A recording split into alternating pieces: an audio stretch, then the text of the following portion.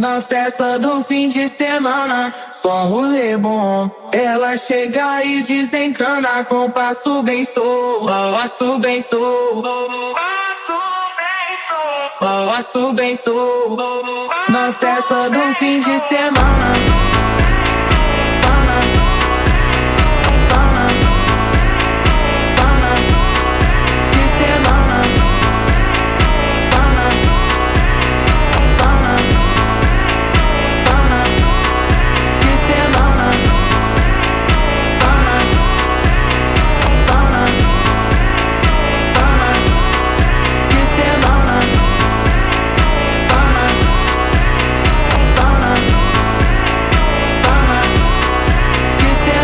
Festa do fim de semana, só um rolê bom. Ela chega e desencana com passo bem solto, passo bem solto.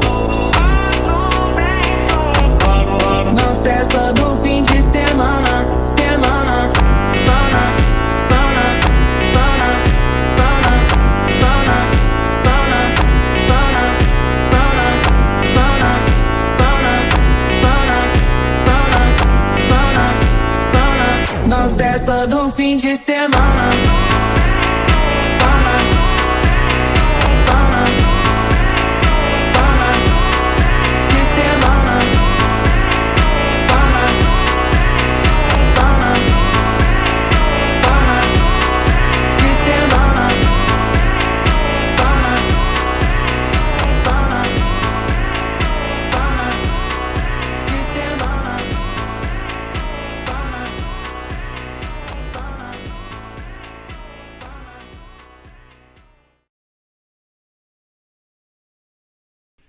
Hello everyone and welcome to my new stream.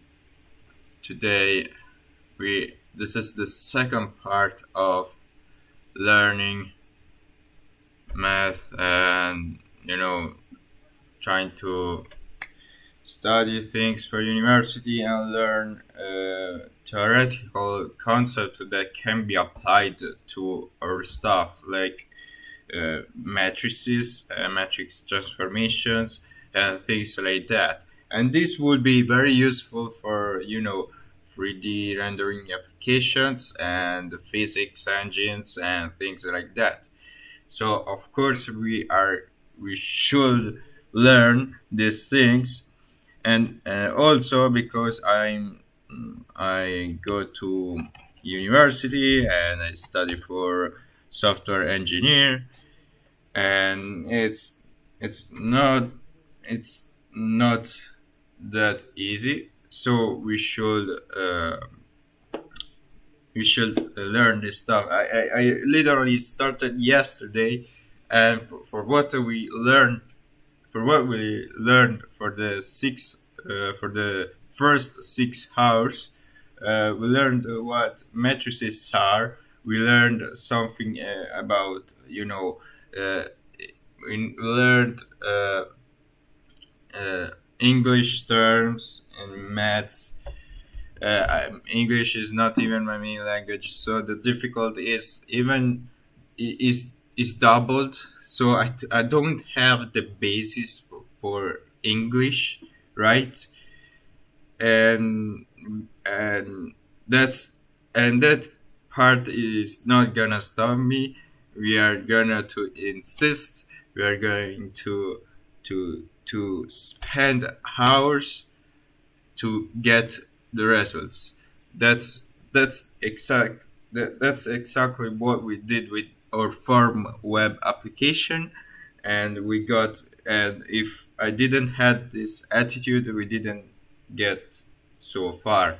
Like, the Form application is the progress in this app is we are really on a good point. And another thing is I wanted to plan these streams, right? What I want to do is, for now, I want to let's go here. So I want to plan this stream, okay? So this is our day, right? This is our day. pretty much what I'm planning to do. So for the first 6 hours, 5 or 6 hours,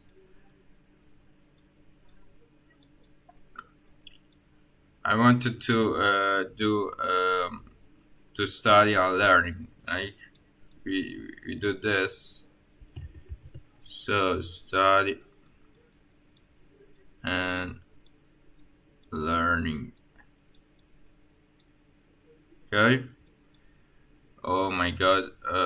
Let me just.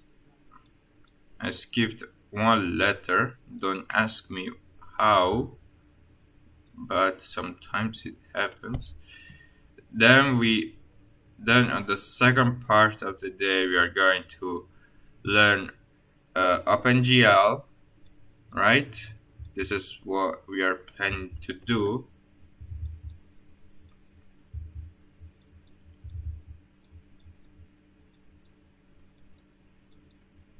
And on the last part I will stream we will keep building our web form application. So or wait no develop form, oh god, form app. That's what I want to do. So this is where I wake up. This is me. This is when I wake up from my bed, right? And do some common task.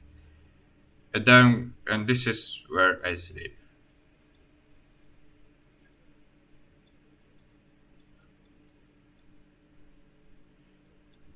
Right? This is my life. Okay? So,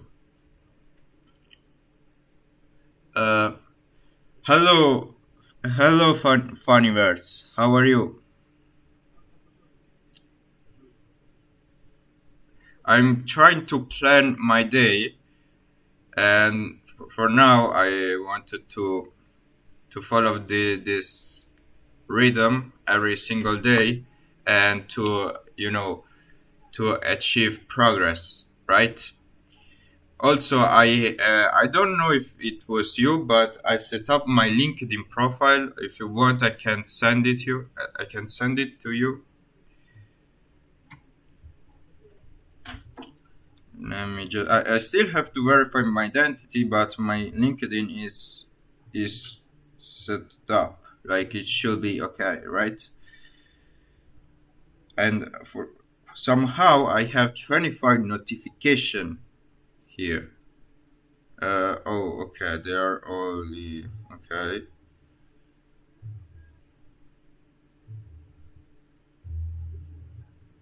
Oh, I'm eligible to add a verification to my profile. Oh, that's cool. Let me see if I. Your name is Pratiksha. Pratiksha. Sorry if I suck with my accent. Okay, I will add you. Um, I still have to pass my D. I will do that later. So let me search for. What can you repeat?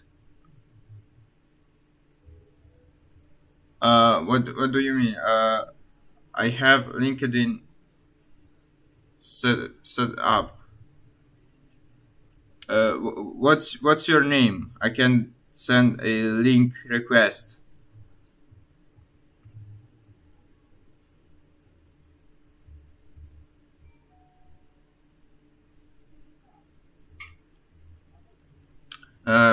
Please write your name in the chat so I can send you a link request if you want to.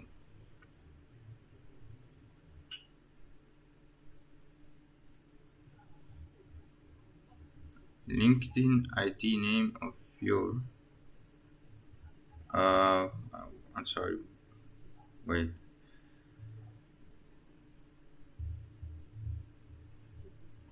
Pratiksha lunch.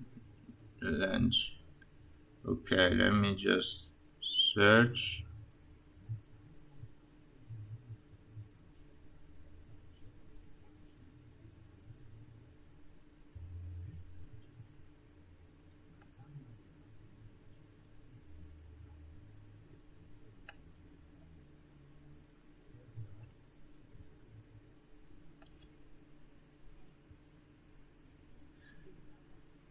Uh,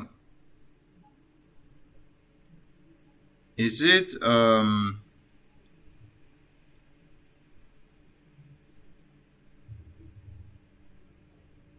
So I found one person.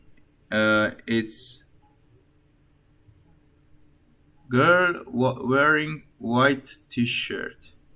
Is me. Oh, I saw there is one wearing a green one. Uh, is it this with the hashtag open to work? Is it this one? You have 12 connections, right?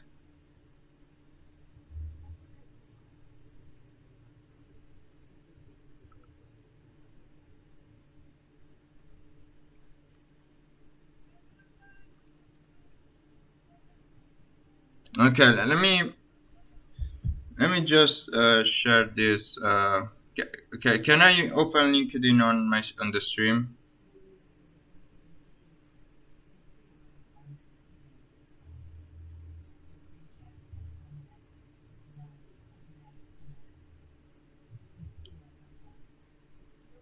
The description is Master of Computer Science hashtag data analyst.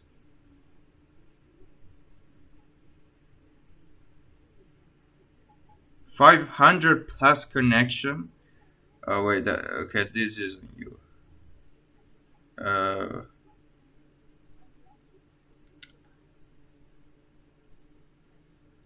oh, okay, there is another one. It's web developer, event manager, social media enthusiast. Um, wait, let me hold on. So I think I have LinkedIn.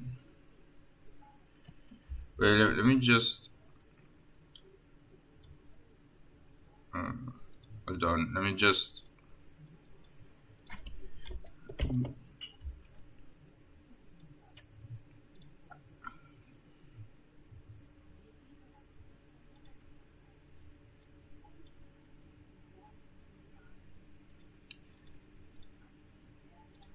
Okay, I think I get it. So I send you a connect request, right? Okay, you should have gotten the request. Please let me know if you received. Also, why did I put this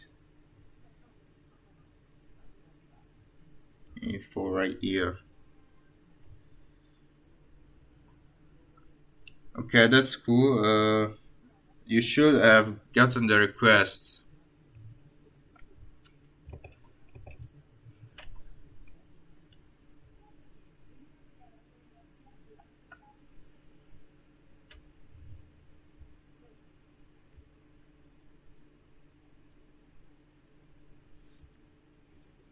I don't know if you received it. Okay, you just accepted it, right?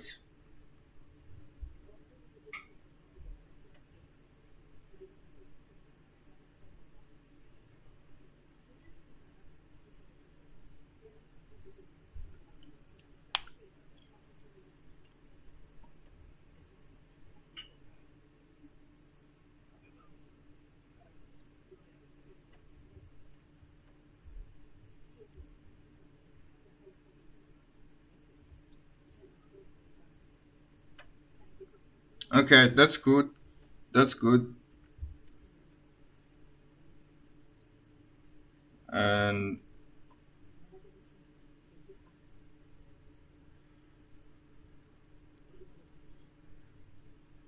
so you're also studying for engineering. That's cool.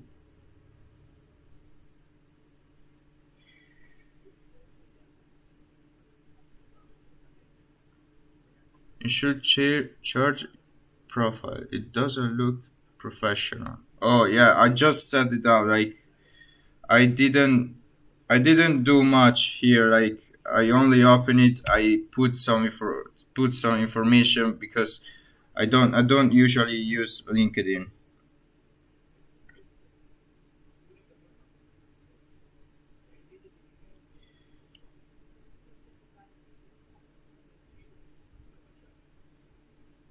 Uh,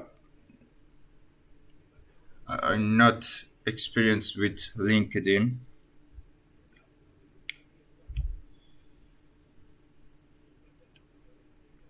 but I accept suggestions. Uh,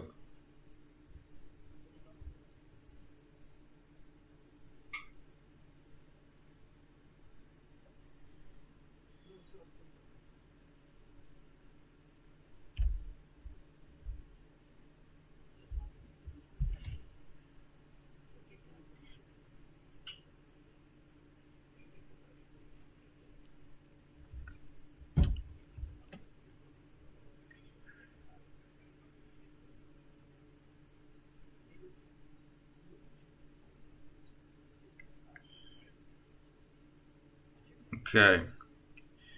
Oh yeah. What was doing is I was planning my day.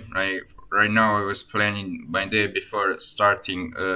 You know the second part of studying linear algebra for my university, and this part right here, like this, what I will do today, and the other following days until something changes, like we learned OpenGI completely, or we finally finish developing this app.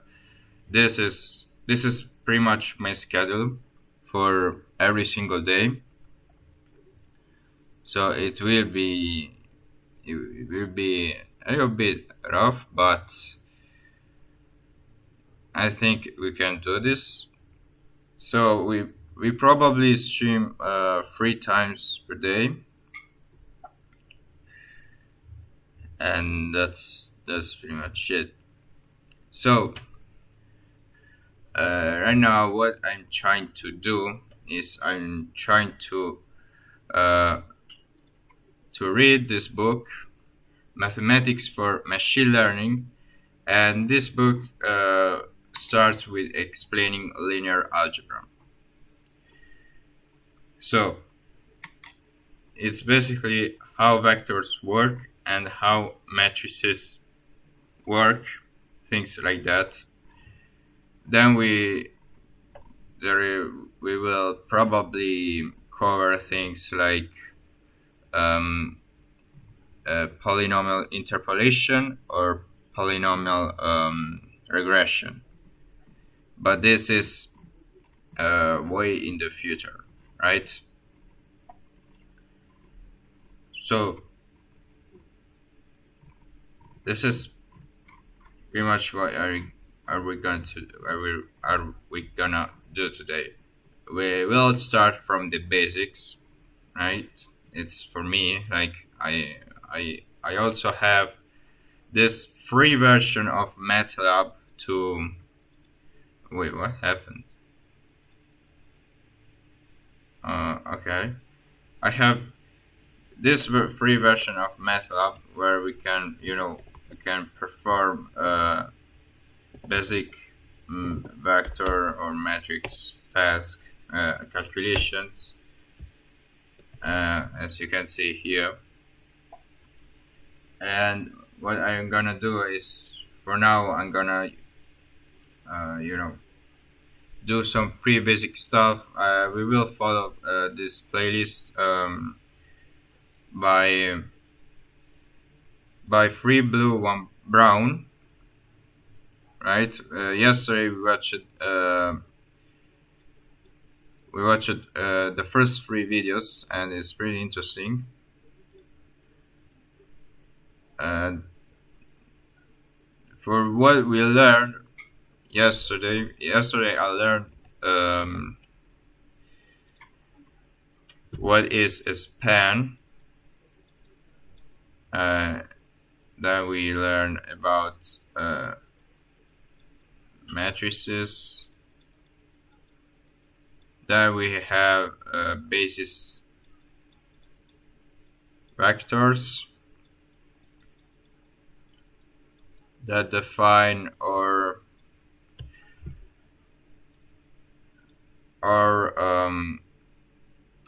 orientation system. This is the correct English term. In Italian is a little different. It's called sistema di orientamento in Italian. Probably it is,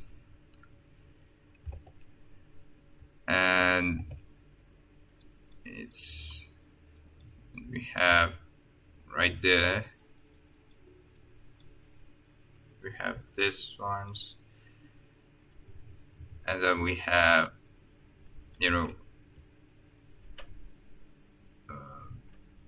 and I think that's pretty much it. That's what we learned today, and then we of course learned to perform operations like addition, right?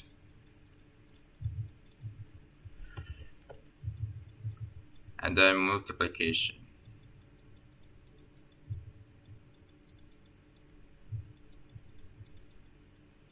And there are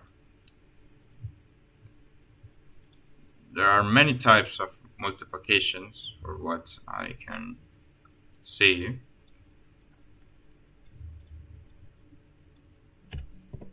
So and we learned the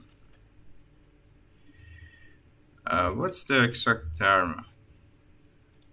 You remember?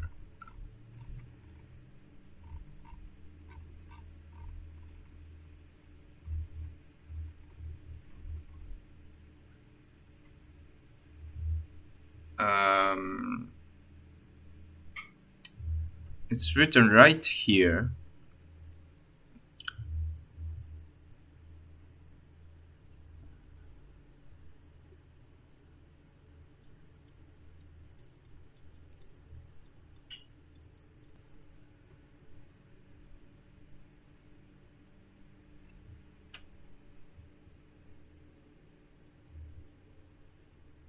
Dot product. Okay, this is the dot product.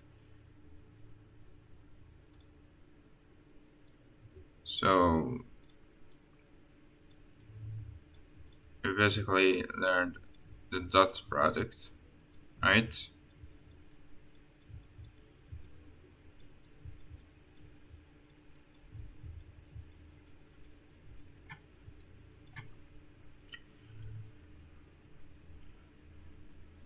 And then we learned about, this is part of, for what I can understand, this is part of matrix, I will abbreviate this, transformations, right?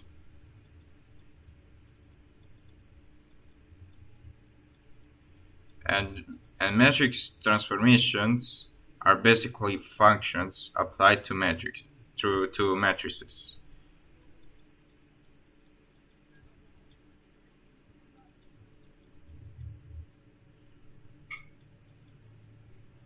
Right?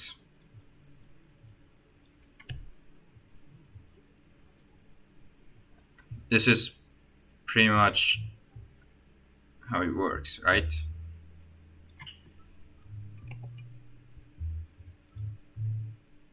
Right now what I'm trying to do is I'm trying to experiment this, because I learn things better if I uh, if I use practical instruments, practical tools like MATLABs. So we can just try and attempt to solve this, right? Uh, 4, 5. Uh, and we learned that this operation is not supported because one is row. And then we have the result right here. Okay, that's cool. Let's see what happened here. So what I did,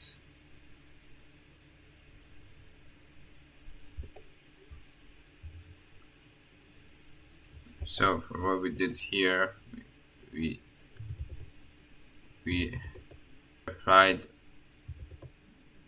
this type of multiplication with these matrices, right?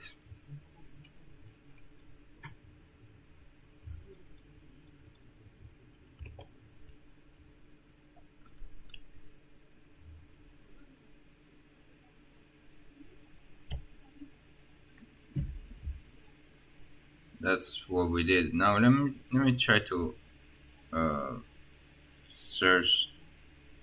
Uh, Let me try to calculate something. So we have times 4.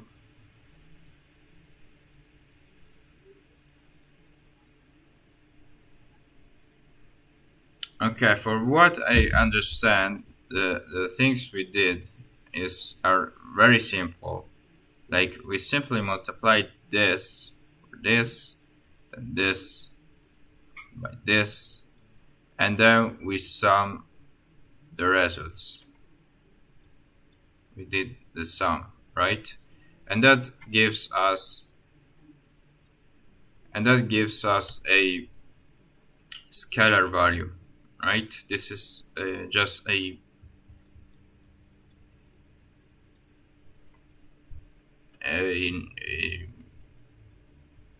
a number that is in this set, that is an element of this set of real numbers, right?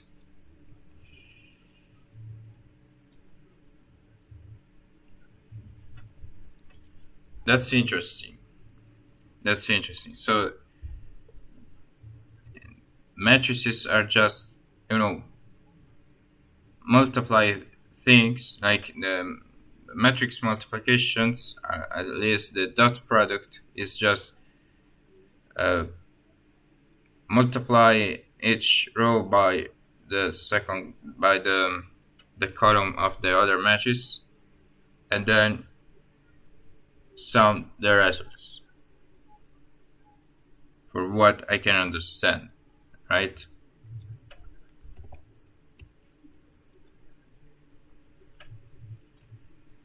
What if we have this value multiplied by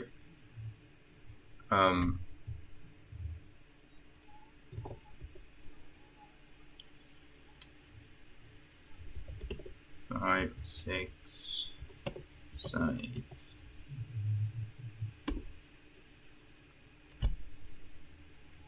So this time we get, so if we multiply this and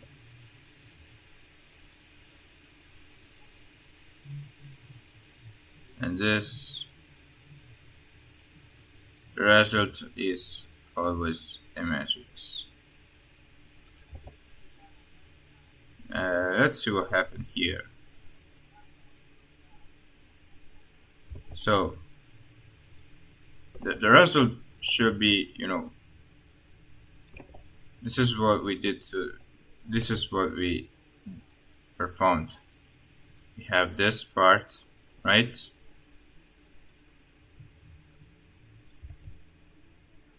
And then we have 5, 6, 7, 8.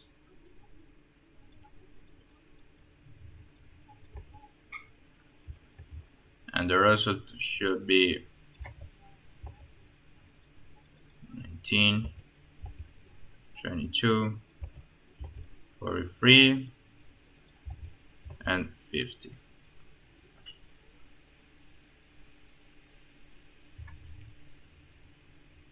So probably we did this, we multiplied this by this, and then the second by this.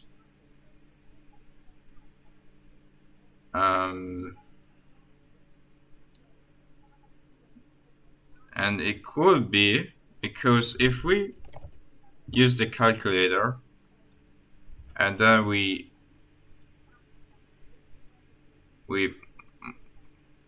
multiply 1 by 5, which is 5, and then 2 by 7, which is 14, we get 19. And this should be the first result, right?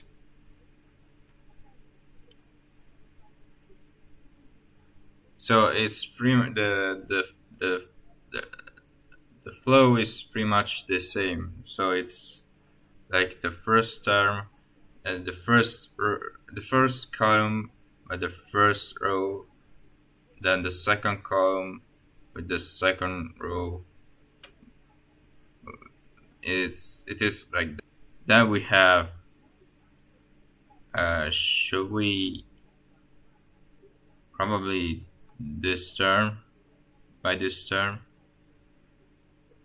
or this term by this term. Let's try to find that out. Let's try with this part. Not sure honestly which one is performed. Let's try to perform this operation.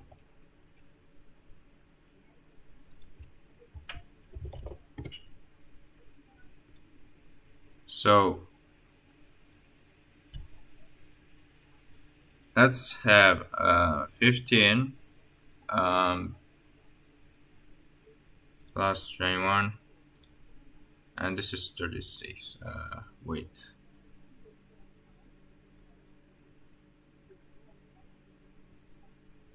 Let's try it this way. 18 plus 32, which is 50.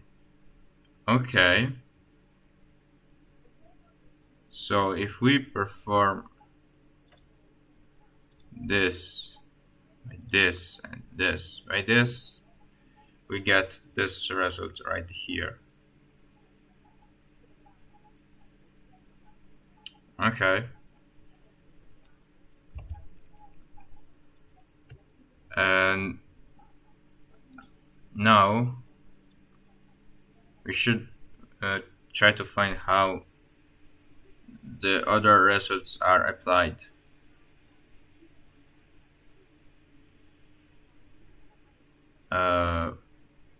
Not sure honestly.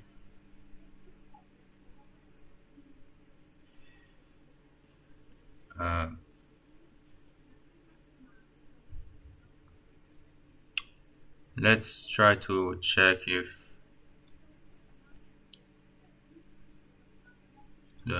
let's try to check if this term with like this term by this term and this term by this term brings to any result. So if we do 18, which is 3 times 6 plus 5, get 23, and it's not Nope. Um, let's try to find the right way.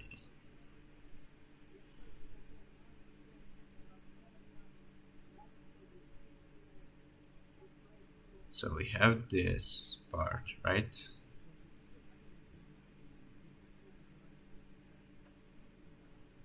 Um,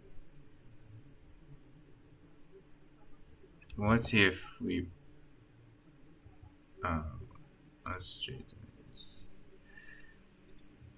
What if we perform this as 21? Oh wait, no. What am I doing? So we tried this way. So let's try 3 times 5 plus 4 times 6. I don't think this is gonna work. Now let's try. Let's give it a try.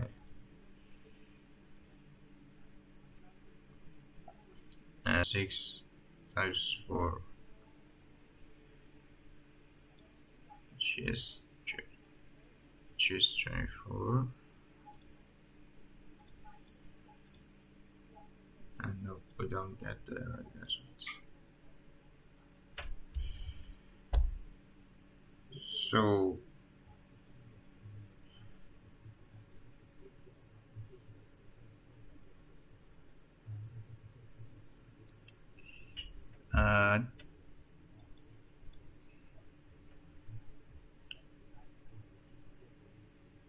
trying to understand how does this work. So we had 22 right here, right? And this could be 7 plus like 1 times 7 plus 3 times 5. Like this could be this result, right? So we have 15 times 7, which is 22. Is it the right thing? So I'm not sure. I honestly don't think this is the right approach, but what I did is just multiply this part. Let's try to follow the same part for the second column, but I don't think this is the right way to do it. So we have this part and this part, right? And I don't know, I don't think so. I don't think this is the right approach. So if we do 16 plus 24, it won't be 43.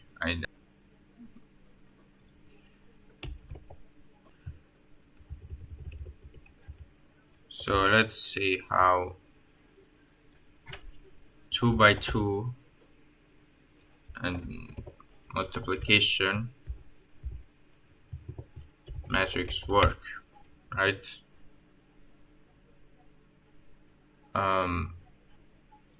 We have, oh my god,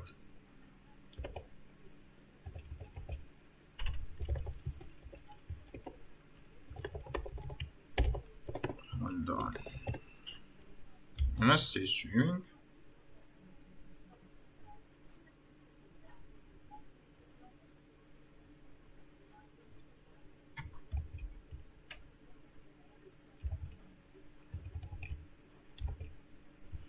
I think I'm not. Yeah, I'm still streaming. It's raining outside, so let me just. Okay. Somehow I'm still streaming. That's great. So let's try to find how we multiply these matrices. Shut up. Don't care. Okay, so Hold on, let me put my headphones on. And let's go. So how do I multiply matrices? That's Well, my question. matrix multiplication is slightly different from addition. Actually, it's completely different from addition. 1 plus 2 is 3, 3 plus 6 is 9, 5 and 4 is 9, and 6 and 8 is 14. Okay,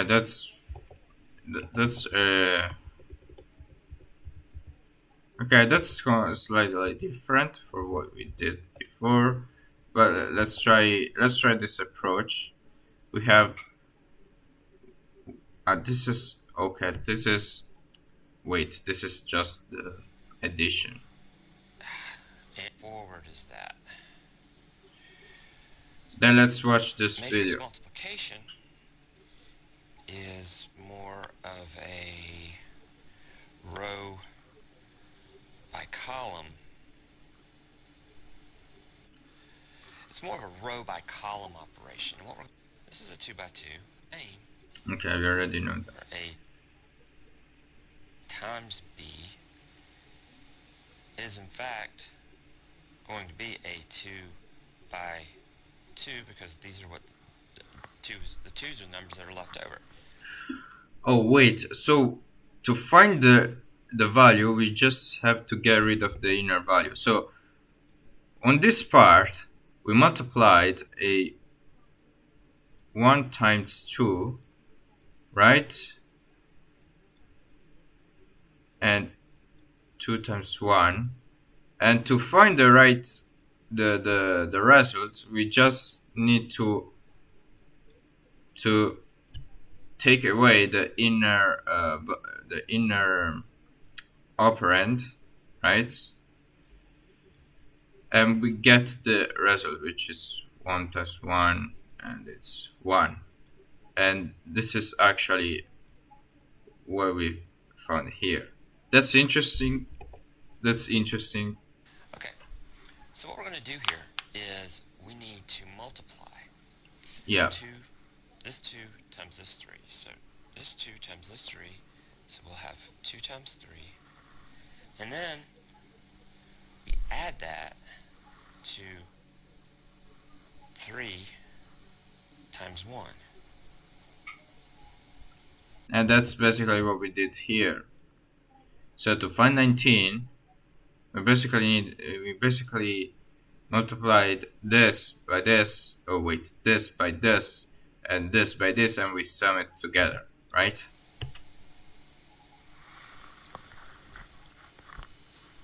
And so that's the first element. Now let's go over here to this second element. Again, row information from matrix A, and this time we're going to go from the column. Oh wait, it's, oh my god, why didn't I try that? For some reason I didn't try this. So it's just this by this and wait, this by this and this by this. So we just need to, it is 14. Wait, no, I mean this by this by this. So it is 6 plus it is just, wait, hold on. So it is 6 plus 16, which is 22. That's what we get the result. For some reason I didn't try that. This is obvious. This was really obvious, but you know, the same thing applies here. Like we do this and then we do this, right? Probably. Wait. We multiply this. So we have this by the first column and this by the second column. Let's try if that works. So we have 4 times 7, right? Which is 28. plus 15, and we get 43. Okay, for some reason it's a bit tricky to memorize. So we have, for the first element, we have, okay, let's try to use colors to memorize this better, right? So for a 2 by 2 matrix, we have this part multiplied by this part and this part, right? Then we have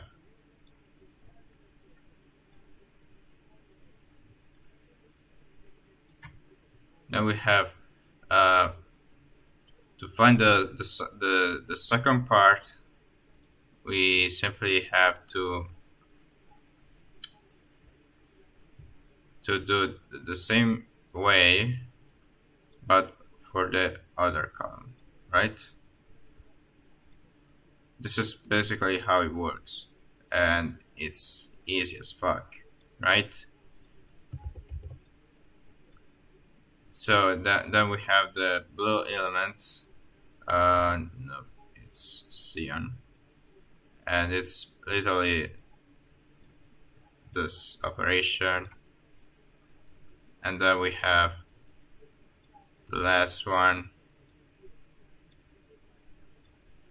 which is this operation, right?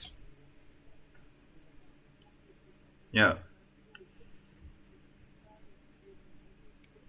So it's pretty much how it works. So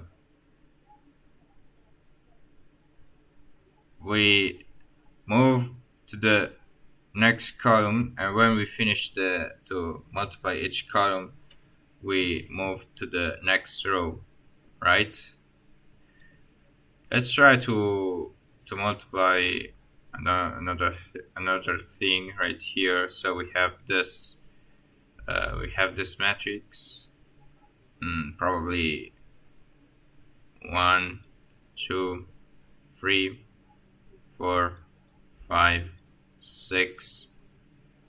Then we have the other matrix, which is 1, 2, 3, 4, 5, 6. So the first question is, can we apply this multiplication? I don't know, honestly. If we can, the result should be, this is 3 by 2 times 2 by 3, right? And that should be a 3 by 3 matrix, right?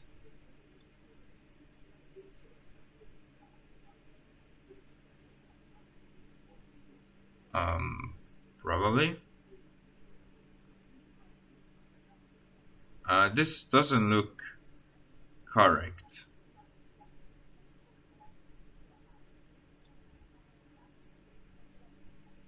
Wait. Have 3 by 2, right?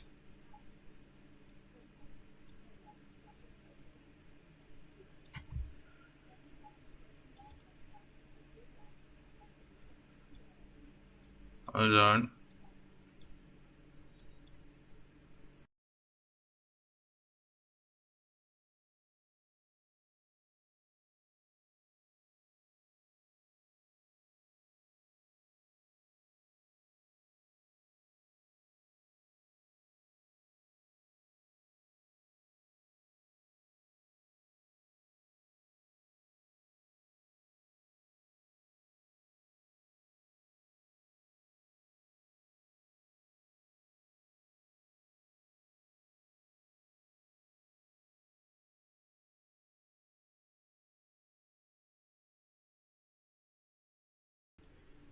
Okay. Now the thing is, this is a m rows and n columns. Wait, I think I did this wrong. So it's not actually 3 by 2. It's actually 2 by 3, right? This is kind of confusing. I'm a newbie on this part. So we basically do this part right here, right? And it should be it should be a 2 by 2 matrix, right?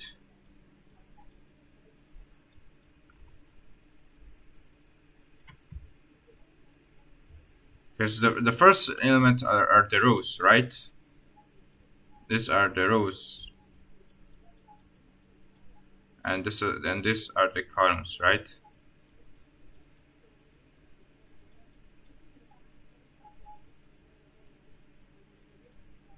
And then we get a 2 by 2 matrix, right?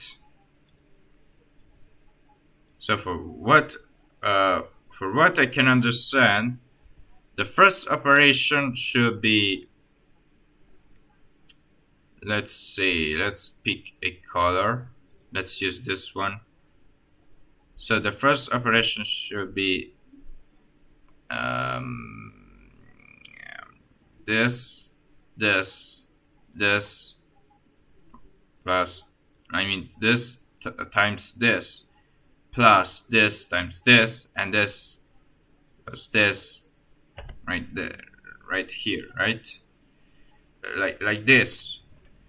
Then we move to the second to the column, so we get the first result. Let's try to calculate this. So the first is 1 plus 6. It's 7 plus 15, which is 22. Probably. Then we move to the column, right? So we perform this operation right here.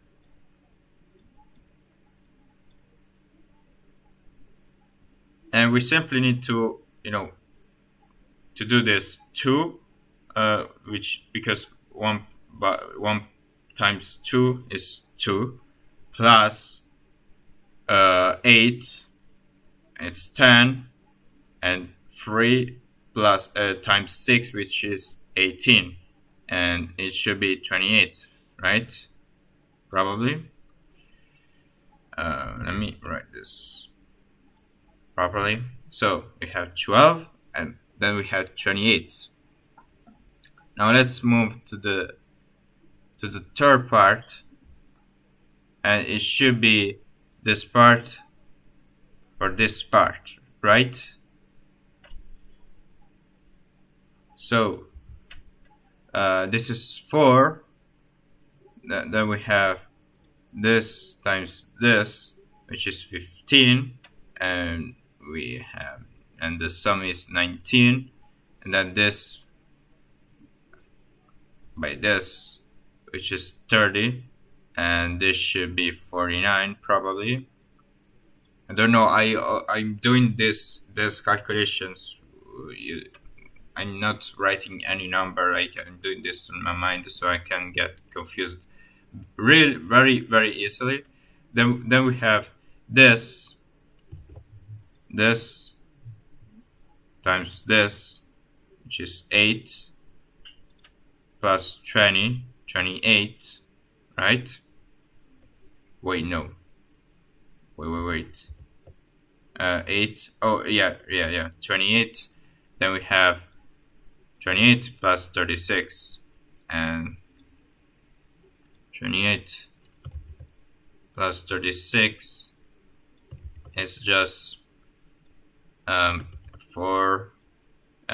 64, right? I'm not sure, but if I understand correctly, it should be like that.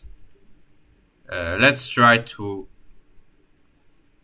to to use this this website. So we have this matrix times uh, this matrix. So we have 1, 2, 3, 4, 5, 6, and wait. Oh God. Wait. Oh,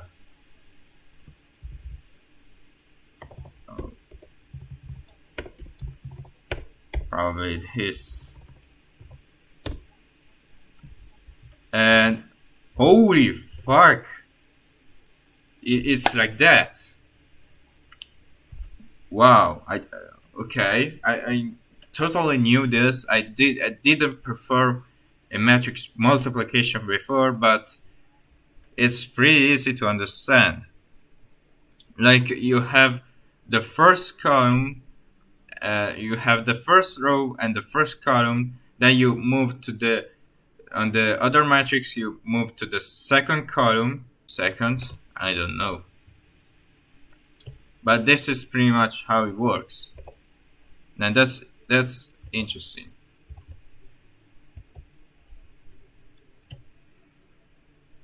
Actually, my university, if has the has actually the license for my has the license for the for MATLAB, but I forgot the fucking credentials. So right now I'm gonna use this.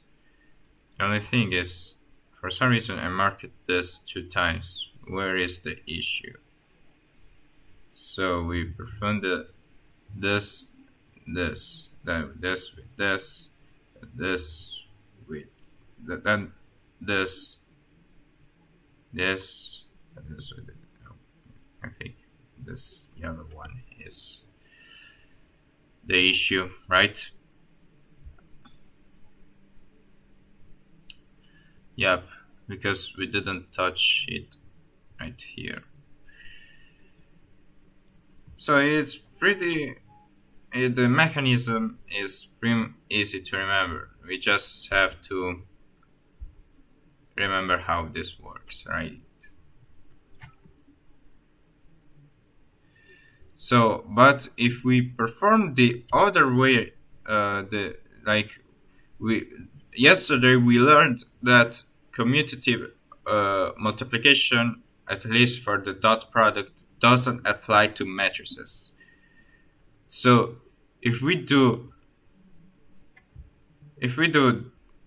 this, let's try this by this times this by this should be show an error, right?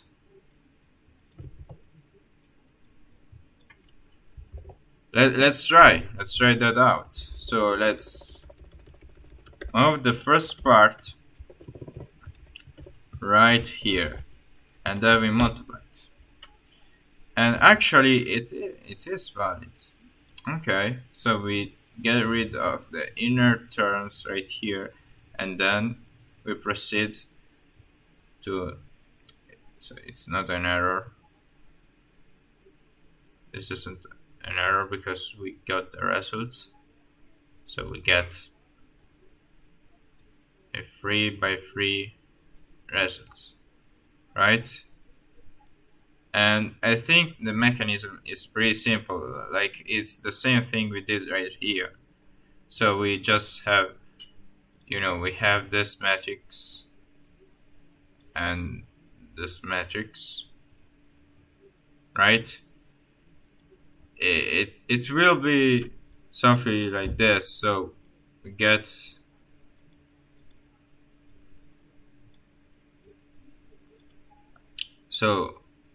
it's just this and this, right? Then we move, then we do the same thing with this part, right? So we get this, then we get this, and let's do the same thing for the third part right here, like this, and then we get the third result. Then we repeat the same process with the this, then we do this, we get this result right here, then we do this, this, with this, and we get this result right here.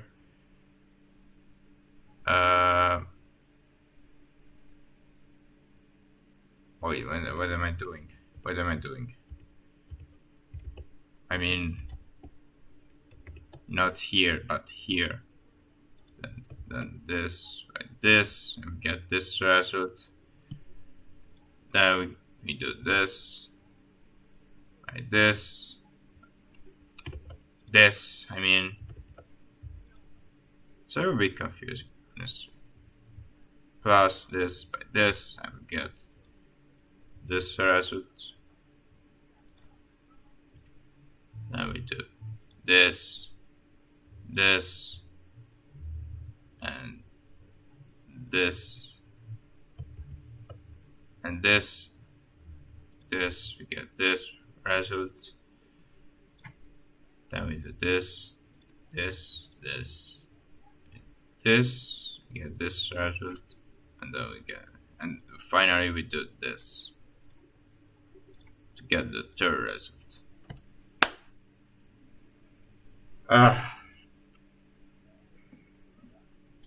Yeah, it's pretty much the same.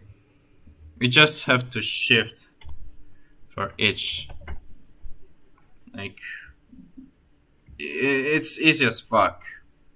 Like, the only thing is, like, performing this could be a little bit tricky, but it's very easy to do it.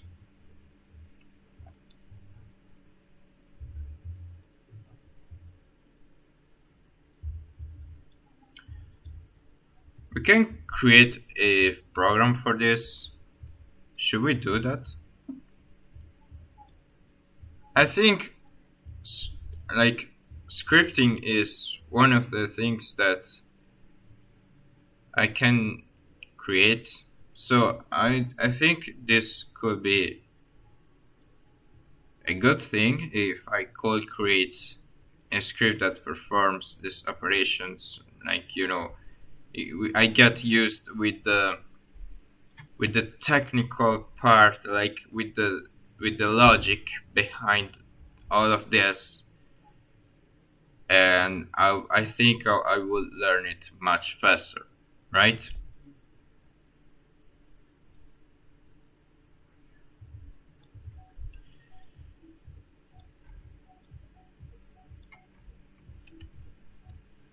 So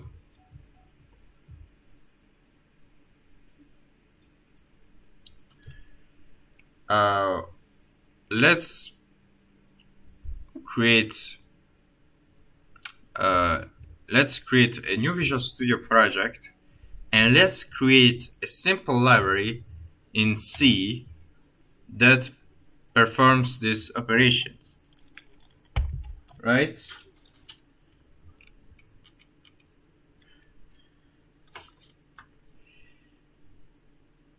So that's basically what we did right here. We can probably test this, but I'm afraid that this will take forever. Let's try with the first element. Let's try with some elements of the matrices. So let's try the first element. So if we have, you know, 1 and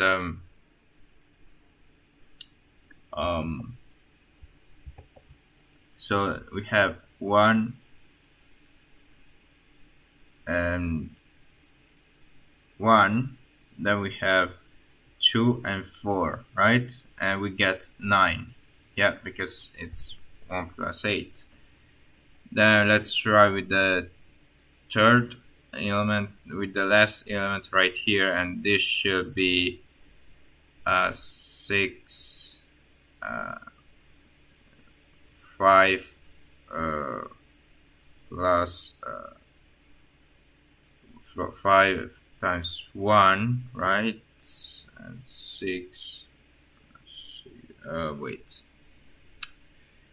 The last element should be 5, and then by 4 and 6. 4 should be like this, right? Wait, no. It should be like that. It's a little bit confusing. It's a little bit tricky. So the last element we have this, and this, like this. So we have this, this, this. Yeah, I was right. Let's try to perform this operation. Wait, we already have. So let's do 5 times 3, which is 15, and then this should be 6. Yeah, it's pretty much how it works. Okay.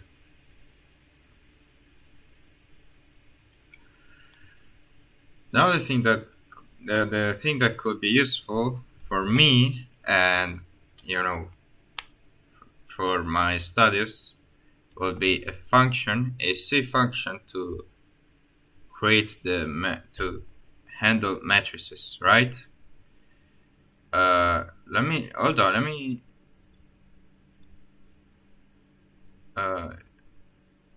do this 1 second. I will come back in 1 second. Let me just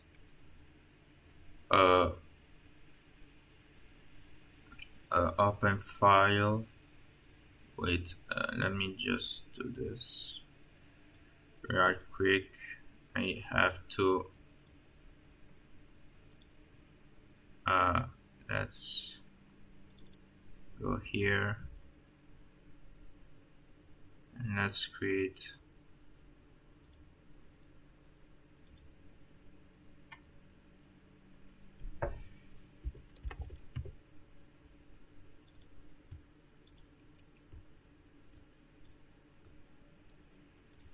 Okay, I just created a new Visual Studio project.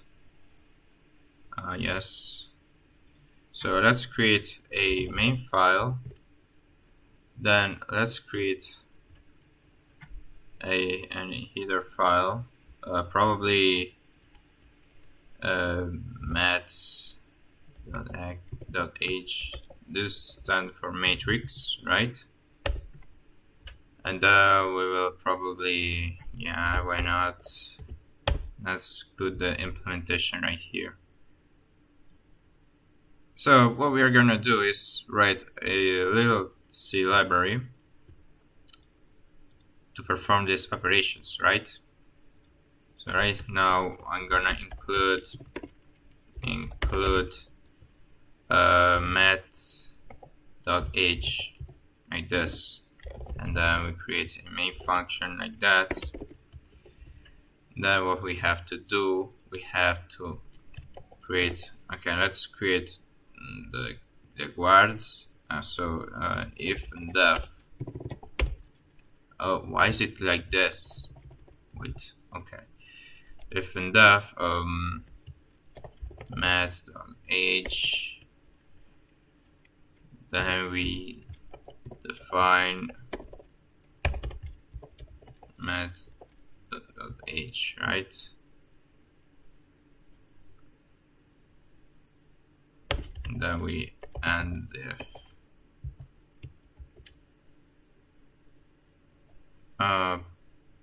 Probably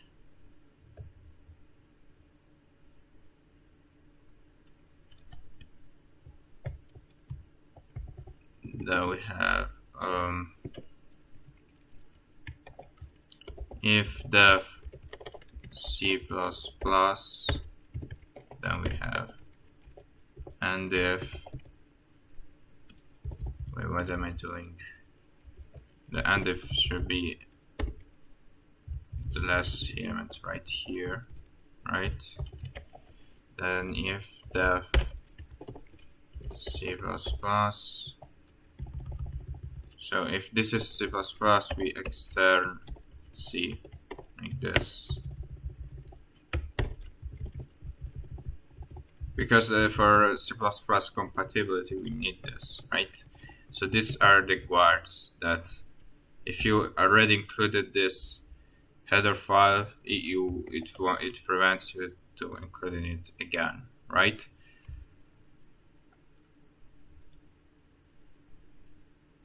So what we have to do is to write a simple implementation for this, right? So let me just create this. So let's create a struct, right? And let's do type def, because why not? And this struct should be a matrix, right? So this is a matrix. I will just call it matrix T. And what we have, so we have a size T, we have the rows, column, and then we have the columns, right? That's basically the struct, right?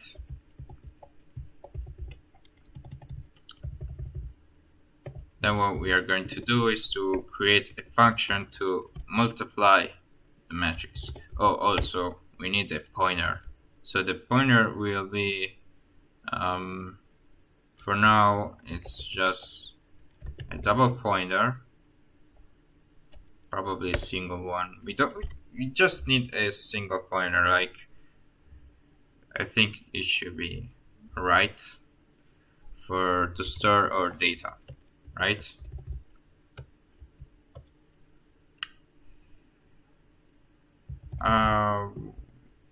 Yeah, we can do that, but the cool thing will be if we actually can access the matrix like this. Like we can also let's create like we have a matrix defined right here. What if like we can access the data like this, and then we specify the I, the j multiplied by the sides, and I should be something like this to get, you know, the results. But we can simply put double squares and make this a double pointer, right?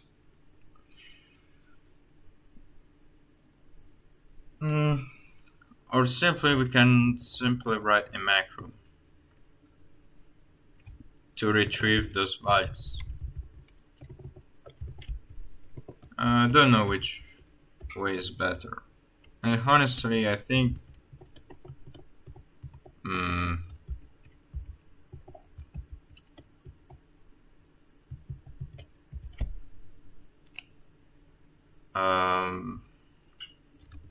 I will to save space I would just do a single pointer just to save space, and then define a macro, right?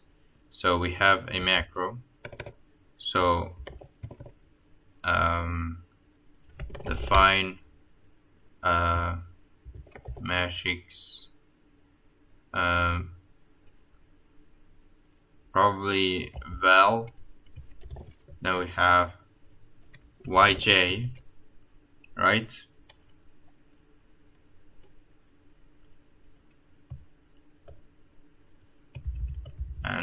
I will use this. I will just use this like a function like this.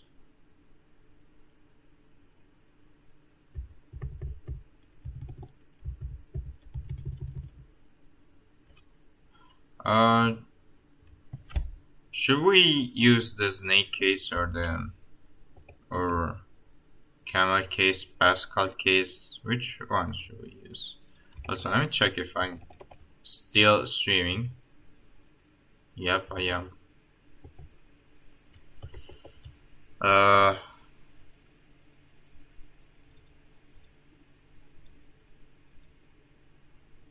Also, we need to pass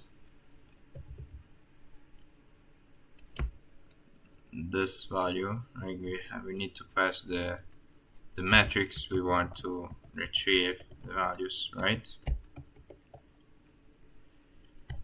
And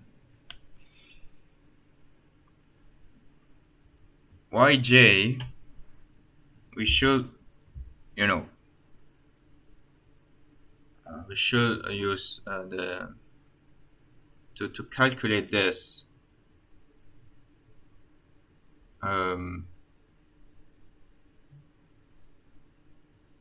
We should get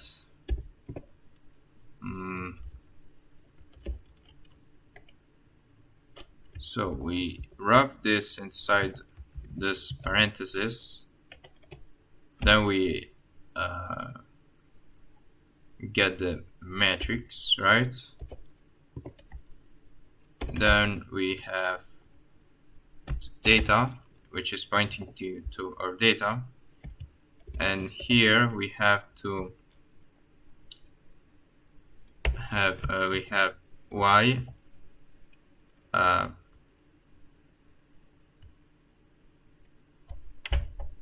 probably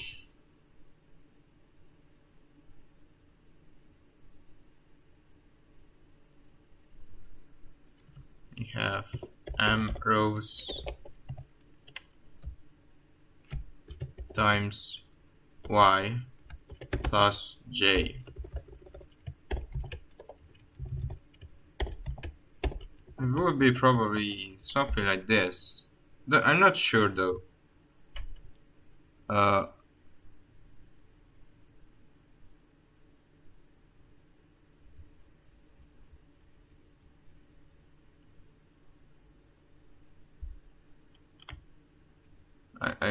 I'm not that sure if it should be like this.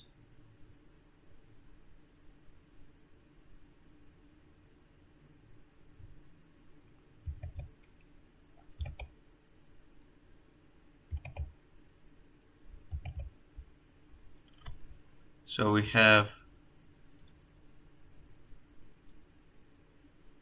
what do we have for the columns?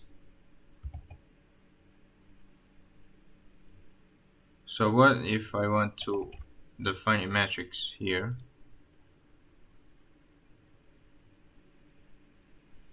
So let's define this inside of A, and let's retrieve 1 and 2, which is 12. So y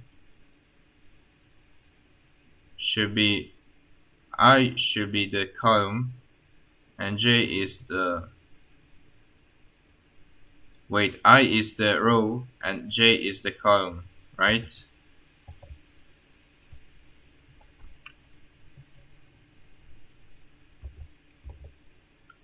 So yeah, it should be, I mean, this should be columns, right? I'm not sure. Now let's define, probably we should define another macro to actually declare the new matrix, right? So what we need to do is define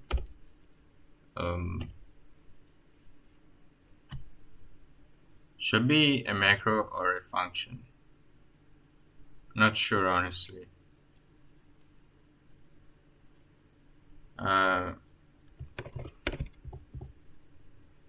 let's also include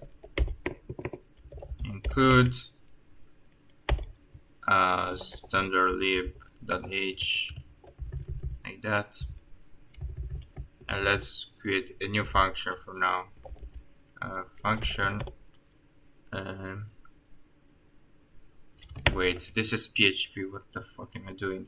So this will return a matrix of T. Then we have new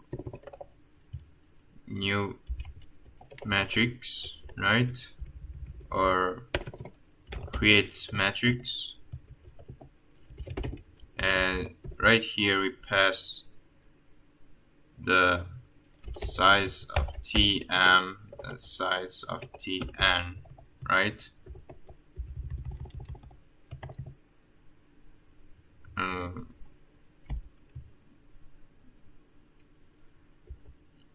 So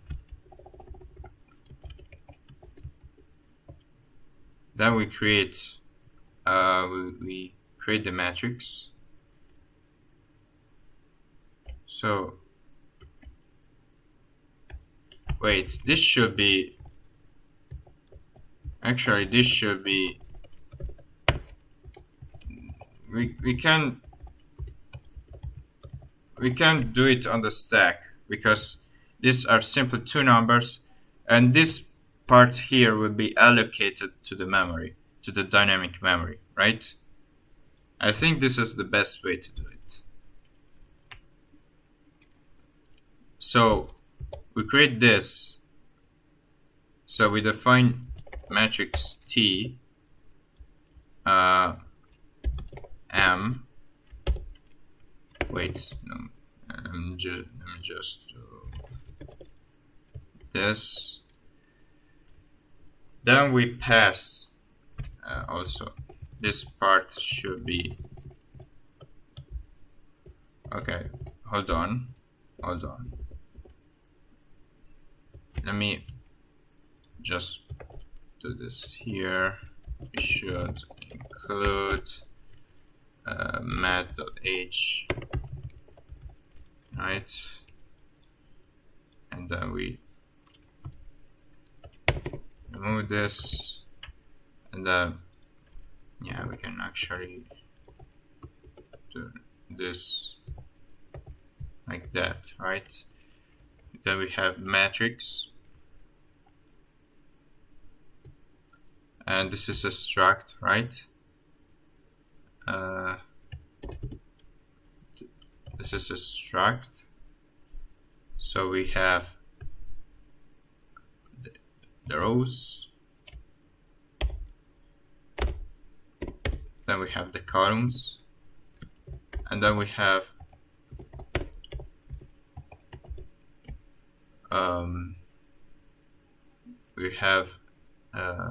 malloc. So we have a float, malloc, and then we have to allocate m times n times size of float, right? And then we can return matrix, and the same thing, we should deallocate this. So we create the delete matrix, and then we will pass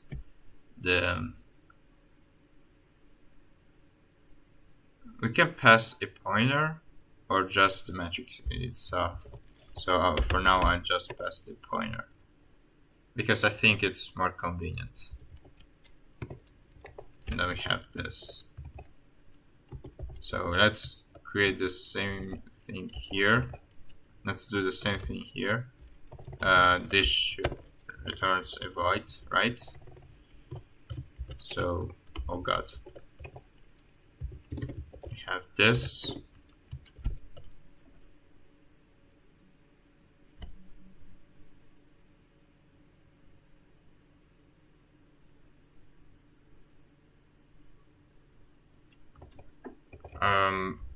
So let me just check if it's streaming. Yeah, I am.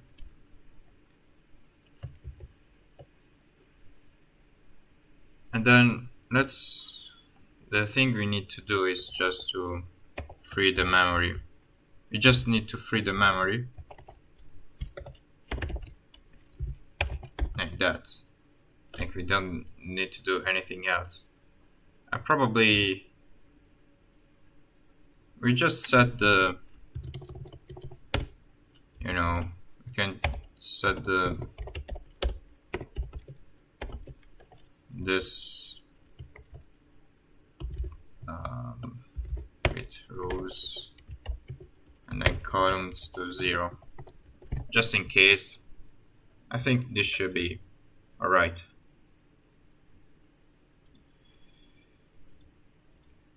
So that's what we did here. So now we create a new terminal, right? And now we have to gcc main.c and mat.c, and the output should be I don't know,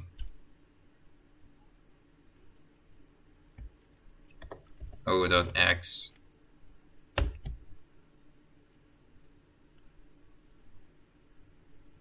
Okay, we created this file. Okay, that means everything works. So let's try to create a matrix. And now we create matrix m, create matrix. So we have the size, the mn size, which is, you know, you can think of a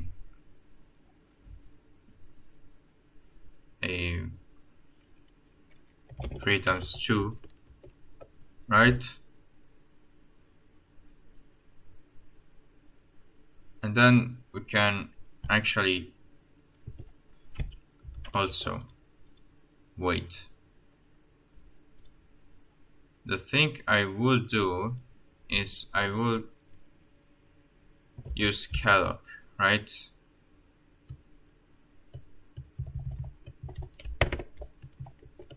Because I think this is the best approach. Like, we initialize it to 0.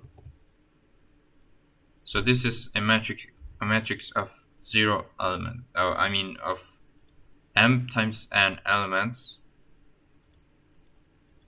and we pass it 0. Also, should we use floating numbers, or we use, you know, doubles? Probably. I think doubles will be better, right?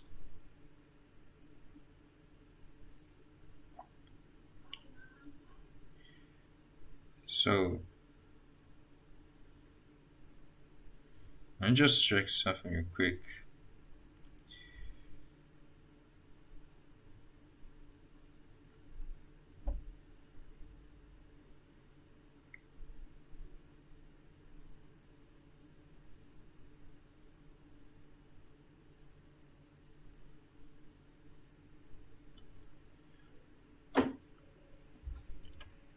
So what we have to do,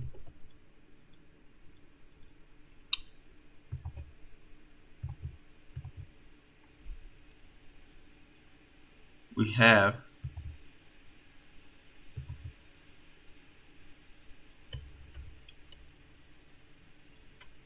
also, I will point this to null, right? So this is basic stuff, right? Also, I will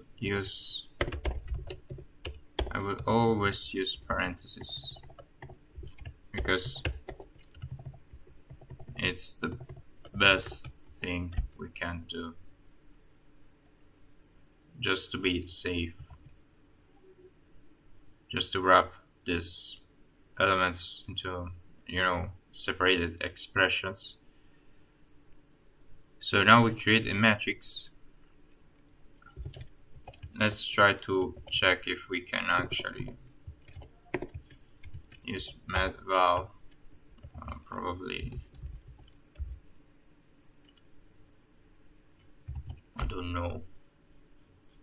We have this, then actually we have to subtract one.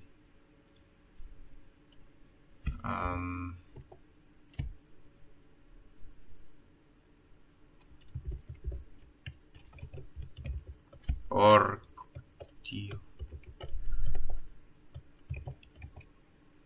let me check if I can do this operation. Like, does the index 0 exist? No, it doesn't. It doesn't exist. So that's the thing is we have to subtract 1, right? I will do this. Then we subtract this -1. Yeah, I'm probably too obsessed to wrap things in parentheses, but I want to be safe. So we can set this 1 and 1, and do this. But for some reason this part doesn't even work. Play to matrix T. Alright, this is stack allocated. Does make sense. Yep.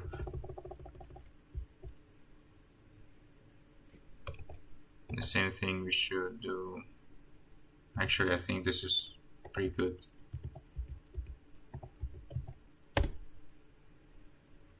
I don't know. Let's try to print it out. Like, use printf, right? Then we have %f /n, and then we print mat val m11 like this. It should be okay. I'm not sure. Let's try it.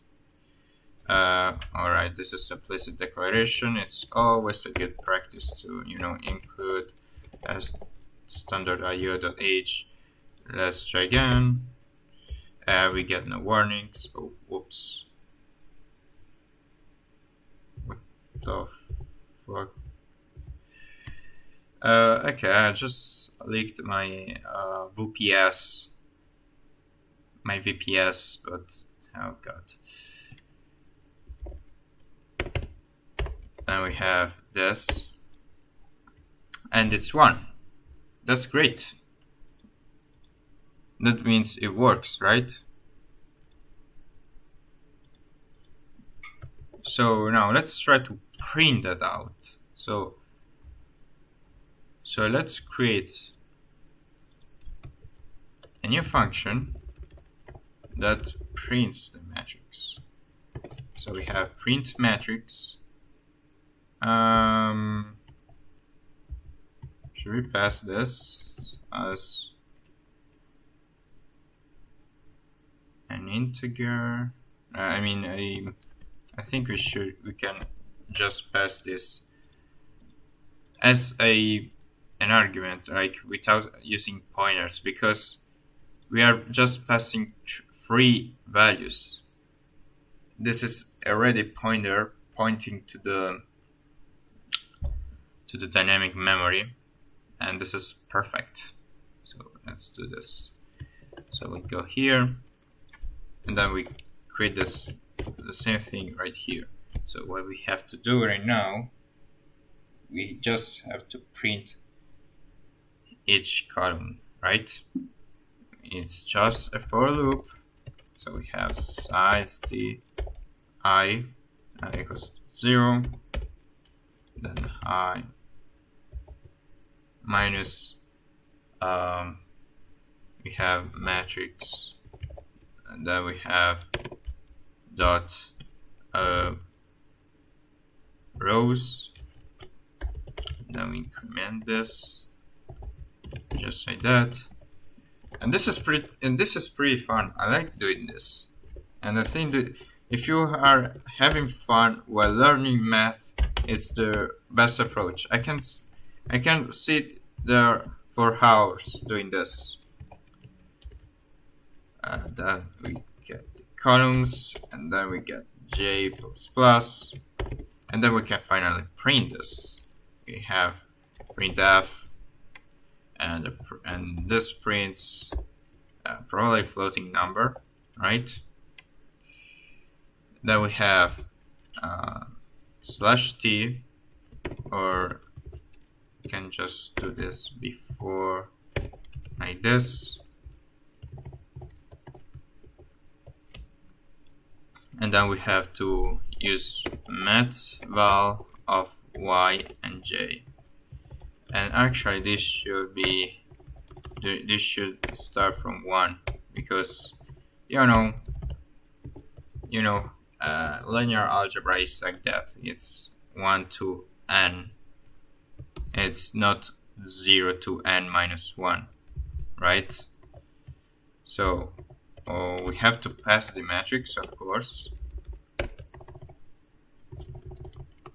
like that, right?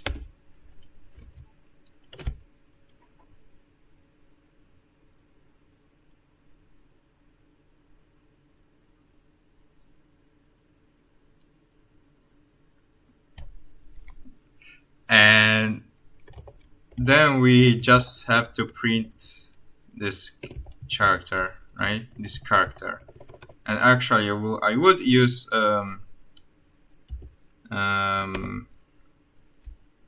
put C, because is it put C? I don't remember, but I would use put C because I think it would be much way optimized compared to printf/n. Let's see if that works. So let's print matrix, and then we pass our matrix, which is m, right? So let's try to do that. We get, this is always the implicit declaration, and then there is incompatible implicit declaration. It's always like this. So let's include standard io.h. Let's try again, and we get an error actually. Too few arguments to function put c. Maybe we should pass. Wait, what's the? Oh, we should pass this, right?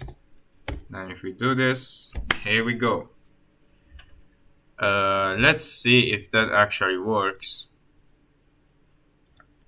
So it's 3 times 2. Shouldn't be. So we have 3 rows and 2 columns, and we have 3 rows and 2 columns. So for now everything works, right? Let's see if the internet works as well. Yes, internet also works. For some reason everything okay, I'm not gonna say anything. So we have this let's see, let's put the last element, and let's try to print the matrix, and we print m, right? Let's do the same thing. And what the fuck? Oh, all right. Let me also print the spacing right here. So what am I doing? What am I writing? Let me print this, because this should be, So also I just forgot to assign this a value. Let's assign this to 7, right? Let's try again. Hold on, let me compile this. As you can see, we get the right point, right? Let's try this one. So we got this, and it's on the first column.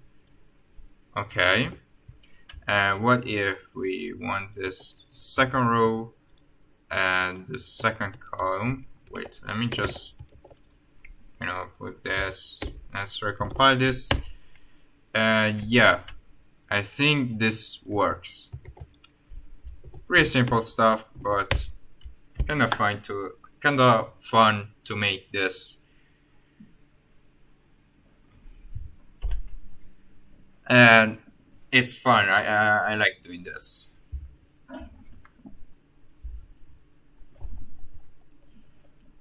So that's basically what we did here. Like we just print these values, right?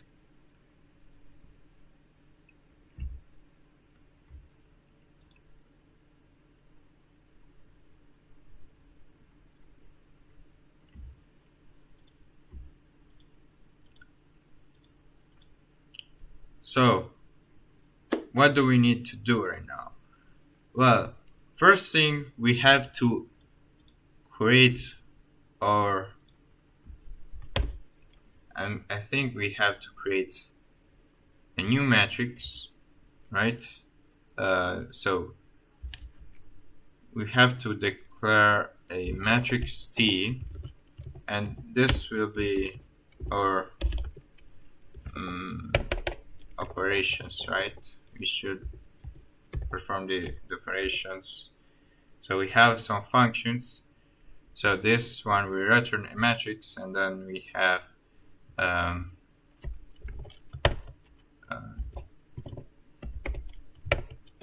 matrix probably.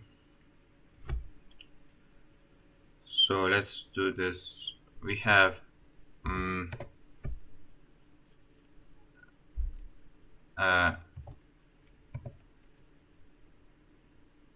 add matrix probably.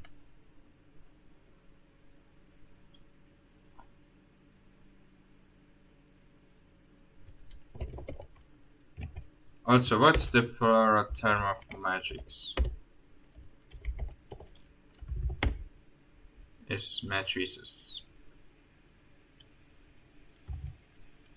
So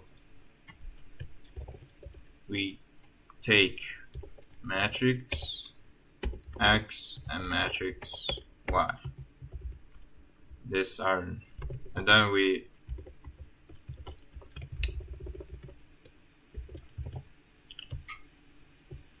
create this, and we store the result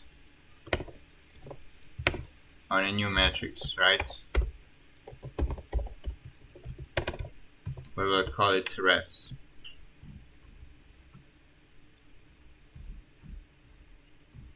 That's interesting. So we are technically rewriting MATLAB by ourselves. I think this is the best way to learn linear algebra. Do things by yourself, rewrite things by yourself, right? So for now we created a simple implementation of the matrix, and then we just use print matrix, right? And the only thing is that we used a single floating pointer just for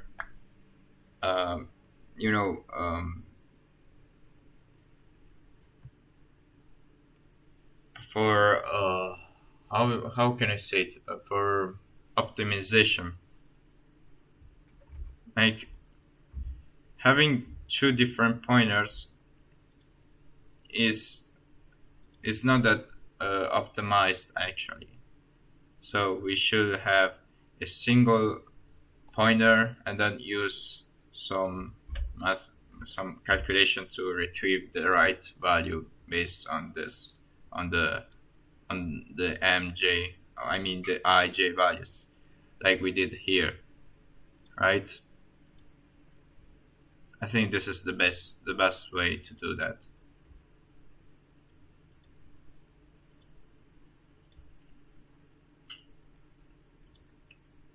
And we actually managed to print that out, so it works, right? It works. We have everything right here. Also, on MATLAB, there are many formats that we can use, but for now we are gonna use %f to display the values. I think this is more than enough. Our purpose is just to learn how matrices work and rewrite this by yourself, rewrite all of this by yourself, right?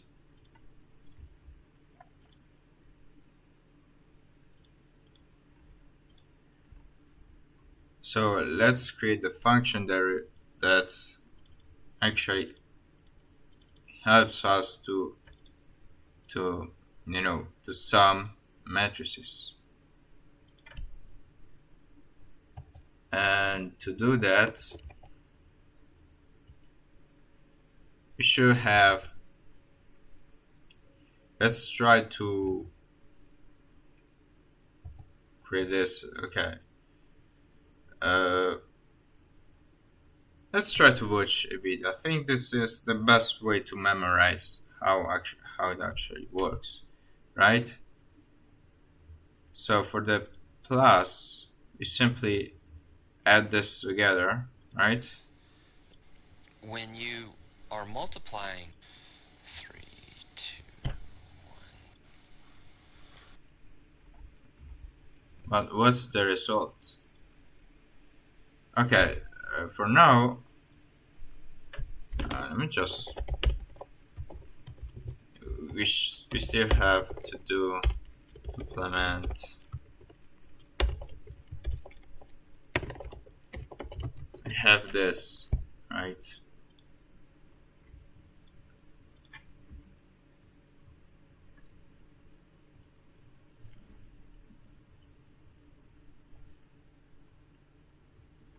So let's create a new function. Then we have multiply matrices.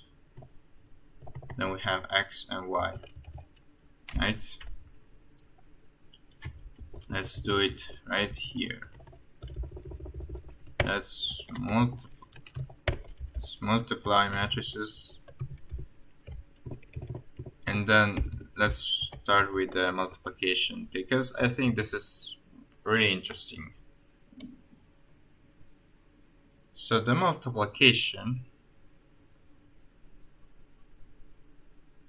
we actually have many ways, we should have some restrictions, right? And I don't know actually. I'm not sure if we have it. But for what I see here, so if we add these terms, right? 7, 8, 9. Then we have 10. Let's restart from until 3. Then 4, 5, 6. Then we have 7, 8, 9. Oh god. 7, 8, 9. Just like this. And I think it did something wrong.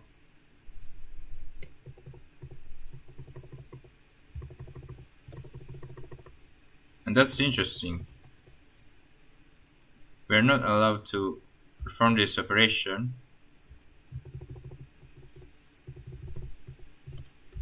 What if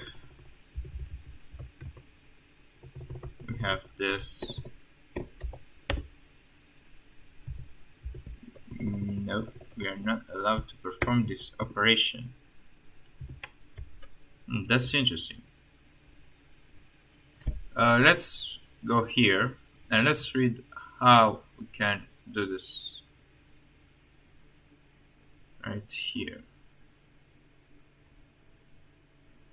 So this is pretty much how it is explained, and honestly, I don't find it that really helpful.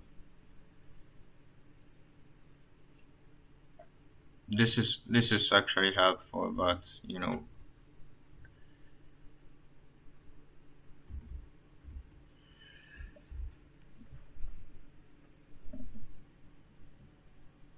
okay, it's written right here that we have no commutative.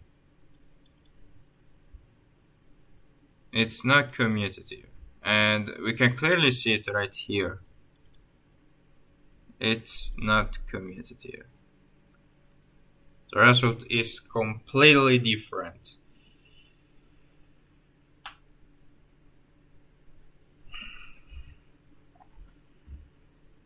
Also, should we create I don't know.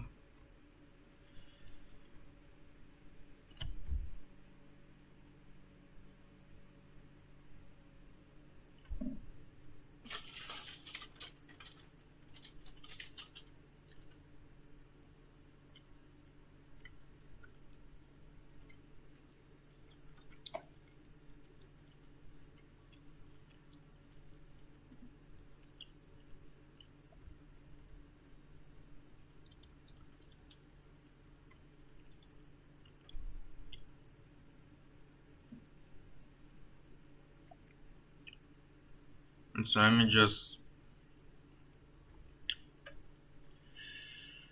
I need to do something real quick.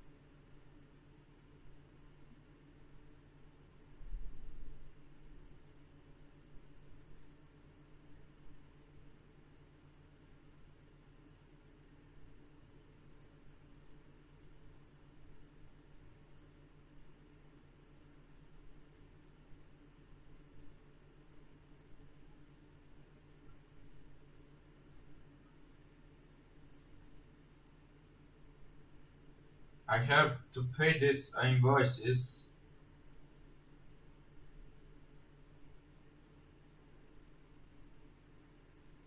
Oh my god. Let me pay.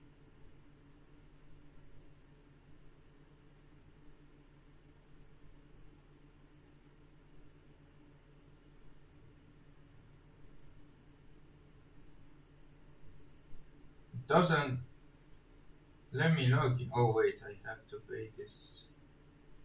Oh my fucking god. How do I cancel this?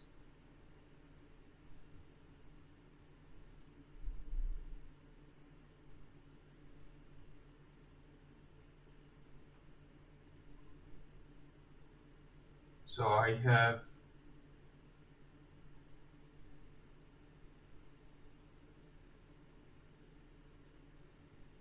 oh my god, I have 5 different invoices. Oh my god.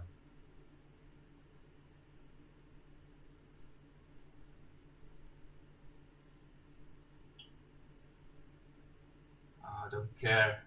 Let me make the fucking payment.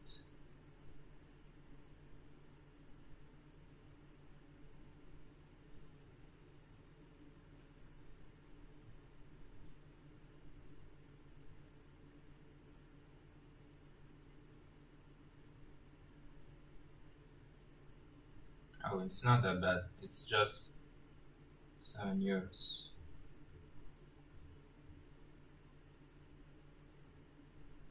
How the fuck did it get logged out? Back to Crani area.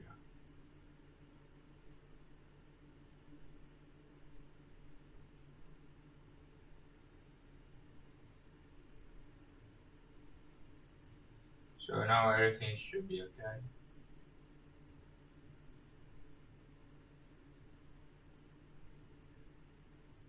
Yep.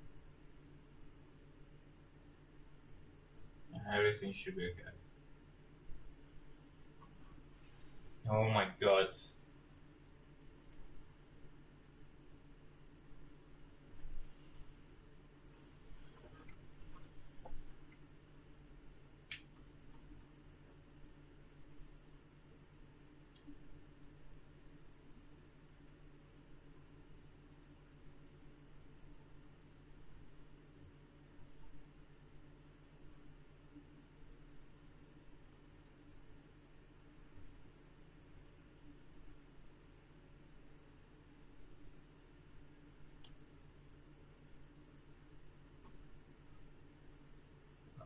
Let me just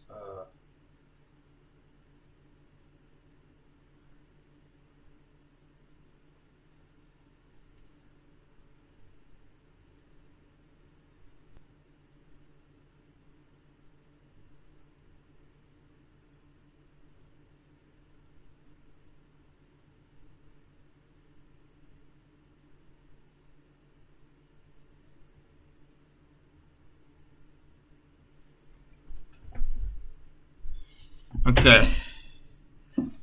Let's check if I see streaming. I am. So, how much am streaming? 2 hours. Jesus.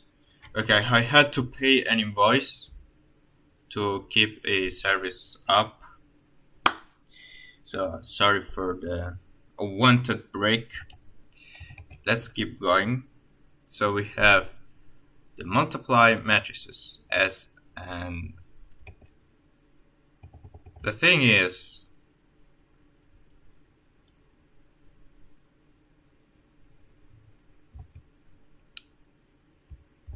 what if we have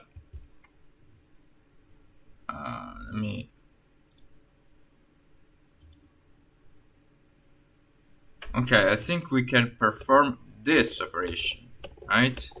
So we have this, now we have this. This is 1, 2, 1, 2, 3, 4, 5, 6, 7. I think this should be legal. No, it's not. Wait. Oh, it's no. There are 8 units. I'm stupid. How did I read 7 and not 8? Don't know. Yeah. The result will be a 3 times this, right? Okay. I think this is very simple to implement, so let's do this. So we have matrix res, and matrix res is equal to new matrix, right? Or create matrix. Then we have the size, so we have the mn, so the rows and columns, right? we have to take x dot rows and then y dot columns, right? Pretty much this should be how it works, right? So after we did that, we have to let's say we created the matrix, so we have to perform a for loop. So we have size t I on 1, and this is probably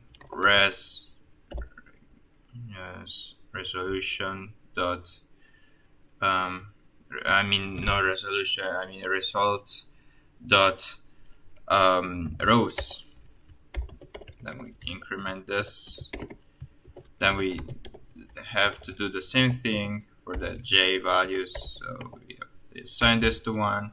Then we can do res dot columns and j plus plus, like this. All done. Just like that, right? Because this is basically how it works, right? So what we have to do right now, we have to create the matrices. What even am I saying? Sorry, sometimes I say things without thinking twice. What we have to do right now, I mean, we have to multiply each field, right? So this is the process, right? So we go for each row, we have these columns, right? We iterate for each column we have here. That's pretty much how it works. So we have m met val, then we have to pass to res, then we have ij, and we have I and j. It's actually like this. We have the first element by this element. So we have okay, we have to perform some operations here, right? So if for some reason, if I visualize this as a script, as a function, like as a instructions, as a set of instructions, for some reason I memorize it way better. I don't know. This is how my brain works. I don't know what causes this. So let's do this. So we have each part right here, right? We have probably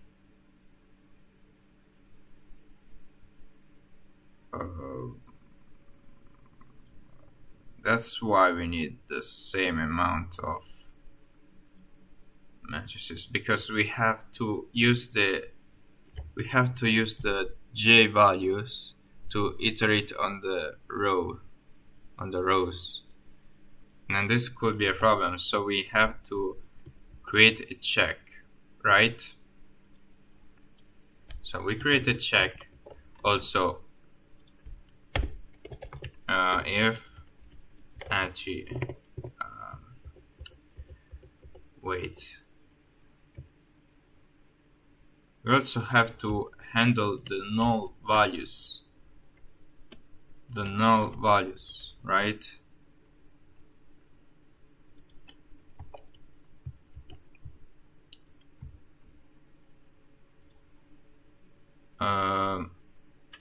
We will create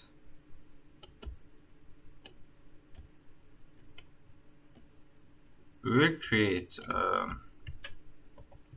like a flag, right? Like should we create a callback function, like, or anything like a throwback value that tells us if the operations were successful or not? I'm not sure, honestly. I'm not sure.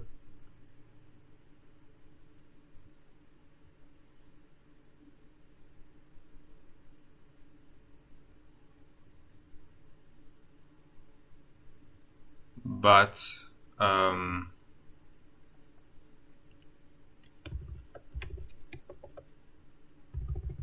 uh, we should create some flags probably to handle all of this, right? Should we integrate this in our matrix? So we simply create probably an signature, and these are the flags, right? I created a set of macros to handle the flags, right? I called it flags.h. What the fuck? Uh, wait, what? I don't know why this happened, but okay. So we okay. Let's comment this, but we have another thing to put right here, which is 0, and that means like there is nothing here, like there are that it's everything is normal. Okay, that's what this 0 means. We should probably cast it to a character value.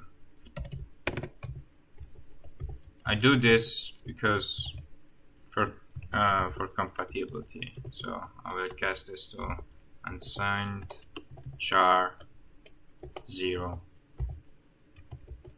So we have a free space of 8 bytes. I mean 8 bits,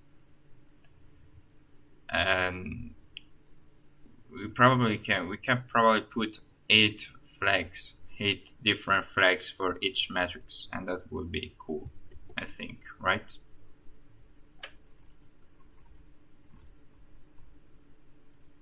So we create a matrix, right?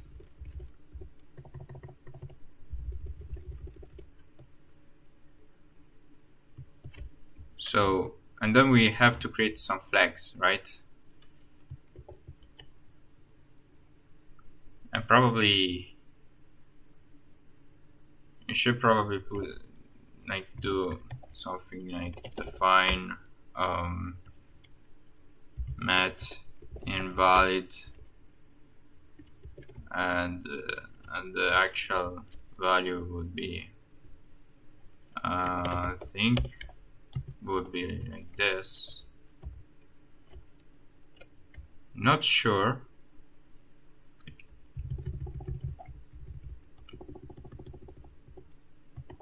We can assign the flags right here, or simply put it inside here.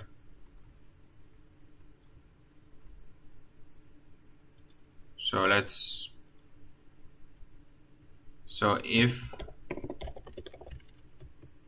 we have to check if there is a mismatch, right? If x dot rows is not equal to x to y dot columns, or x dot columns is not equal to y dot rows. This, right? Then we will create another matrix. this mass create matrix, and it will be a 0 by 0 matrix, right? And then we will put this columns, data, flags, rows. I don't even know. Probably flags. And then we will put this mat invalid. And then return res like this. Then we have to check if res.flags contains this flag with this AND operator, and if this is true, we have to print an error, right? This is pretty much how we handle this part. And we also have to handle this when we create a matrix. So if let's see, let's do this. Wait, what am I doing? What am I doing? So this will be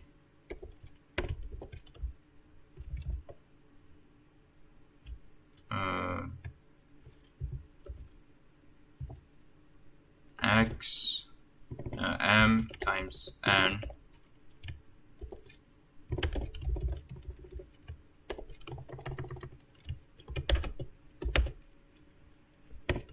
create this, or else we assign this to a null value.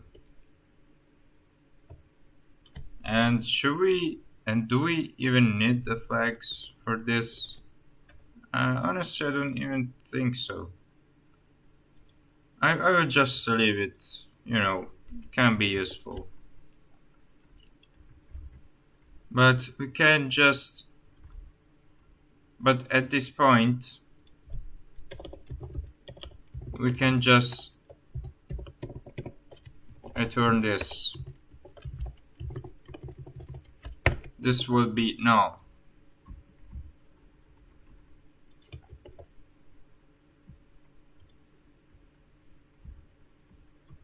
So it would be null, right? So if this is not equal to 0, we will allocate memory, or else we will just allocate null. And we can handle this pretty well. We just have to, we can create a macro if we want. What the hell? Why is it? For some reason the IntelliSense is, I don't know. It's glitched, or it takes drugs. I don't even know. Let's define mat valid. We have M, which stands for matrix, and then we will just return if this is null, right? So M valid. Wait.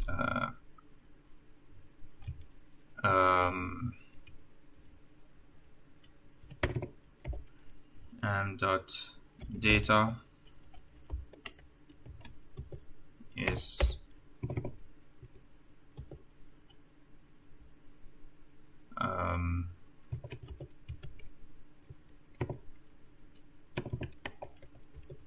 null. We will return this, or else we will return this, or simply we will return this, like, yeah.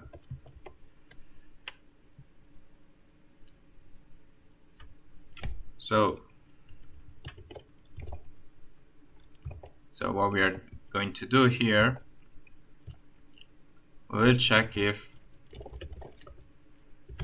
math is valid for this matrix, right? And if it is not, we will printf error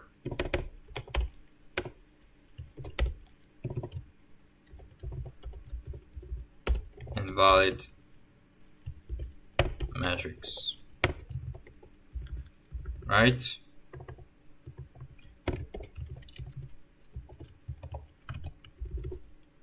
With the \n. Yeah, I think this will make sense, right? So what if we create this and then we create a new matrix type and 1 creates matrix, and this is 0 2, and then what if we print out like 1 like this, right? Wait, print matrix. What if we do this? Let's check. And as you can see, we get invalid matrix because the memory is allocated. Everything should be alright.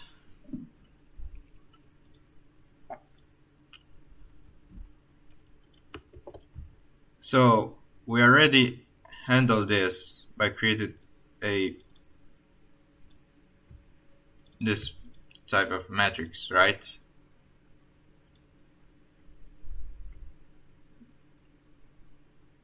And that's great. I think this is great. It's just three integers, actually 4, because there is the flag. You know what? I will just get rid of that for now.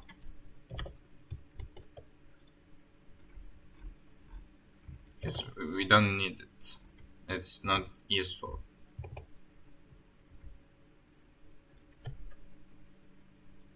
So after we checked that the matrix is actually, is valid, we have to perform the operations, right? That's basically how it works.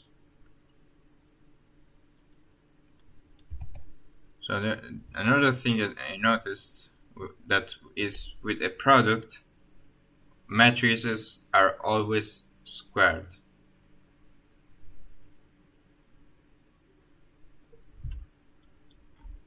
And that's pretty much it. So if we reverse this operation, we should get this result. If we switch the two operands. That's interesting. So what we have to do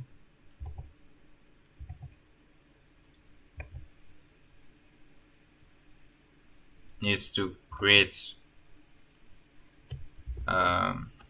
let's see, we have the matrix as X, right? Then we have the first column, so let's put this I. The first row, and then we have J.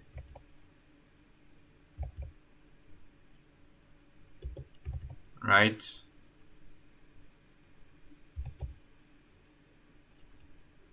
Actually, this should be stored. Okay, this should be. Probably should be right there. Should create a house, right? Probably.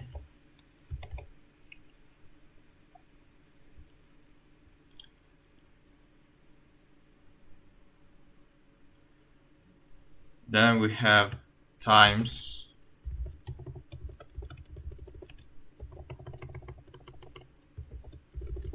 this, but this is vertical, so it should be like that.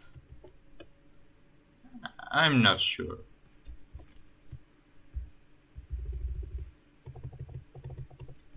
I'm not sure, honestly.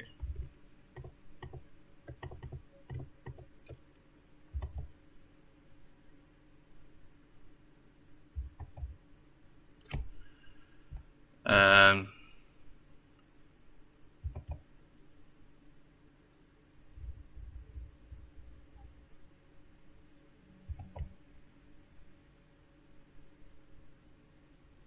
it shouldn't be like that.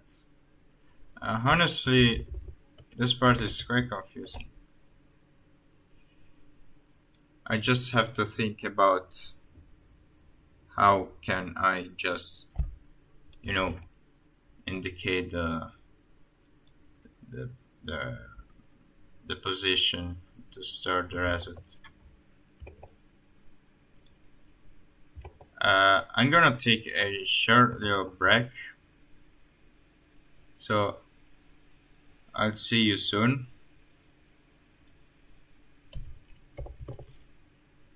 And actually, I'm not gonna take a short break. I'm just gonna lay on bed and think about it. So we have this part right here. We must follow, of course, these rules that are defined right here.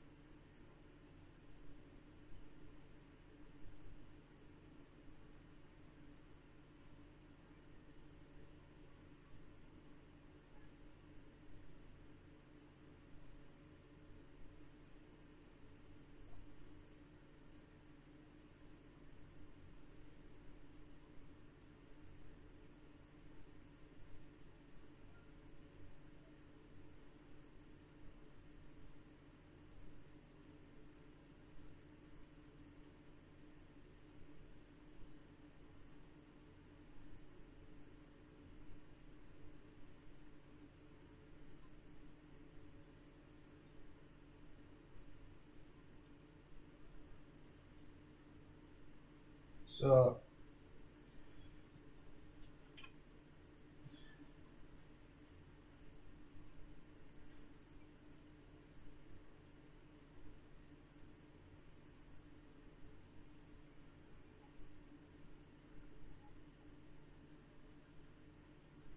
I just realized that every time we perform an operation, we have, hold on, we have, hmm,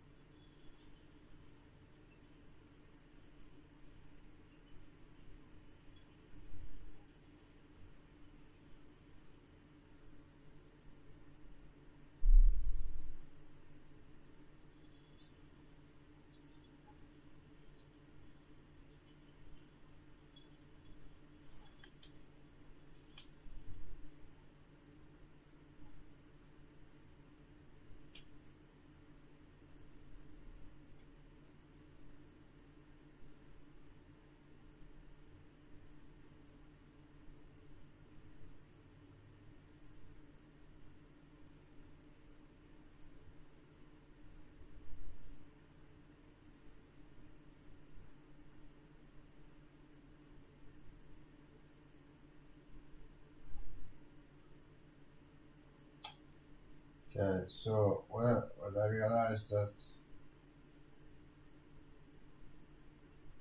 for each eye,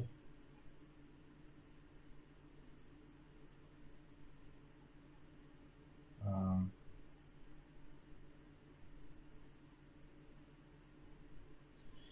yeah, let me try to do something real quick. So what if we have, in this case, we have a 9 by 9 um, operation, right?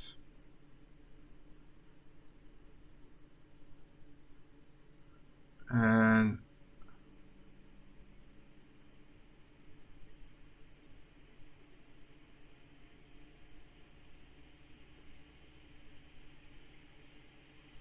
so we have 9 different operations right here.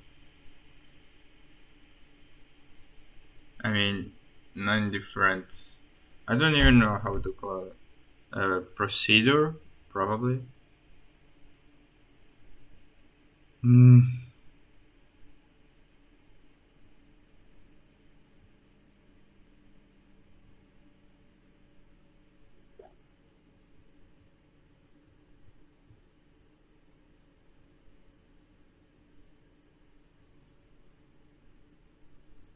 The thing is, we have to sum up the. So we have to multiply this, right? Yeah, that's what we need to do. We have to multiply.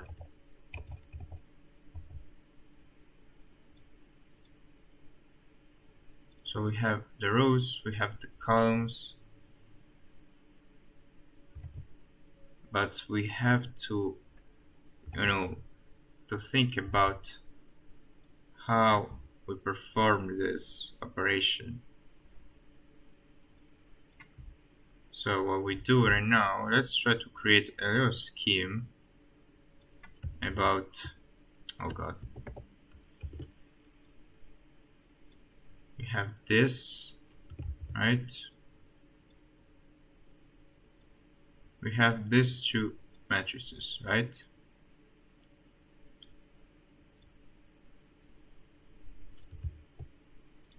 Let's simply copy and paste this. I mean, if I can't select decently, okay. So we have this. So we have 9 different operations, right? So let me just select all of this and create, oh god. Oh my god, let me just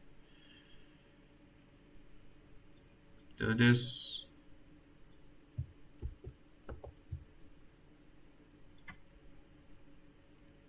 And Jesus, I don't have enough space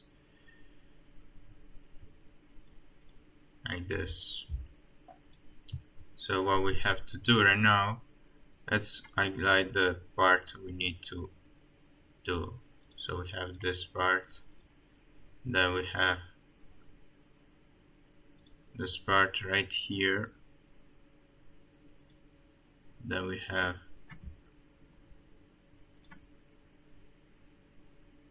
to handle this, then we pass to the second column, to the second row. I mean, wait, what am I doing?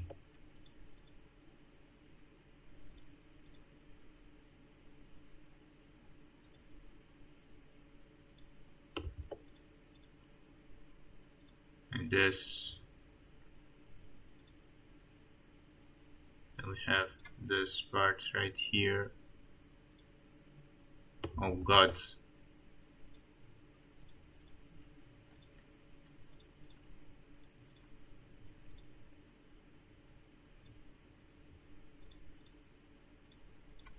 So let's visualize what we are doing. So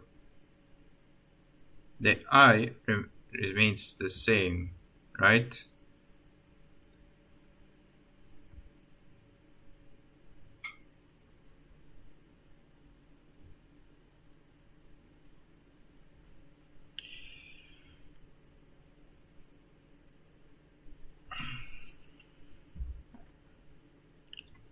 So we have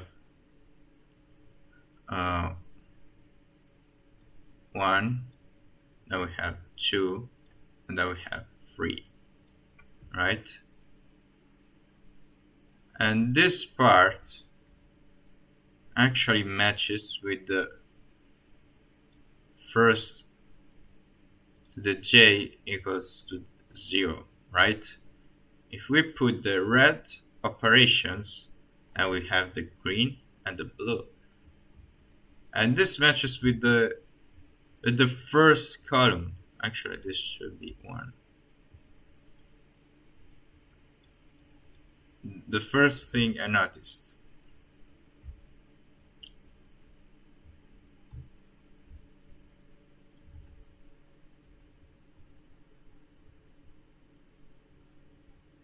So when we perform these operations, we should move each column, right?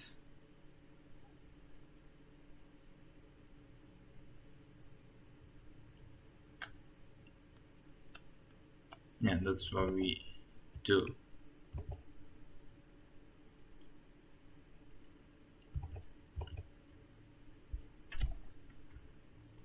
So we have 1, 2, 3, then we have to iterate this again for each index. So we need 3 for loops. We need 3 for loops. That's what we need. And that's the thing that got me confused, because we actually need 3 nested for loops right here. And let's call this K. And this should be, yeah, this should be represent the number of columns.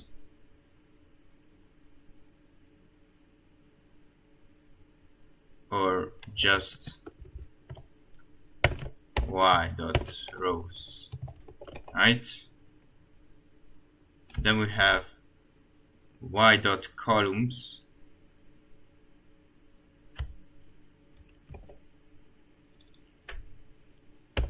right here, and then we have x dot rows. So for each x rows, for each x row, we iterate each column doing this, and every time we iterate each column, we have to iterate each row of the second matrix, right?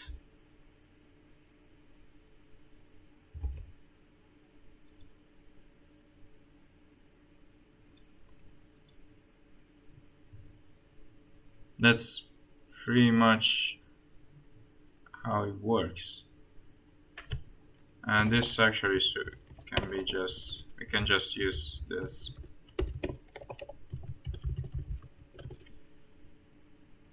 It's pretty much the same. So now we have ij, right?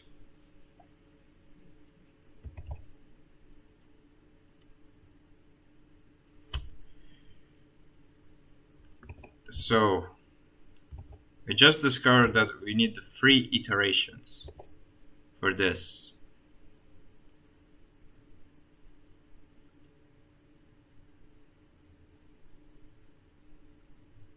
Then for each inner iteration, we have to multiply.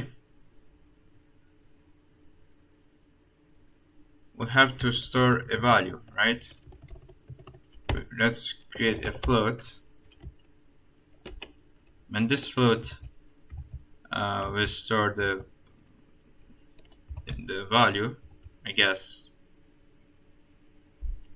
to be multiplied, right?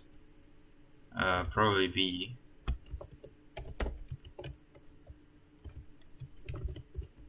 or just no v. So we store v,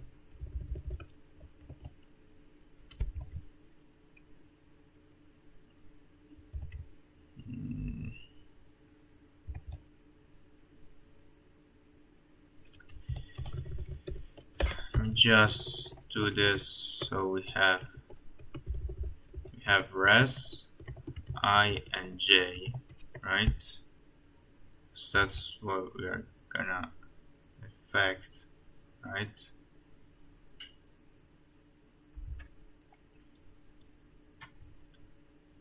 So the first part is actually, 1 1. Second is the second part matches with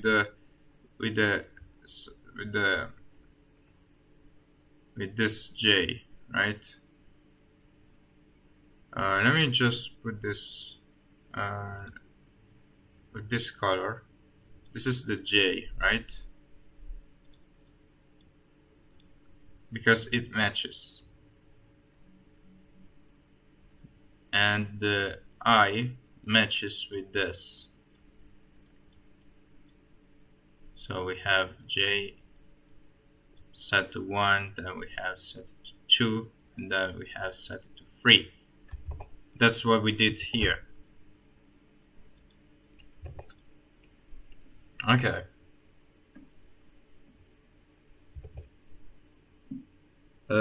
Then we have to sum these values, right, with this. I don't know, but it looks likely that this part should work, right? I'm not sure. I don't even think that this is gonna work. But let's do that. My God.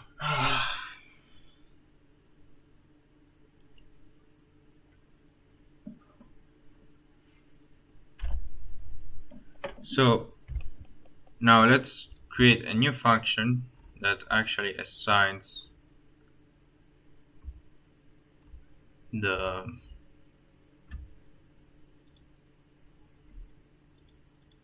things that we have to assign. Like, how can I even say it? So we have define met assign, and then we pass the matrix like this. Then the only thing we need to do is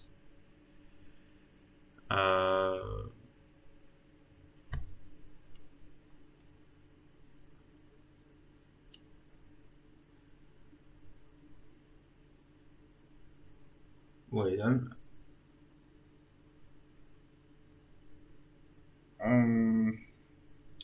think I have to create a mem copy.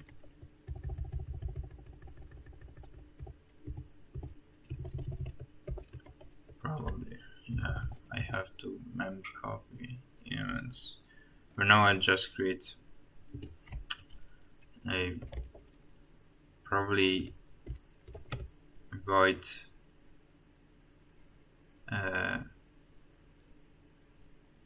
assign matrix, then we pass the matrix, right?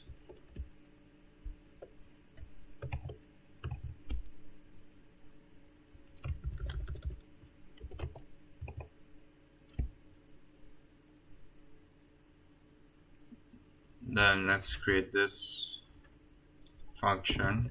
Let's implement this.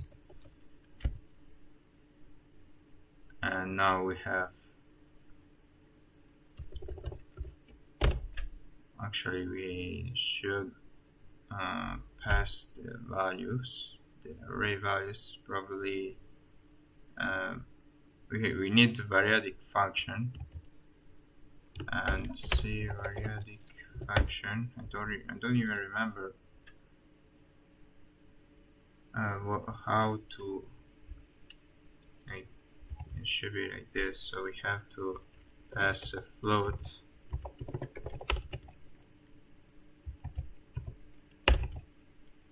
And then we have values like this. I think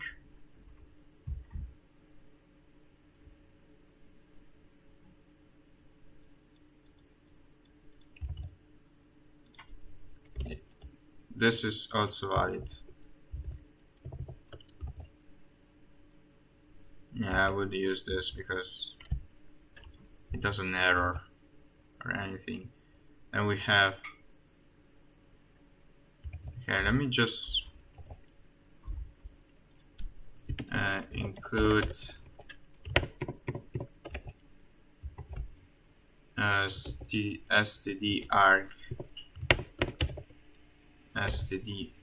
arg.h,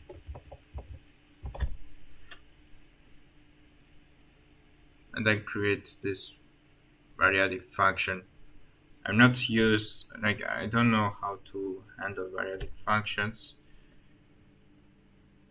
Oh, it's simply, okay, that's interesting. It's simply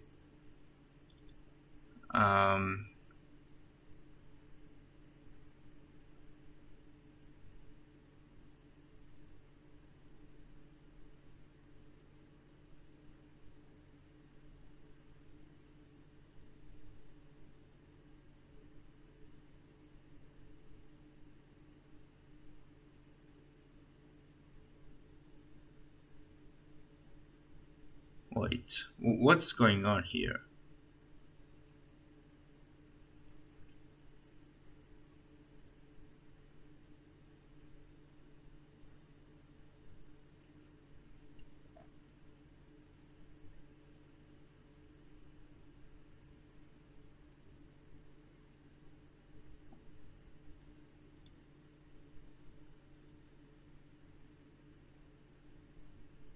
What is this?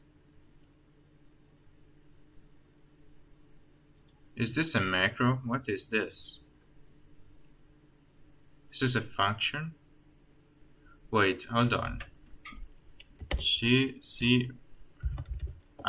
Wait, did I just search? I fucking hate you, Google. I wanted the C version.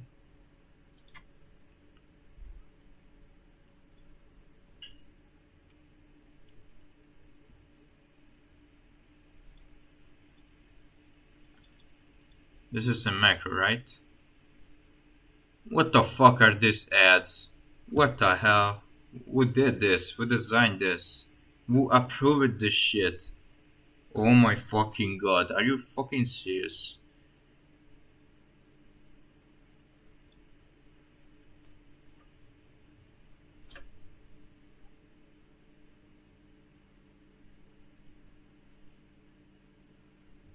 So we have,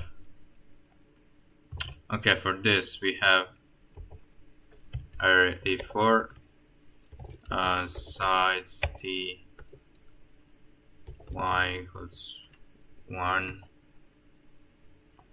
Then we have y I minus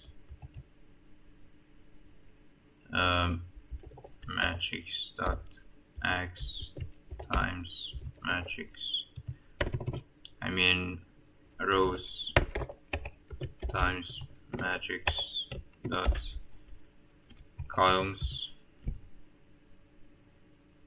then I plus plus. Then we have to do this matrix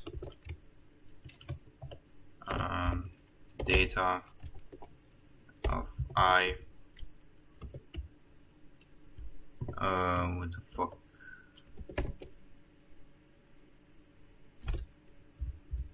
All right.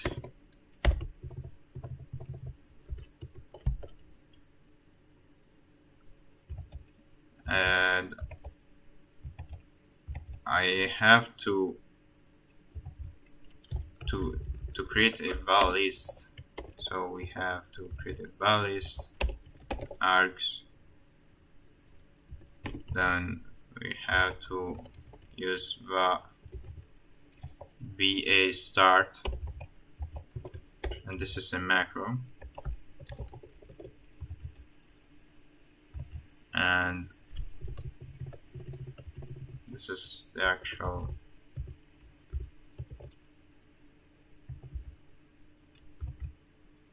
value. Then we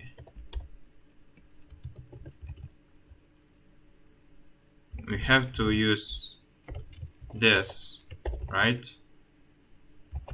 Args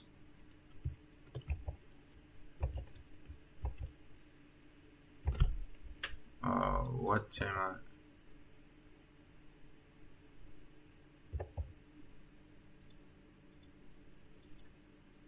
Wait, where the fuck do I put this part? I'm confused.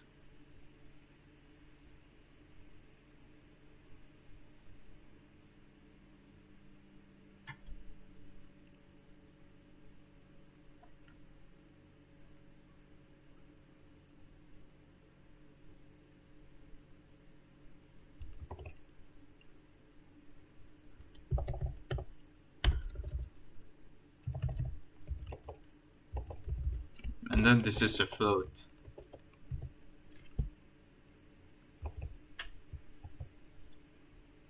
Now we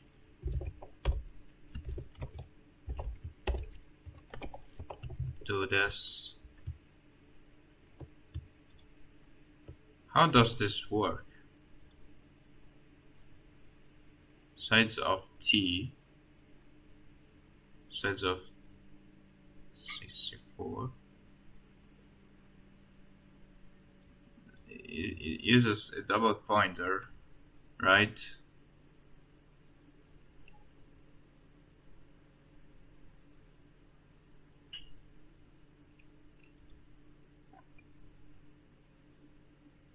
So we have t. So if the size of float is greater than int 64, or the size of t, and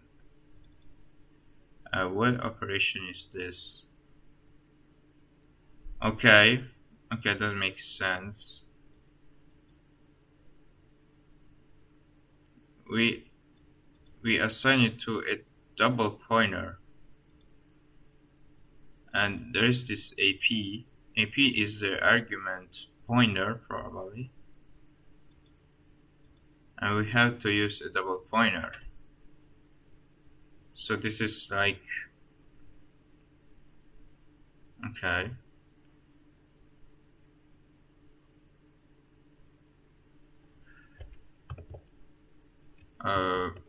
But I don't know what should I pass here exactly. Like, we have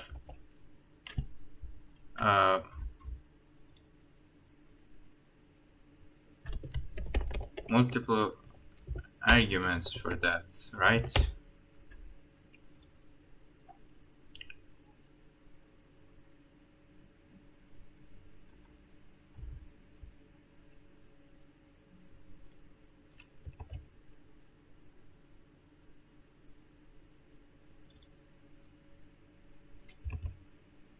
I'm not sure how this works exactly.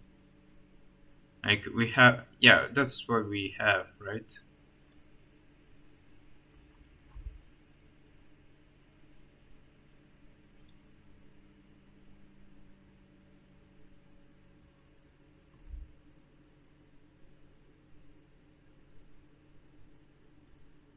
Last? What does that mean? So we have to pass. Wait, what do I have to pass? Actually,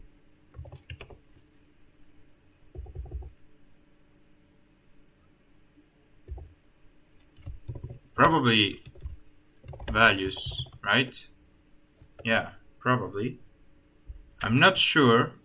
I'm not sure what am I doing right now, but I think this is how it works, right? Let's close this. Let's go back here.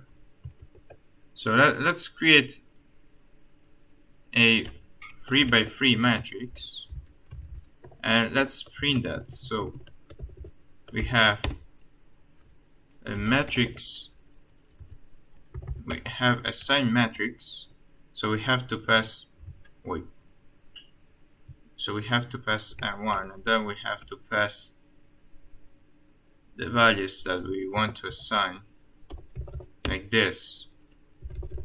So we have probably 1, 2, 3, 4, 5, 6, 7, 8, 9.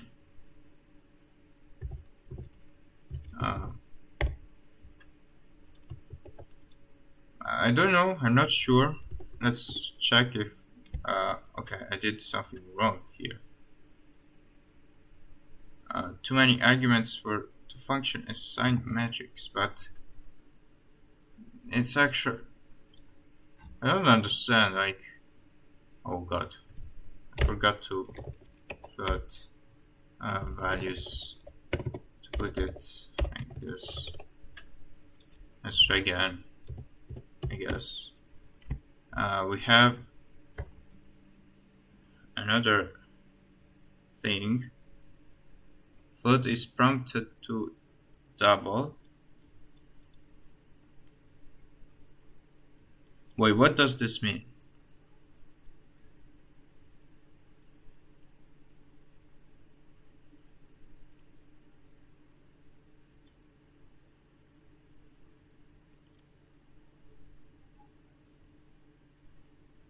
So I should pass double, not float.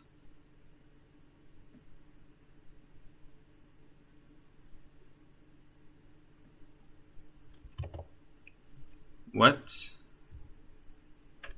So we have to use double. Should we replace every single? Let me just use type def, right? Type def.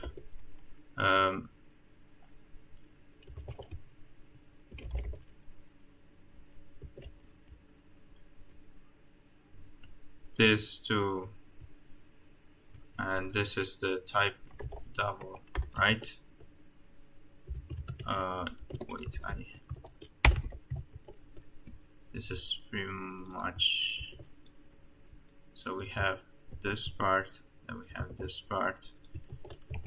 Let's go here, and we have this part, then we have this, then we have,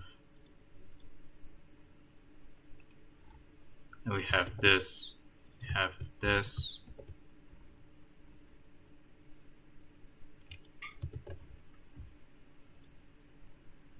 Just like that.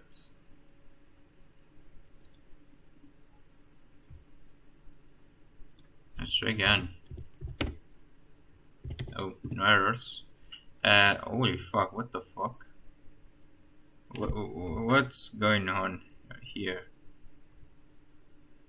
I don't think this is supposed to happen.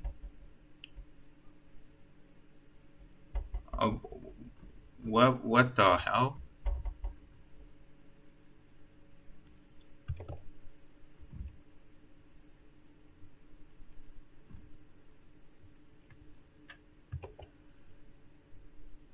I'm not sure what the hell just happened.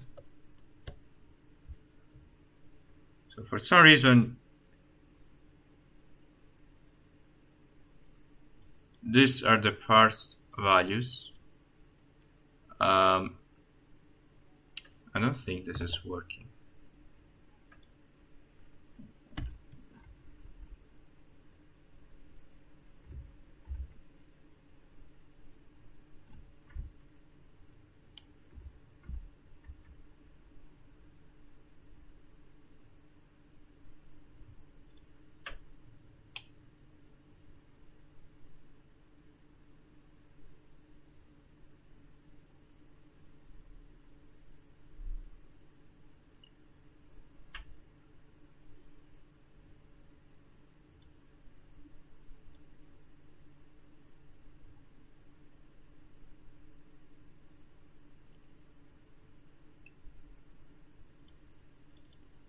So we have the values.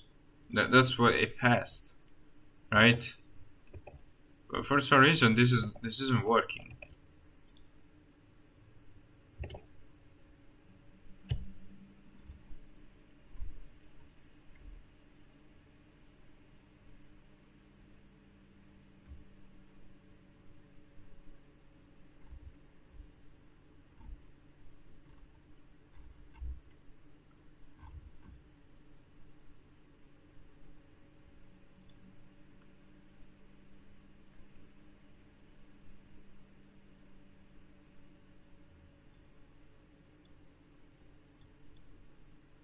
Yeah, that's what I did.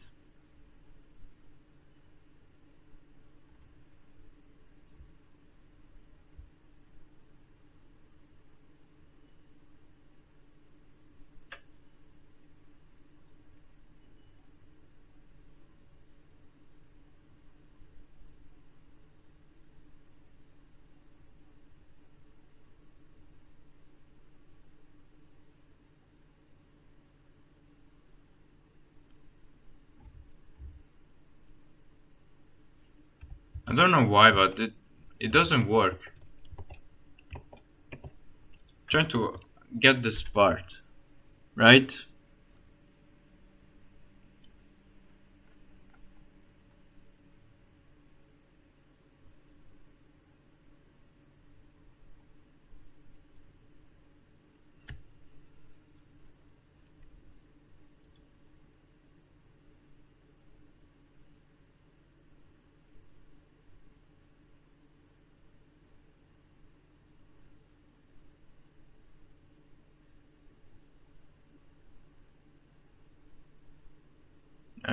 What I don't. What the hell is this number? Like,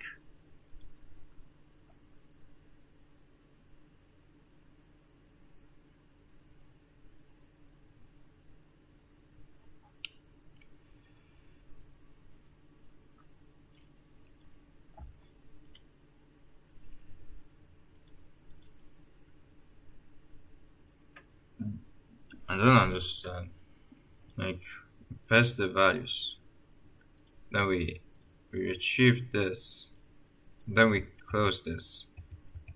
What did it do wrong?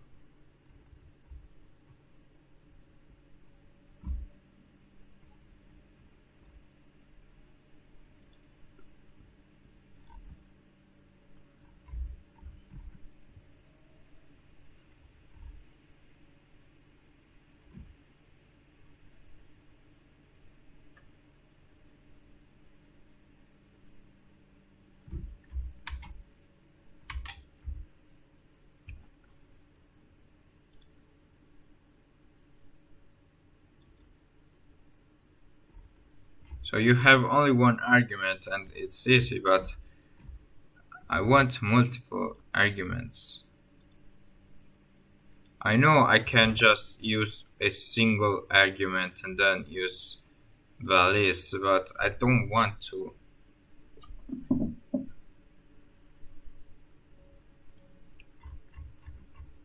Let me ask AI, right? Let me ask Gemini.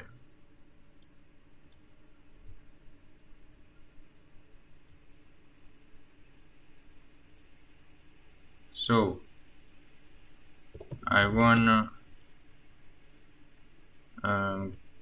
create and handle periodic functions with multiple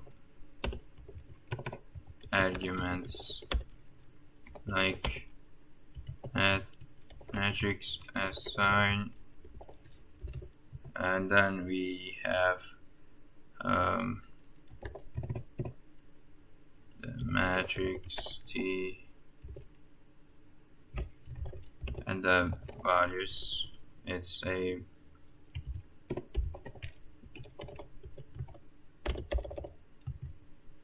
and only read the values arguments.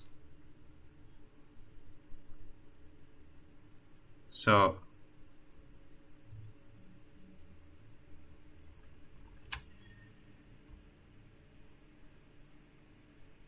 Okay, this literally created this part, but you know, I'm not gonna follow the I'm not gonna follow everything. I'm just gonna take arguments for this.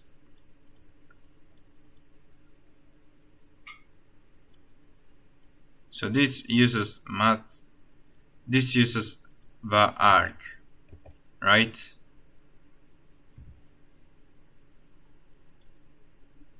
And that's what we used.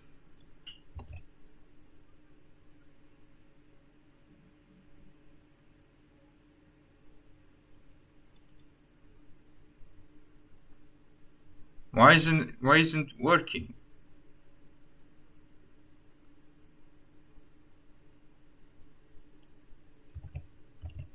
So we have, oh, we have to pass. Okay, we pass this.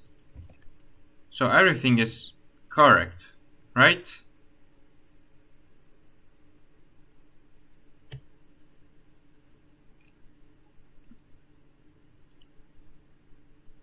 I don't understand why it doesn't work. We have the list, right? We have the start, then we have the first cell, which is values, and this is the first cell, right?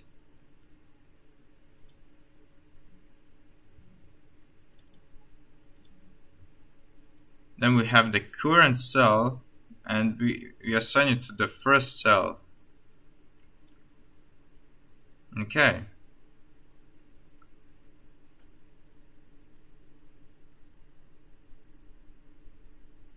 Then we have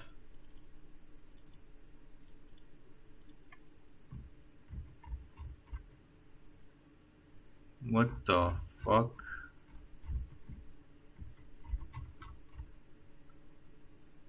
Oh my fucking god. He literally generated the same structured data. He literally. Oh my gosh.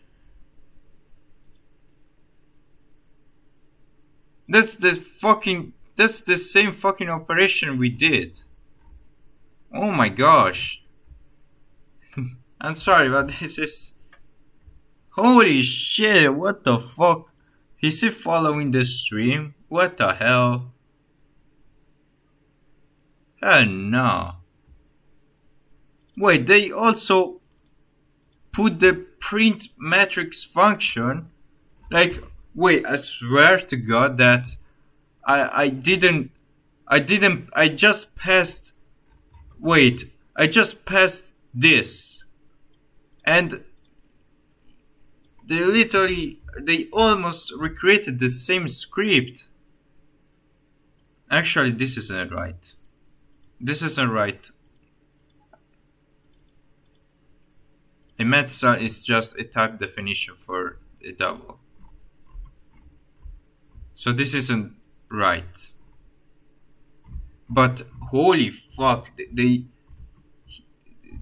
did this machine almost recreated the thing I did, like on 1 by 1 scale. This is insane. Like, he created matrix assign, delete matrix, print matrix, and then this is a macro. I did this as a macro, so my version is better. And then create matrix. Like, create matrix. Like, I didn't even, I don't know, I didn't even pass this name. Like, it's not new matrix or anything like that. It's just, it looks like he read that code and he took inspiration from it. But how did he know?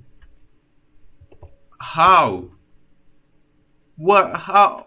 I don't know. This is, I honestly have no words. Like,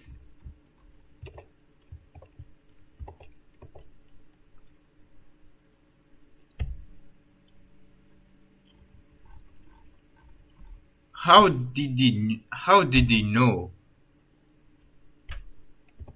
I swear to God, I didn't tell him anything. How did he know that?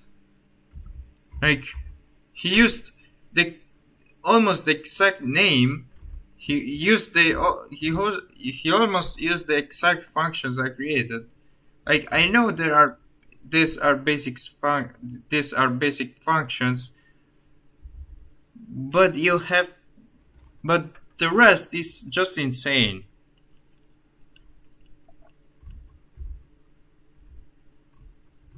I'm sorry, but this is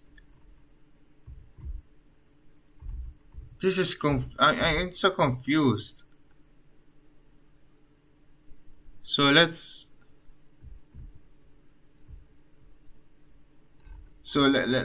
move on. Let's assign this. Like, I want to assign this, right?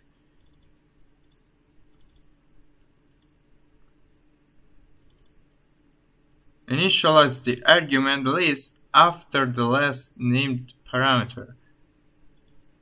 And that's what I did. That's what I did.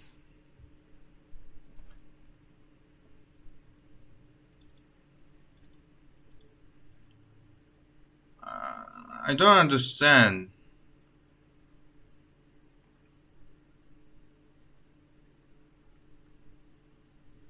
So this, oh wait, the first cell should be,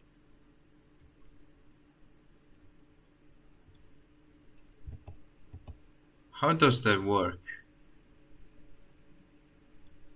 Wait, so the first cell should be, I swear to God that C is fucking,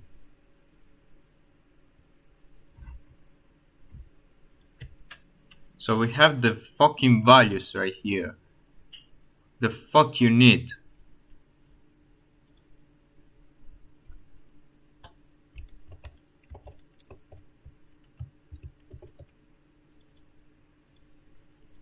What if I just do values? I know what's gonna happen, but I just want to know what's going, what, like, if it's, I know it's just going to assign each value to the first one, but I just want to test this out. So let's do this. Oh, look. For some reason, the first element is 0. What the fuck? What the fuck? Oh, what? Oh, wait. Actually, I have to. Okay, that was dumb. Okay, okay. Hold on. Did I just? Also, this should be like that. Why it isn't? Let me just do this. Then we have every value assigned to the right value, right?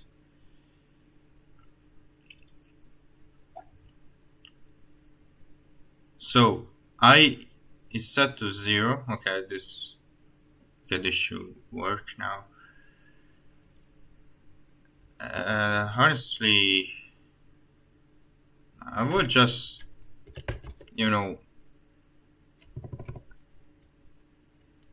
advance this. Don't know if it is a good idea to do that. I would probably cast this, to the, would take the address, right?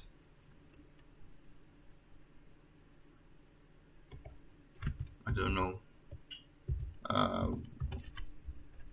So the thing is, we have the address, right?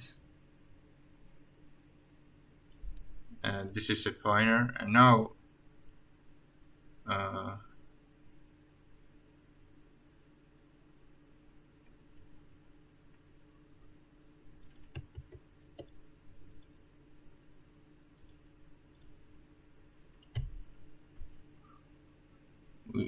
I need the address of this variable. The fuck you need?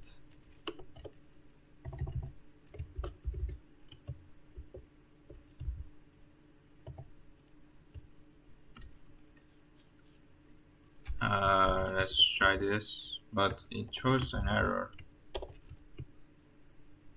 Oh, I just have to.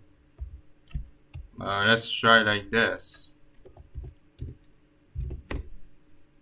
It's 0. What?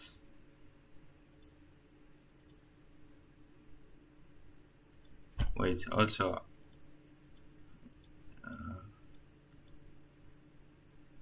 Wait, what the hell?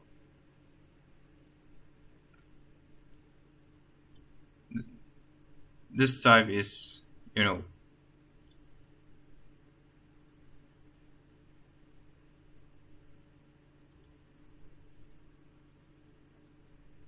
I can use memcopy if I want, but I don't understand why the first element is 1 and the others are 0. Like, I'm shifting it, right? I'm doing this operation.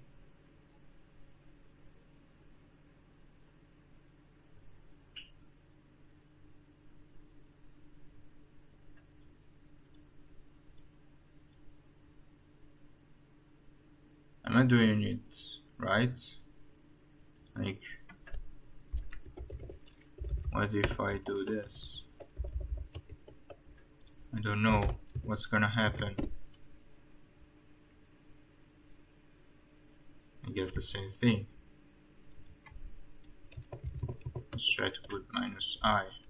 Let's see what we get. They are all set to 0. Don't understand.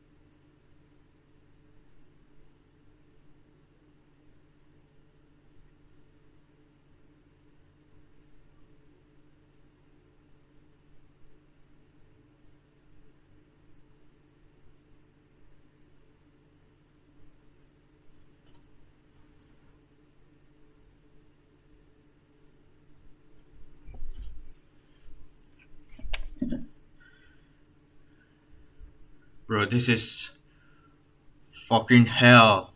Oh my god. I don't understand. Like, I'm literally shifting the values, right?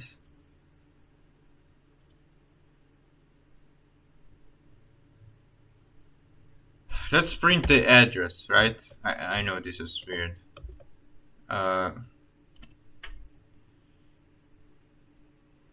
So this is a double pointer, right? Let's cast it to double. I know.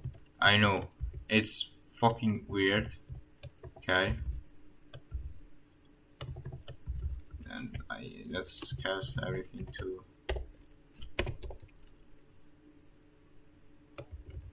Let me just print the fucking address.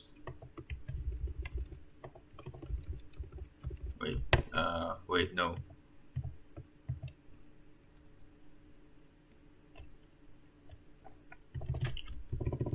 Let me just do this.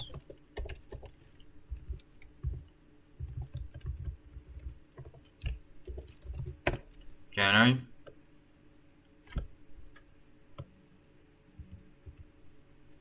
I have to. Ah, you stupid fucking.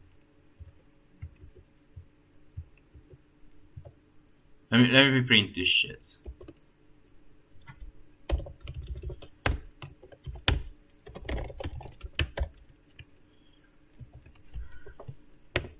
I'm gonna do use this.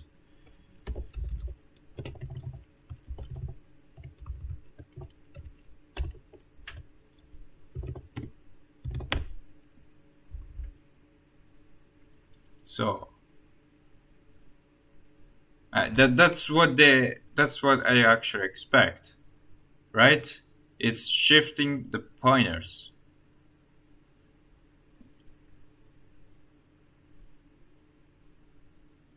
Right? It's shifting by the size of what was the size of float? Fucking forgot. Size of double. I mean, is it 8 or which one? How? What's the size? It's 8.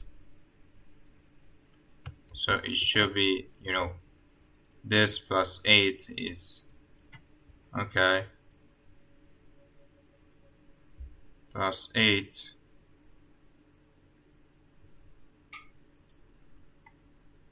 Yeah, it should be right.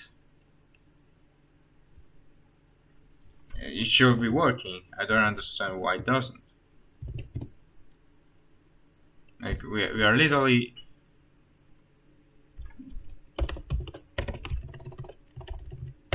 shifting the arguments, right?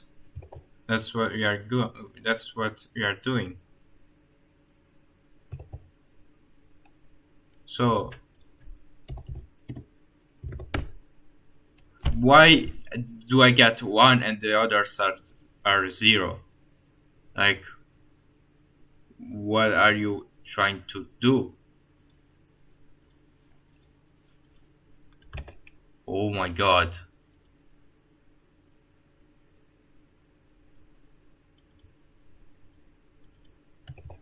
I cannot perform a meme copy because this shit doesn't work. This is on the stack. Like, I don't think there is a physical array on the stack. Like, there is, but I don't know.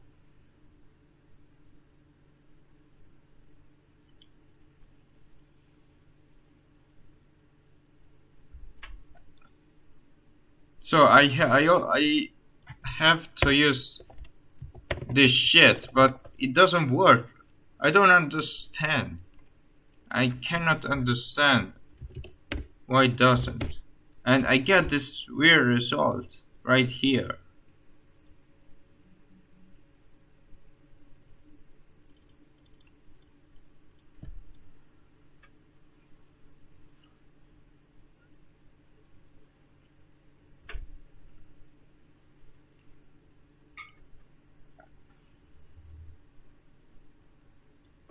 Let's try to,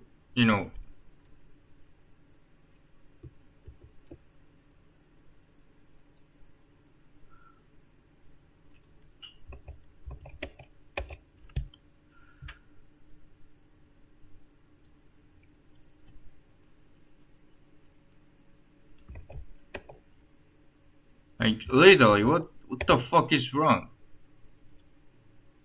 What the fuck?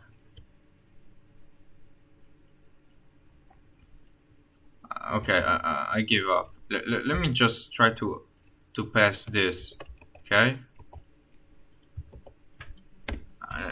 Let me just...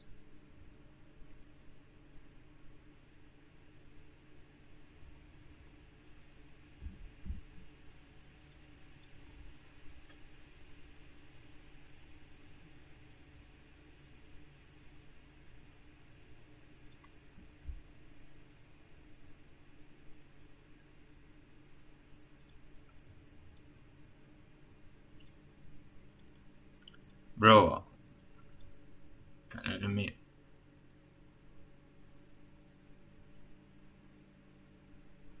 just... This doesn't... Periodic action which is 3 is where data. Let me ask this.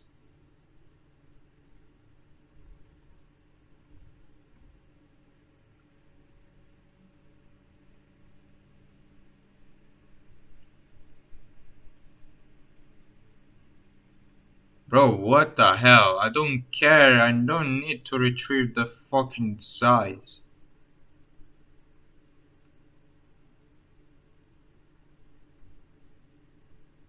Is it a required thing?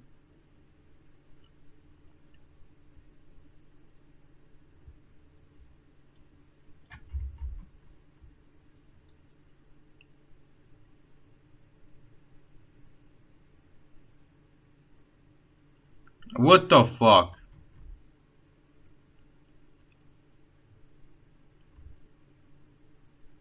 I didn't even know that.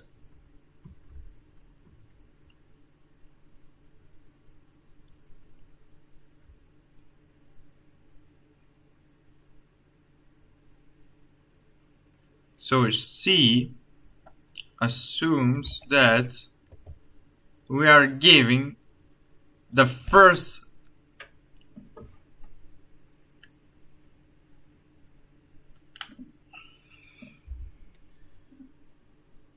Okay.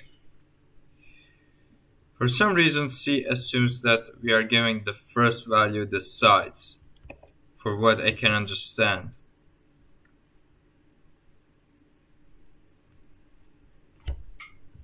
I'm not sure though.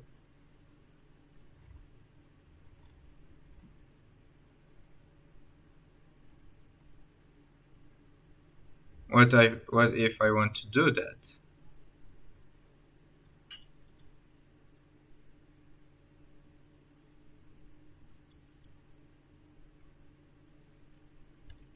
Okay. I created VA start, right? VA start.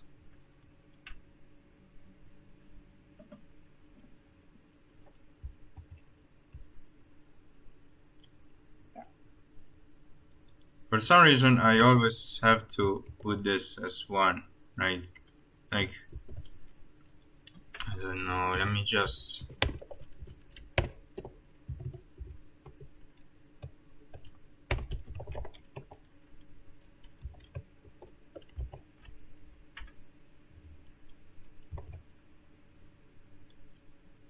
Okay, assign the first value, like I did here.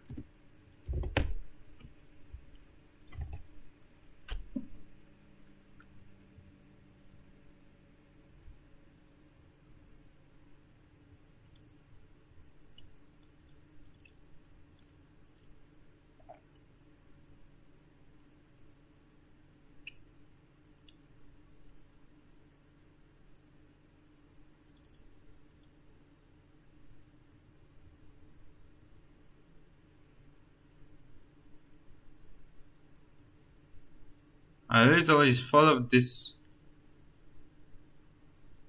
Oh my fucking god.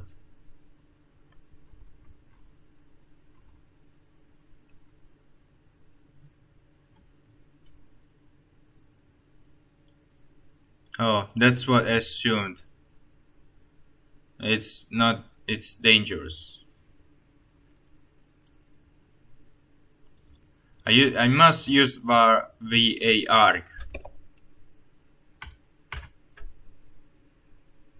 But this shit is throwing this fucking. It's throwing this. I don't understand. Like, what the fuck is wrong with you?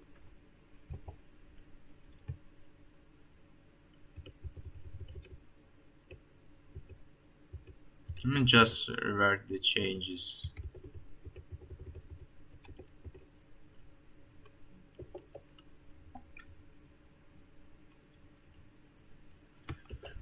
Let me ask ChatGPT. Let me ask ChatGPT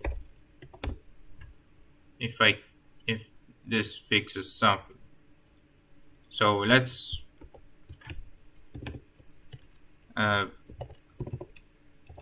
do this.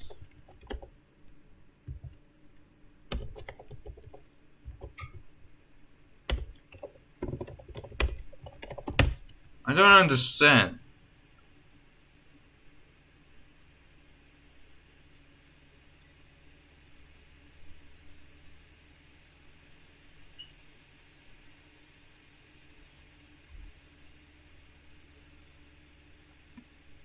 So, this is a double. This is a fucking double. Yeah, it's double.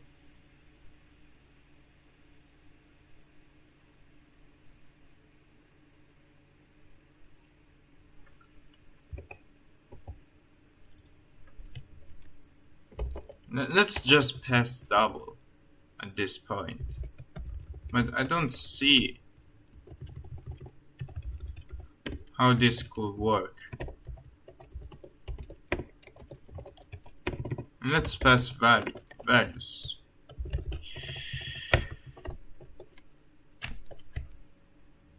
So this starts from 1, right?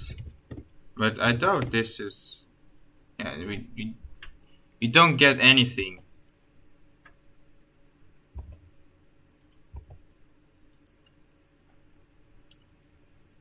So what the fuck are you expecting? Jesus fucking Christ. We have the first value. Then we have the fucking argument. Right? That's what we fucking did.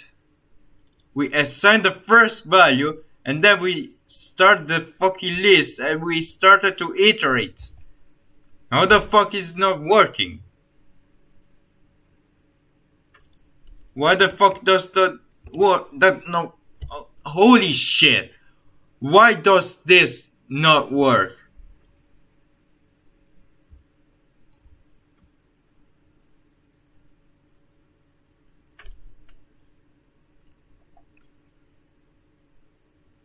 Yeah, I can do this, but I don't want.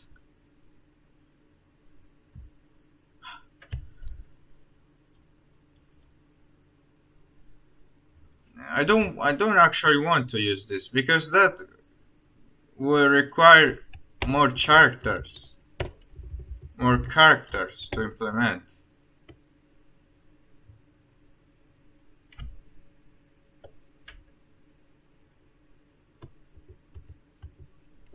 And I don't want that. Like, I can try. Like, look, I can just put this.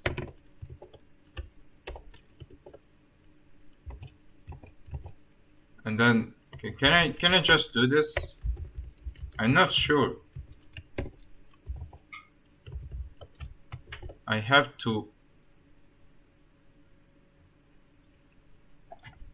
turn this into a pointer, like this.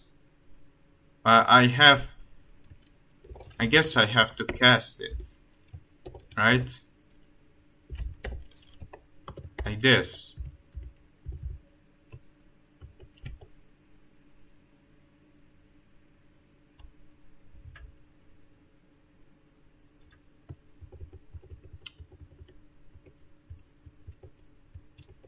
I don't want to do that. I don't want to do that.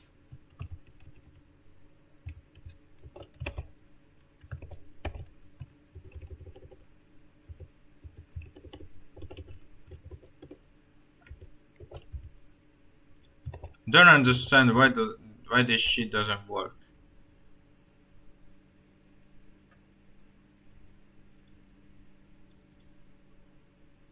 Yeah, they are not. That's why. That is what I was doubting. Like, they are not contiguous.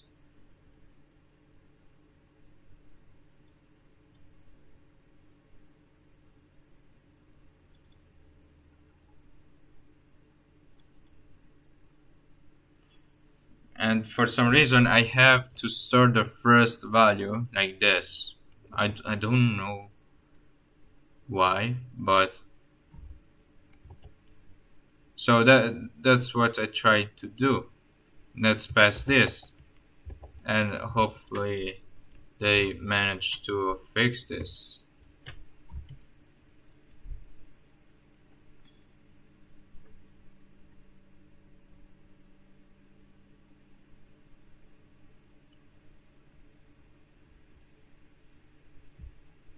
What's the fucking difference?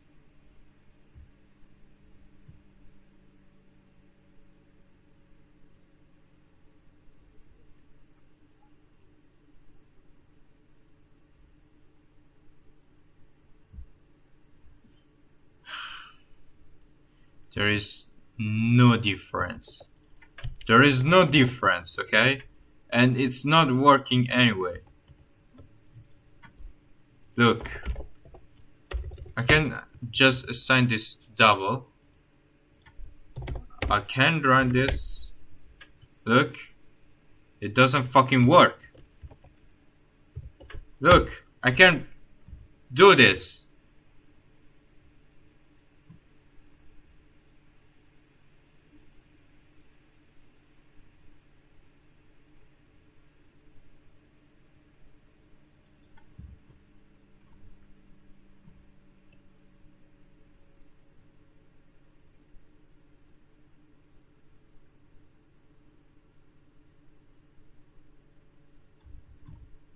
What the fuck?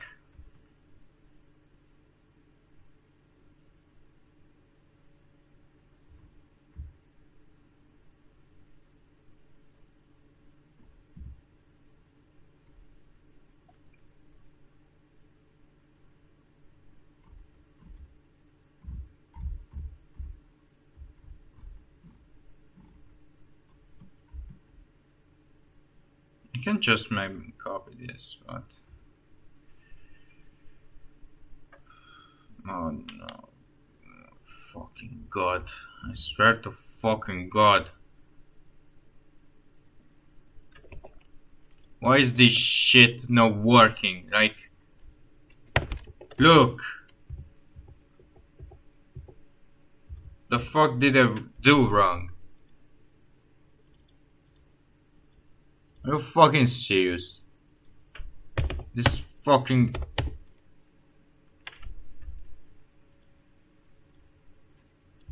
This stupid idiot.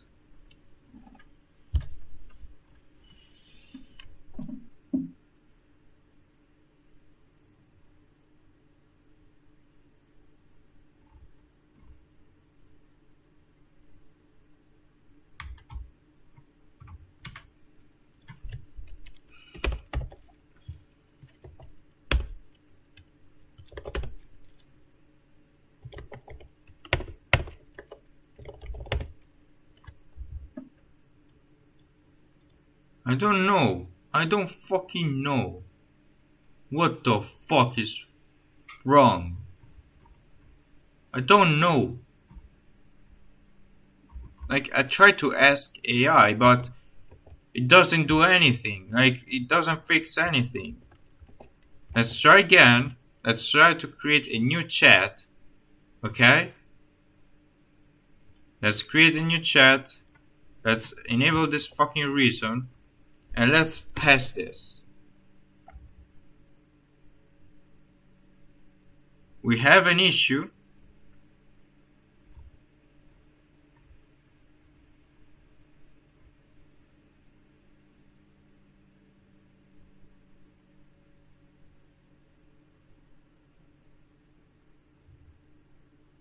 Oh my fucking god. Okay, let's do something else. So we have the values. But now let's try to assign this to the fucking count. Okay? Let's try this. Let's do this. And let's see what we get. So let's put this to the original type. Okay. What if we do this? We get the same fucking result.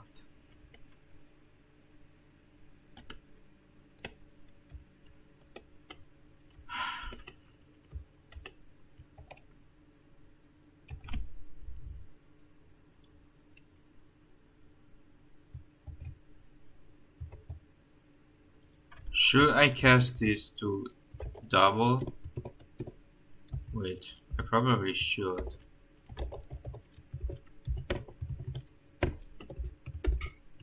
What if I cast everything to double? What is gonna happen? Let's try again. Oh my fucking god, that was the fucking issue. Oh my fucking god.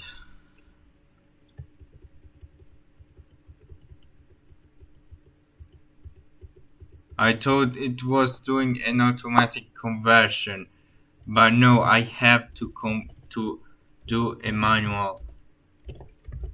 Are you fucking serious? So that was the only issue.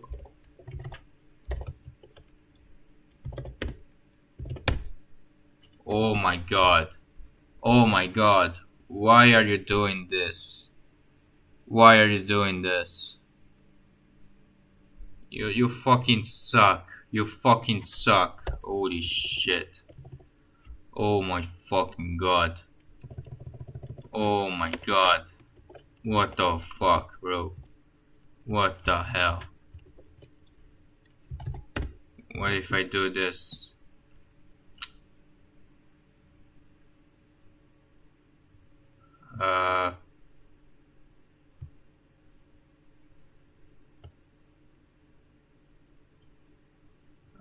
No, let me revert the changes. Like this. Oh my god. Bro, are you serious? That was the fucking point. Can I just pass this?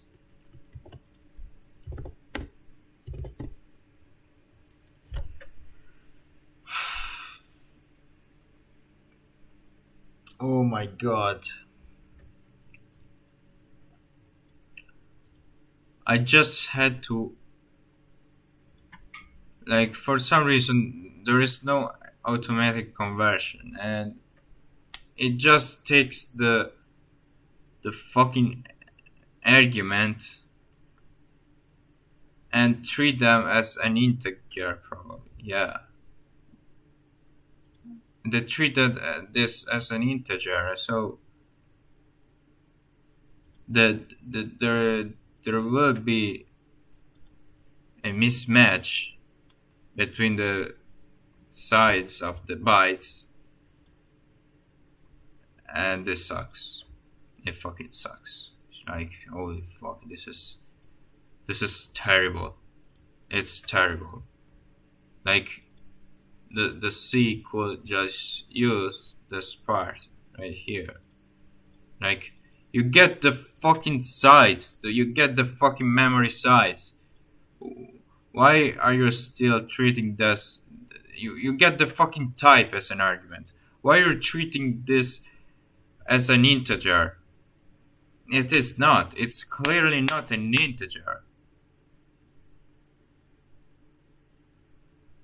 Like, I'm retrieving from right here.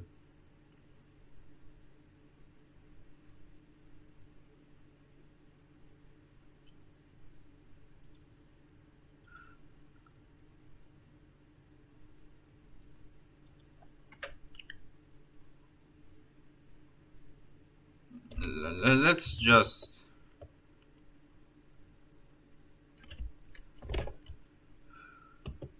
okay. So let's create a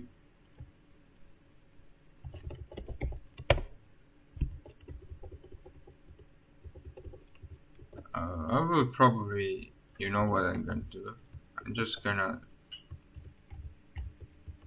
I don't care. Let's create set matrix. Let's create another function, and this time we will take a pointer, and this time it's just an array, right? So what we have to do, we just have to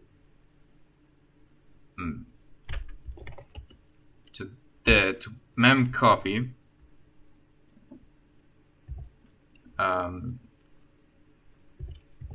we have data, and then we have mem copy, right? Mem and copy. Then what we have to do is we have to include string.h right here.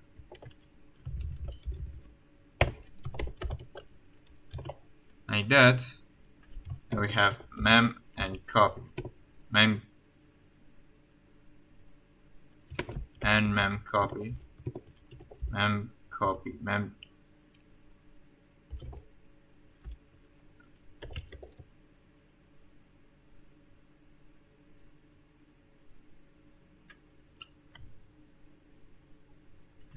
Oh wait, wait, what's the difference between mem copy and mc copy?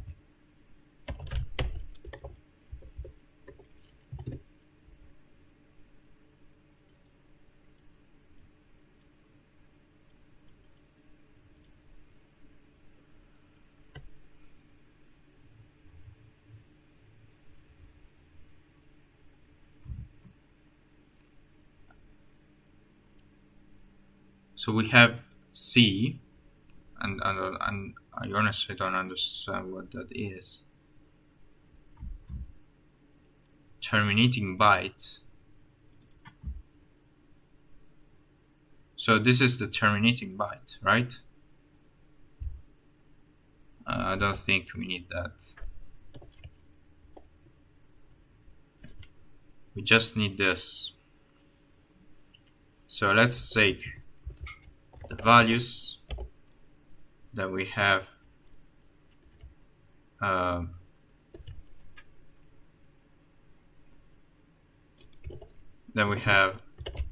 sides of,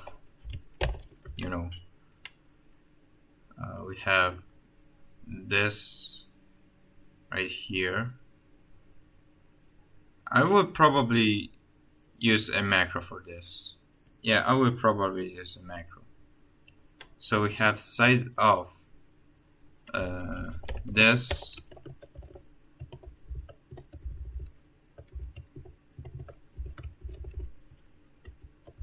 Wait, let me just pass this. Then we have this part right here. And then times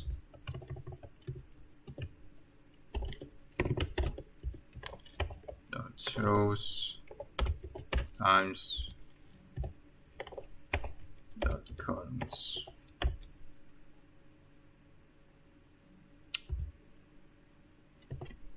And it's showing an error. Too few arguments. Alright, we need the source, right? So we have the source, and I will probably convert this to a macro, right?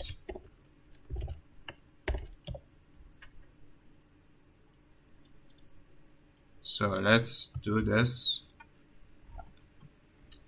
Let's go here.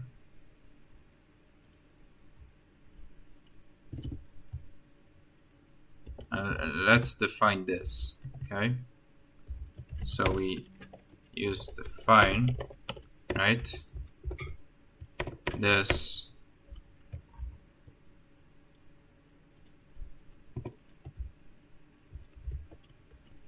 that we have Okay, we have M, which is the matrix, then we have the values, right?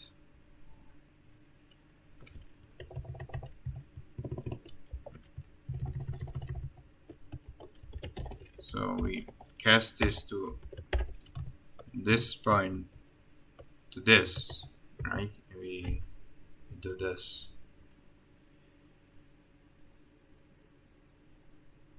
Um, yeah, that's what we need to do.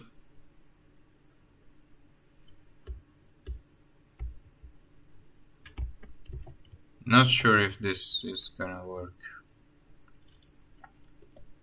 but let's do this.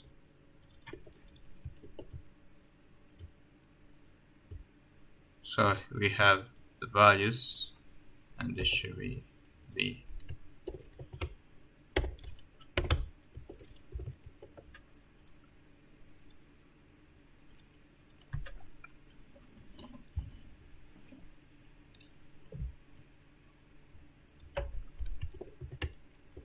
And you know, I always like wrap this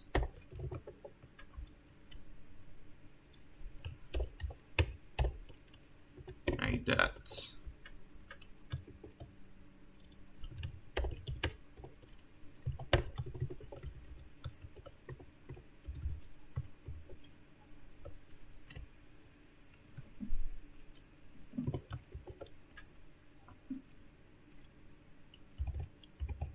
Let's see if that works.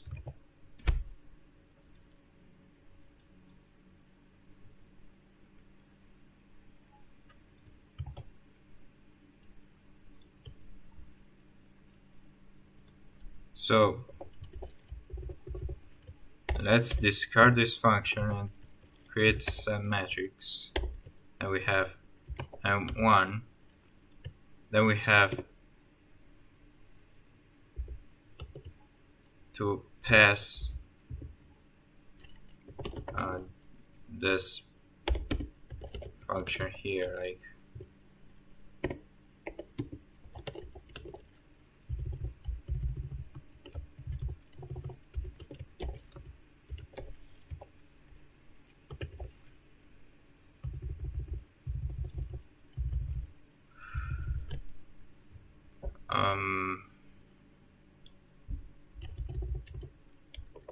this doesn't work.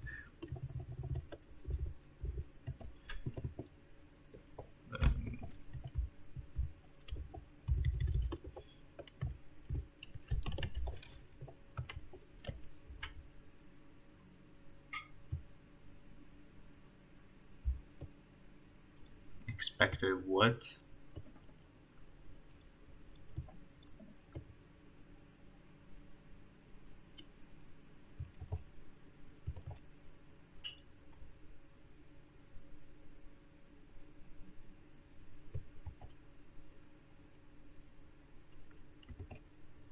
Can we pass C pass argument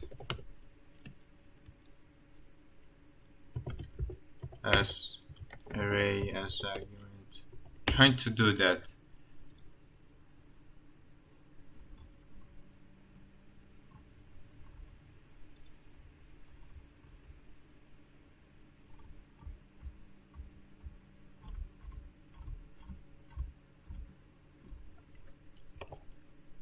Because this returns a pointer, right?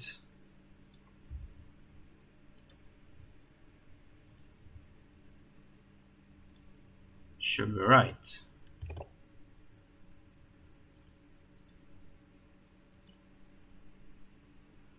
I think we have to use a function for that. Yeah, I think so. So let's do this. Let's just do this. And let's create, you know,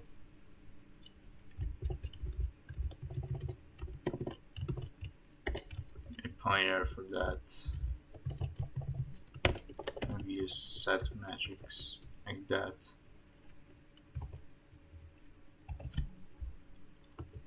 We still have an error.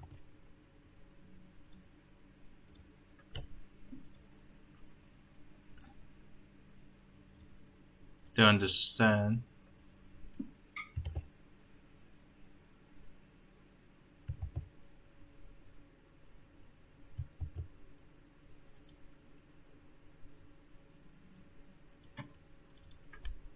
This is a double, right?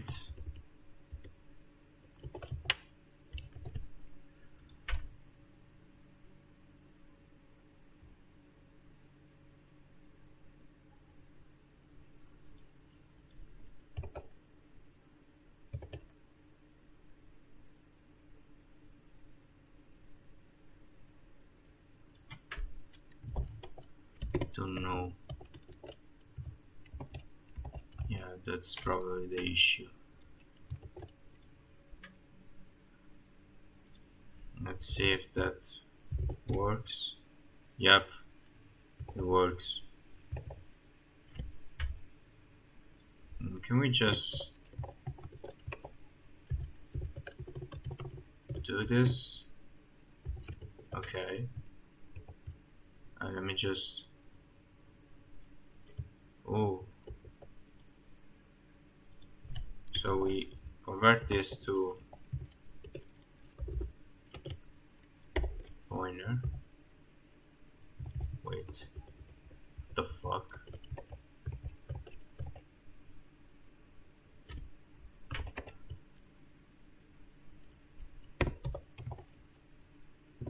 Actually, this should be here.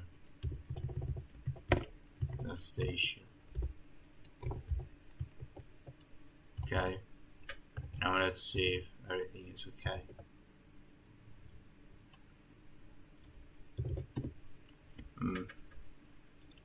I don't want to explicitly convert this. Like, I just want to make my life easier. Like, I don't want to always cast this, but I think I have to. Like, even if I specify. Oh wait.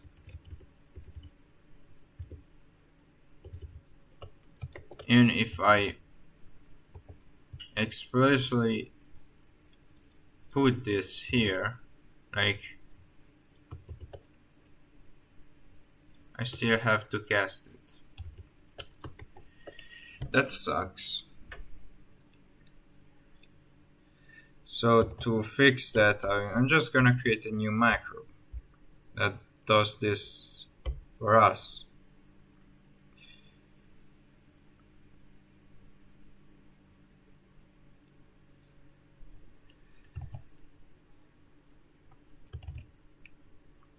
So let's just define this and just put this right here.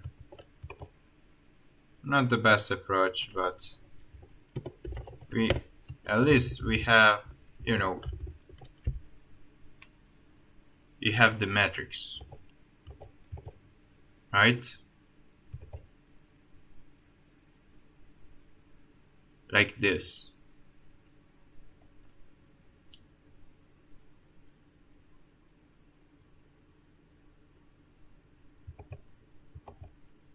Probably not the best approach, but I think this is good, actually. Like, it simplifies the job.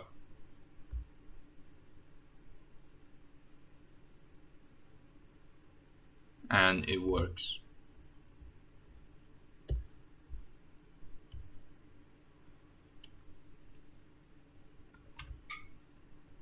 So we can probably get rid of this.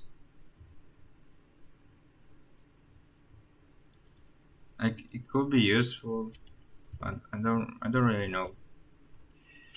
So we used mem copy, and I think this is way better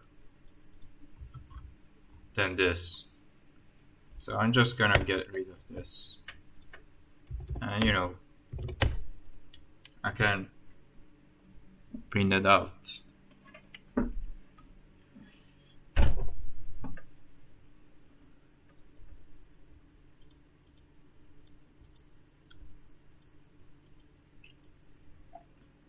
and I can do this.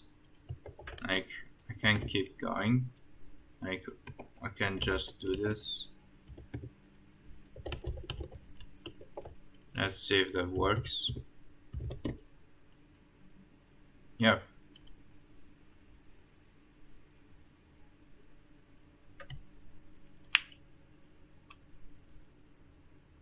So that's basically how we did it, right? Whoops.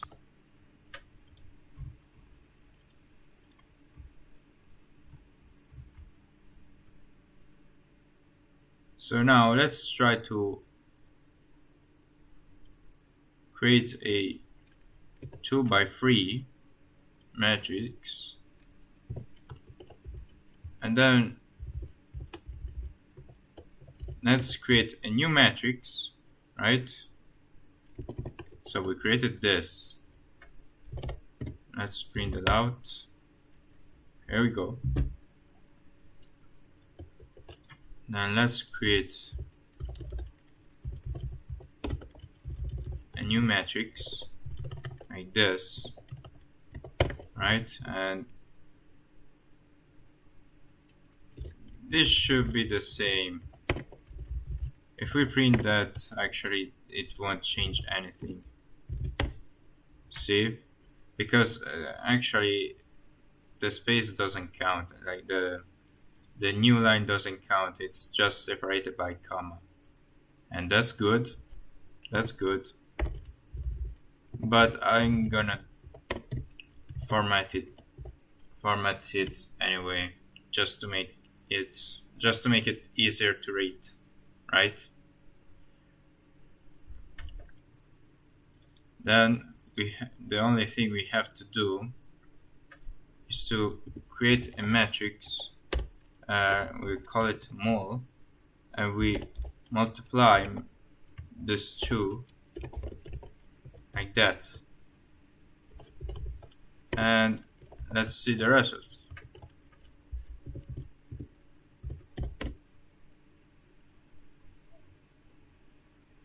And I think we got a segmentation fault. Yeah. So there is something wrong, probably.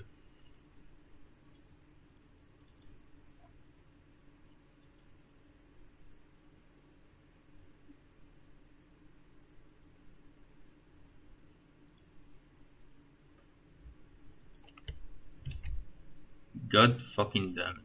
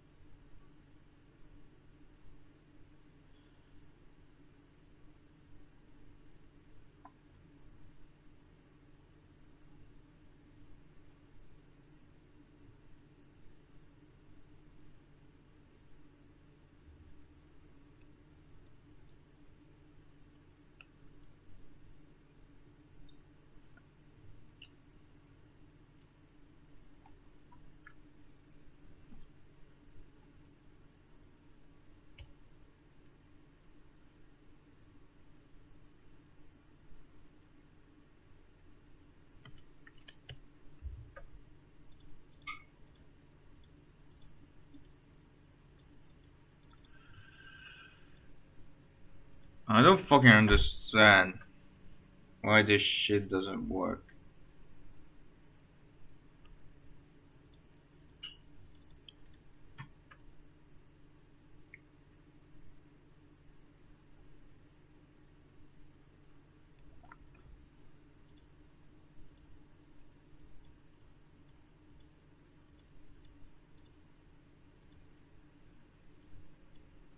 What the fuck am I doing here? That's the Y matrix.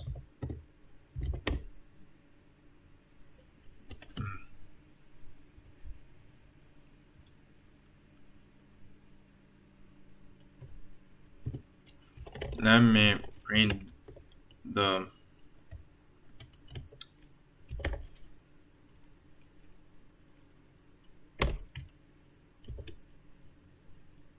let me print these values. So we have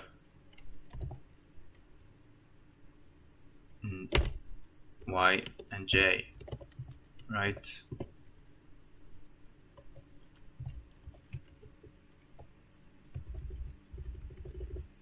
Actually, what even am I doing? This should be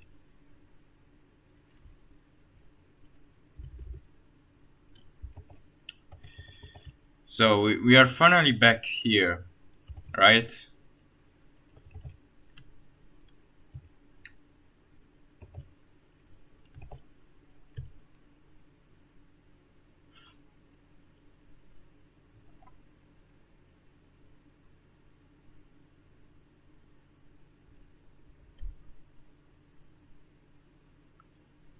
So what we need to do is to iterate this part, and we have K, right?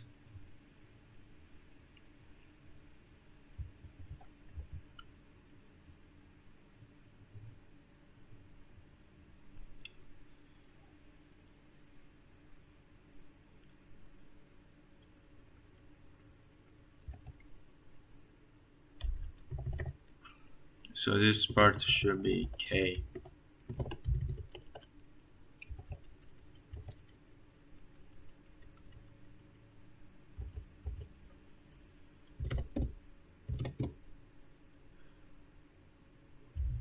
Oh, I still have to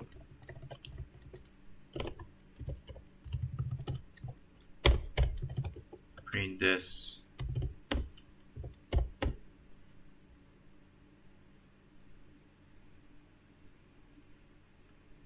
What the fuck is going on? What the fuck? Bro, what?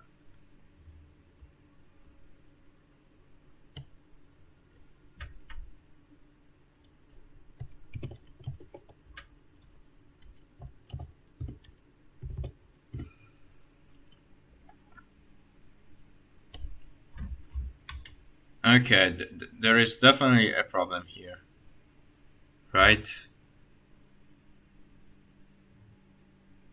The J value keeps increasing. Like, what the fuck are you doing?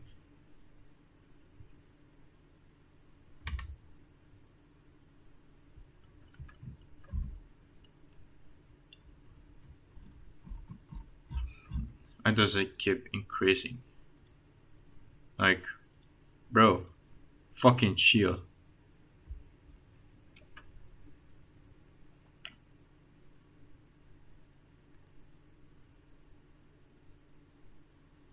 Let me just print this. So we have printf.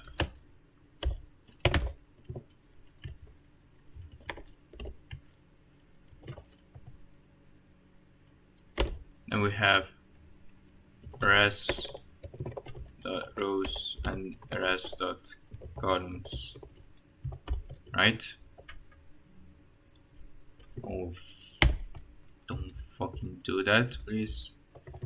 Then we have two new line chart there, and execute this.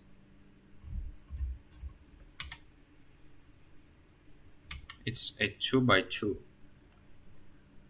Why is it J increasing to?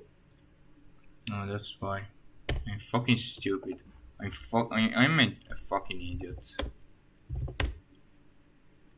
Oh, look.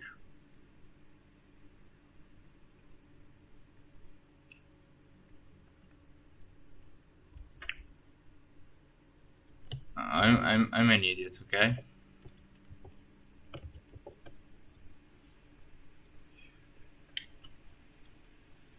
So I know this doesn't work, but I'm just gonna do it anyway. I'm just gonna print the result from here. So what if we create this matrix 1, 2, 3, then 4, 5, 6 times 1, 2, 3, 4, 5, 6 is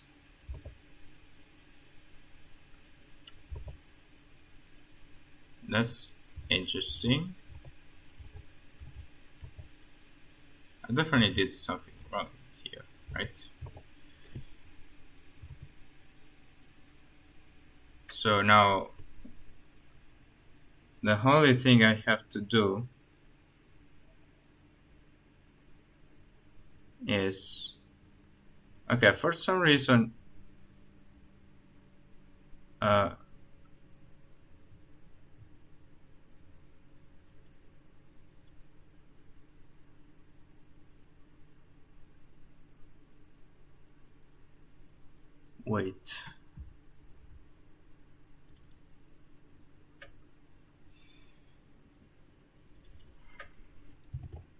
wait, I have to iterate for each column for y, right?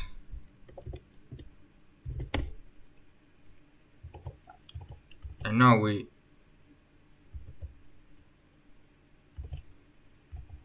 get a similar result, and that's interesting.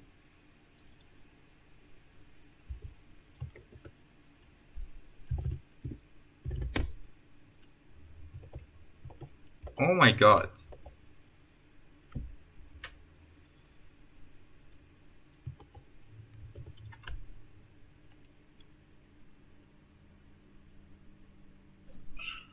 Now we have to,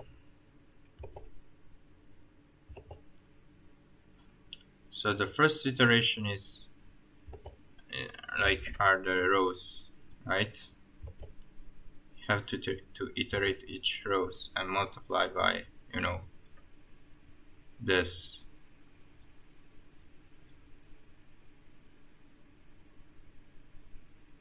That's interesting because we get a similar result.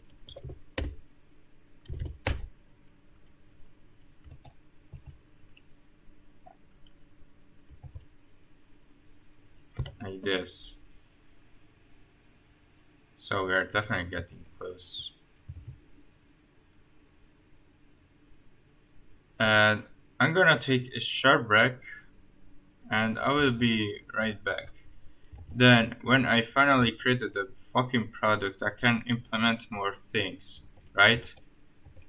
So this will definitely help me a lot.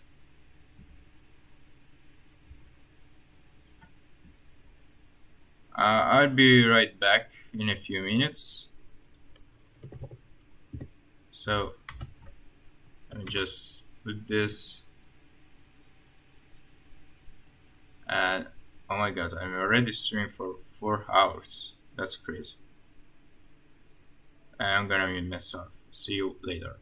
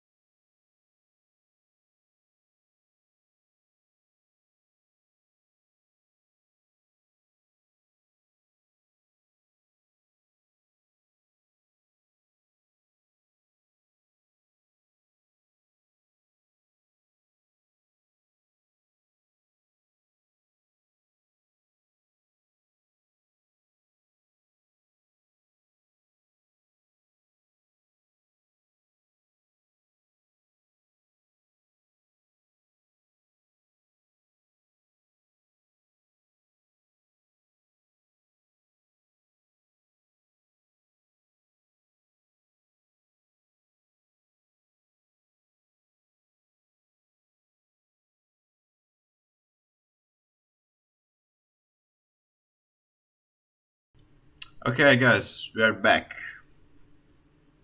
We are back on the building. Hold on, let me just turn off this.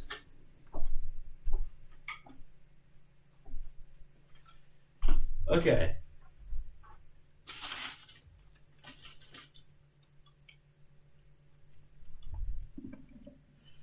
No, what are we gonna do now? Well,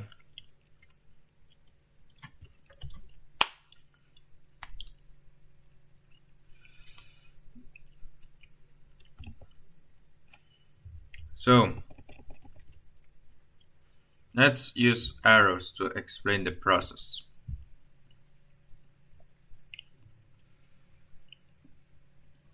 So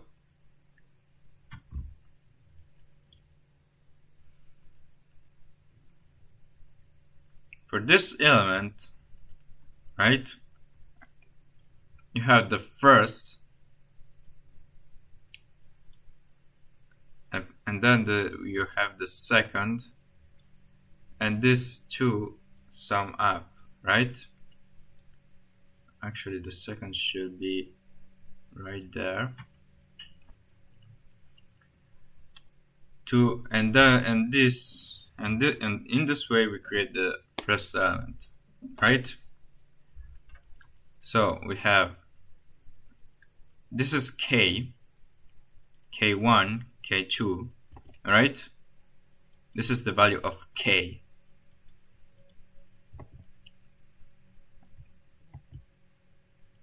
So we iterate this part, and this part should be working, right? Then we have to iterate j for each columns, of the resolution. Like actually it's y dot columns. So we have j, and j iterates each part, like this part right here. This is j, right? And actually this should be like that, probably.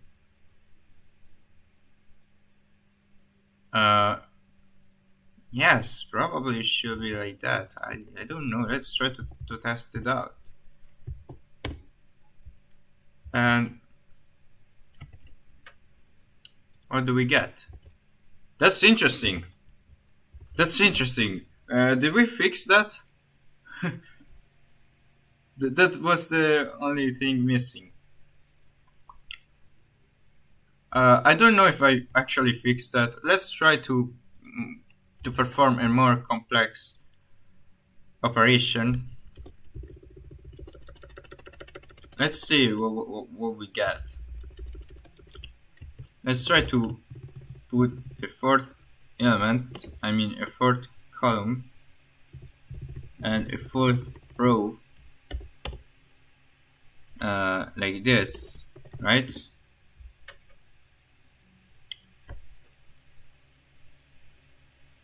What the fuck?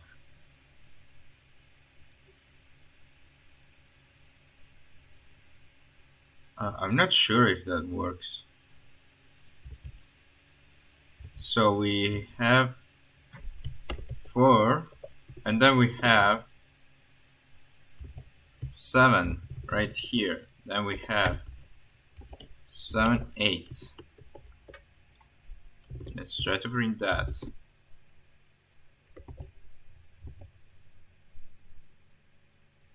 And it doesn't work. It doesn't work.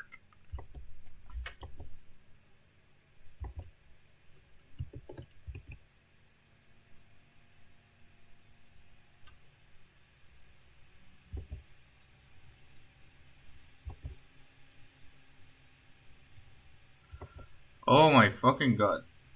Nope, it doesn't. Let me print the matrices.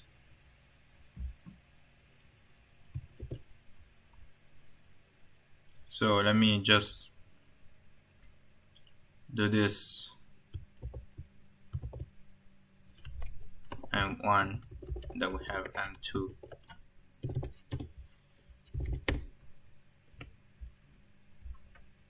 So this is the first matrix, right? 1, 2, 3, 4, 4, 5.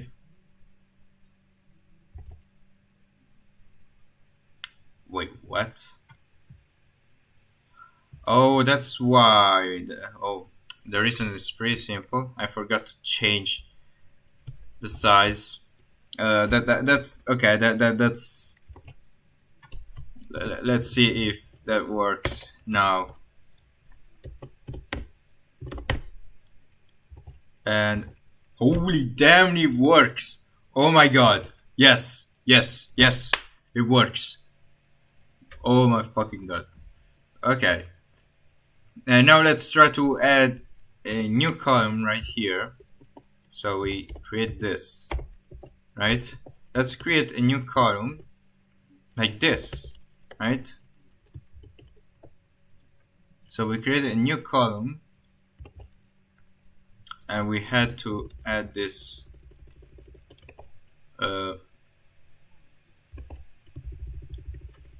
so we should add this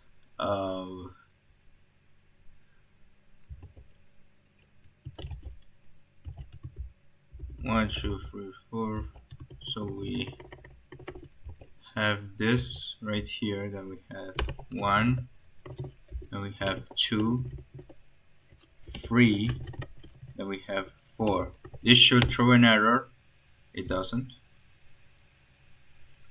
Wait, it doesn't throw an error? It doesn't. So we have 1, 2, 3. Wait, what happens if I change this to 3 elements? Right there, it does. It doesn't? Wait, what? But the result is way different than expected.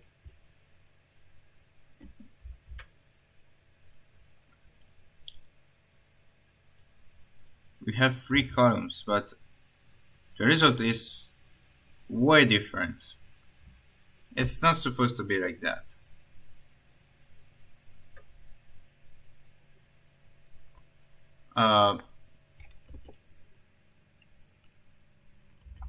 Let me print the array individually. So we have this part here, then we have the second part.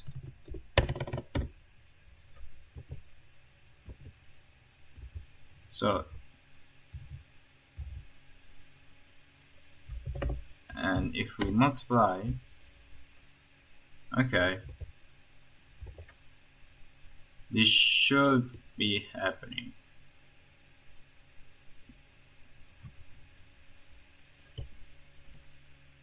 And I don't understand actually.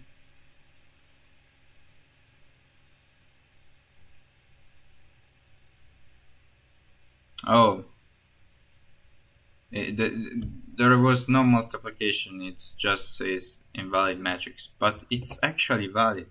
So what's the condition which the multiplication makes it invalid? Probably because they have the same amount of columns. I don't know.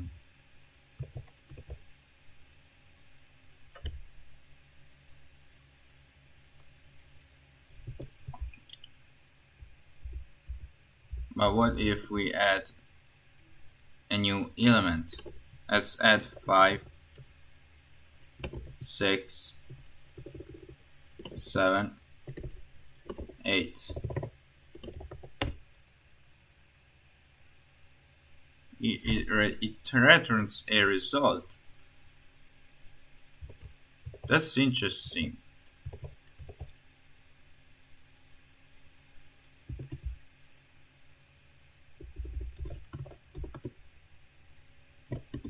So what we did right now is we multiplied this matrix, and we get a result.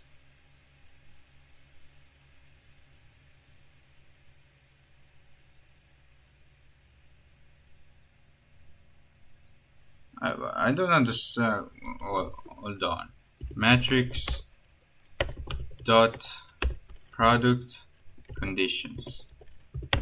What is the conditions? The two vectors must have the same length, but they fucking don't.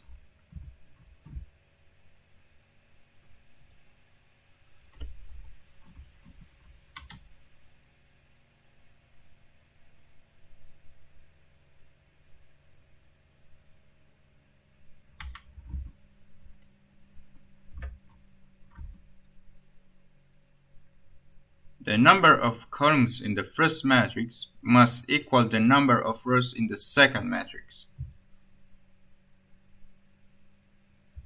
Oh, that applies.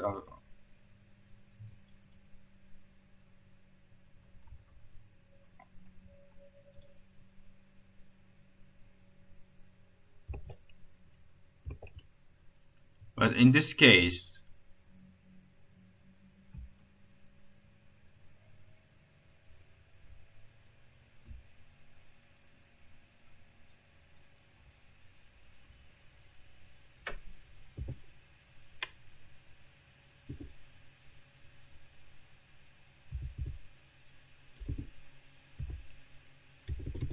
okay, let's try to do this. So let's try to print it out.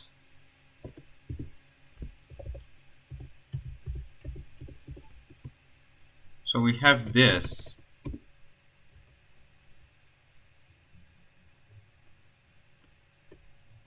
Actually, this is a valid operation. We just have to add a new row at this point, right? Like this.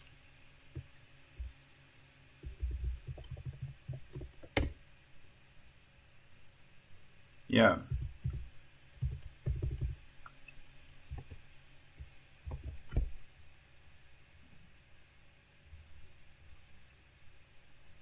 That's probably why. But this should be okay because we have the same amount of rows, and we also have the same amount of rows right here. So what's the fucking issue then? Let's try to rewrite this. So we have this matrix, right?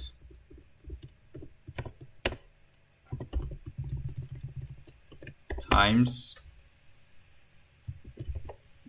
this yeah, let me just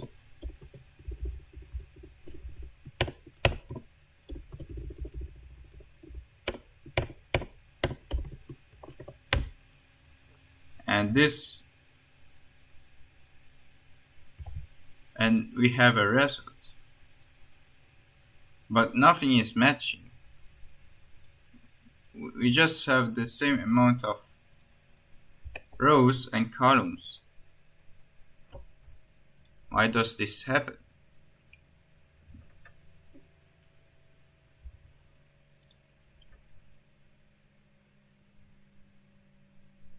The number of columns in the first matrix must be equal to the number of rows in the second matrix.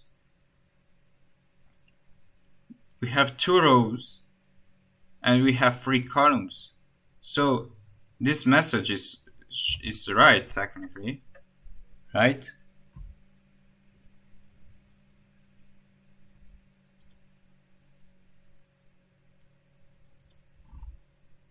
You have 4 rows and 4 columns, so this should be alright.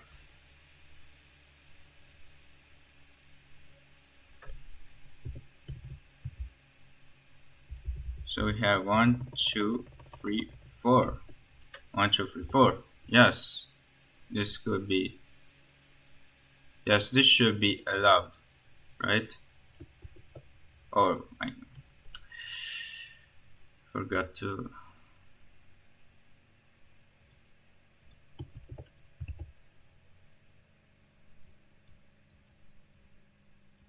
Can we just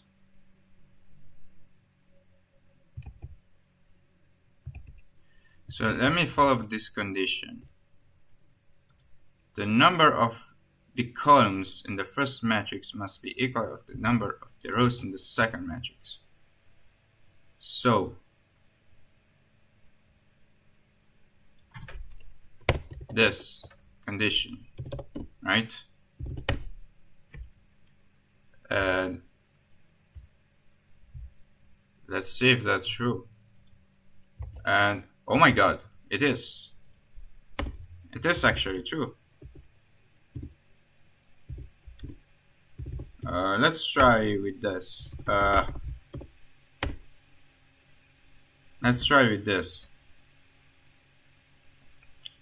We have 5, 6, 7, 8. Okay, let's do this. So this is a 4x4, right? Yes, it is. So we have this part right here, and then let's print 5, 6, 7, 8, like that. Let's see if everything works. Yes, it works. Look. And we get, and yeah, it should be working, right? That's cool. That's cool. It works. So we don't even need this part right here. And this part neither. Here we go. We can also get rid of this braces, and then we have it. Here it is. This is the function.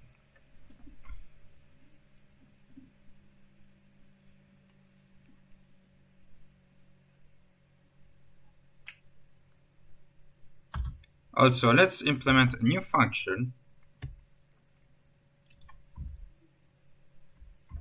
that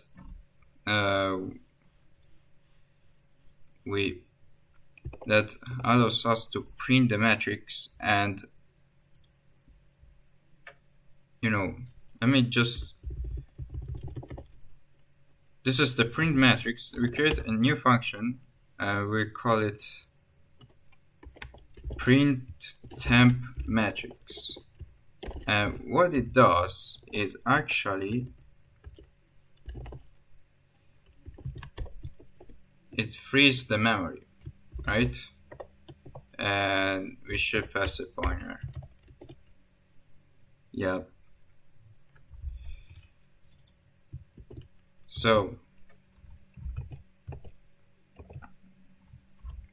let's implement this. So right here we have this function, right? Then we pass this value. Oops. Okay. Then we print the matrix, right?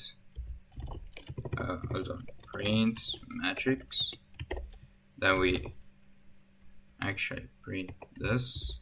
This should be differenced, and then we delete the matrix, and this is the matrix that is going to be deleted. So what we're going to do now, let's go here. We can probably do,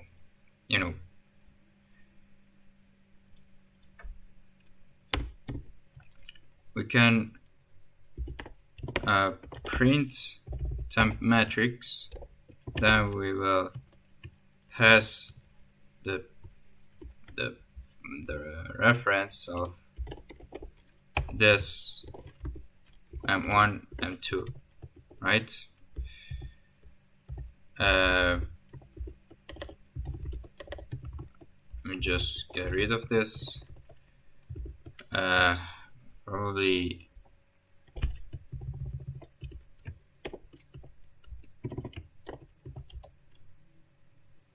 I don't know why this doesn't work.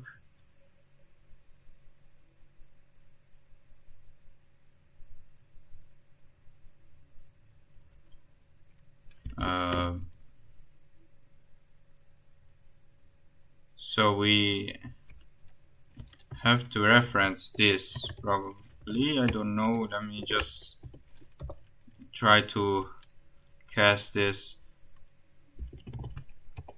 I don't know. Like, mm.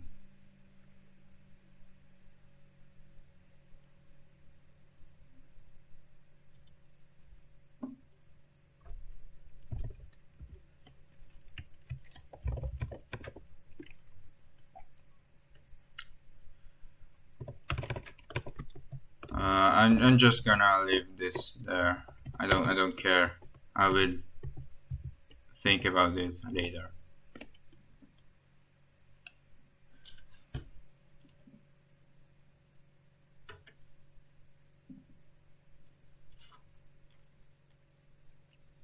So the function actually works, right?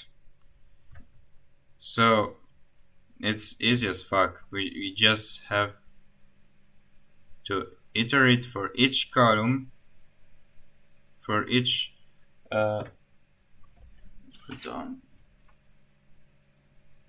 for each row and column. I mean, for each column for the first matrix and each row for the second matrix, we have to iterate each column, and then we have to iterate each row. And it's kinda tricky, but this is basically how it works.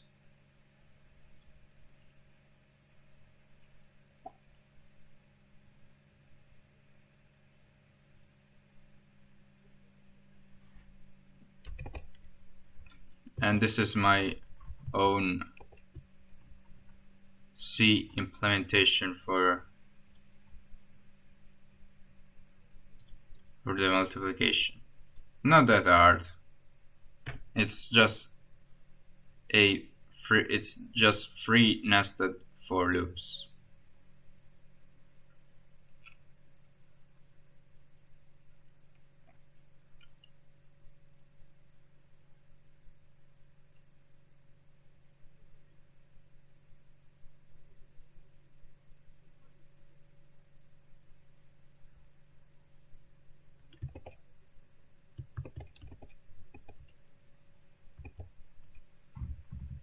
So also when we put a character, let me go here and let me just duplicate this and put it right here so we can have, I don't know, something to separate these values.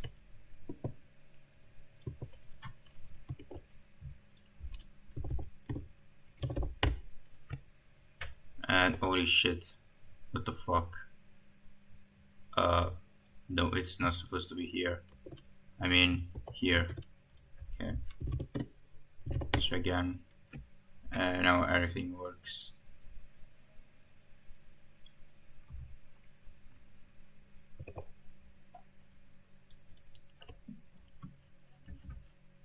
So that's basically it.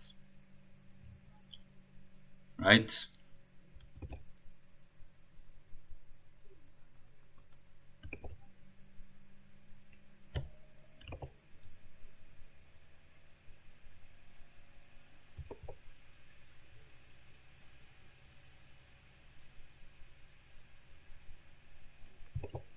So now what we have to do is to, okay, we created the dot product, and I will rename this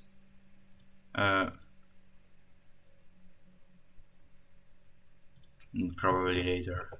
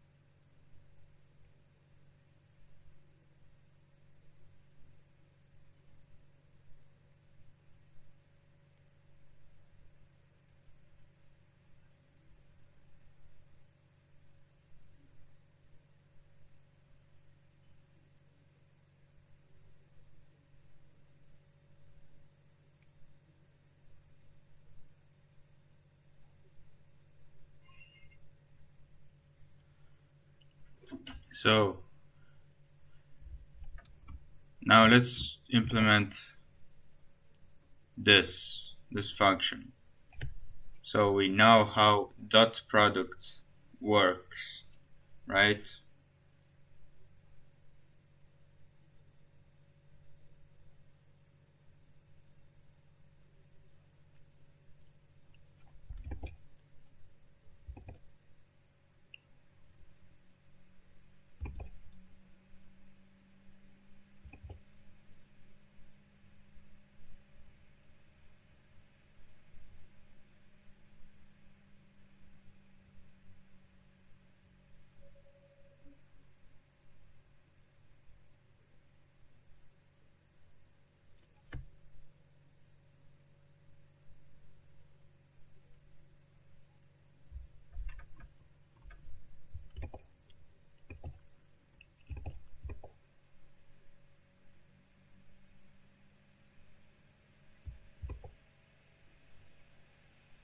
So let's keep going.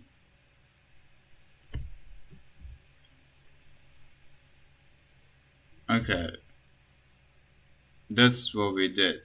So we have 0 plus 2, and this is 2, right? Then we have 3 times 2, which is 6, plus minus 2, which is 4, plus 1, which is 5. And we have it right here.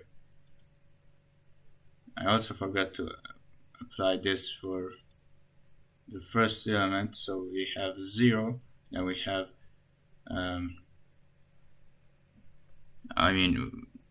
hold on, let's do this in order. So what do we have? We have this is 0, this is 2, and this is 0, so we have 2. Then for this part we have this times this 2, then this minus 2, and the sum is 0, and then we have 3, and this is 3 right there. Then we do the same operation for the second row. So we have 3 times 0, which is 0. Then we have 2, and then we have 0, and the result is 2.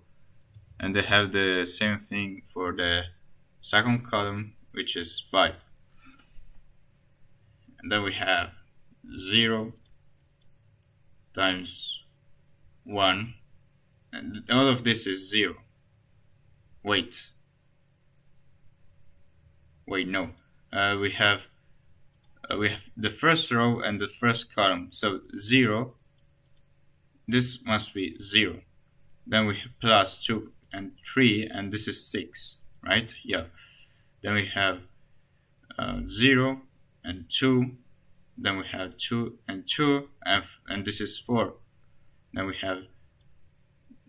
have 0, 3, and then 2, 1, which is 2. Then we proceed with the second column, and we repeat the same process. And then we get, this 3 by 3 matrix. Okay, I think I understand what does it mean.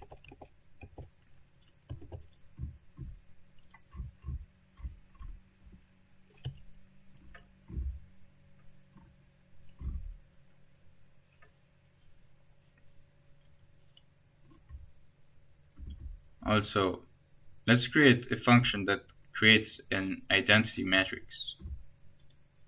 So we have matrix T, and we create an identity.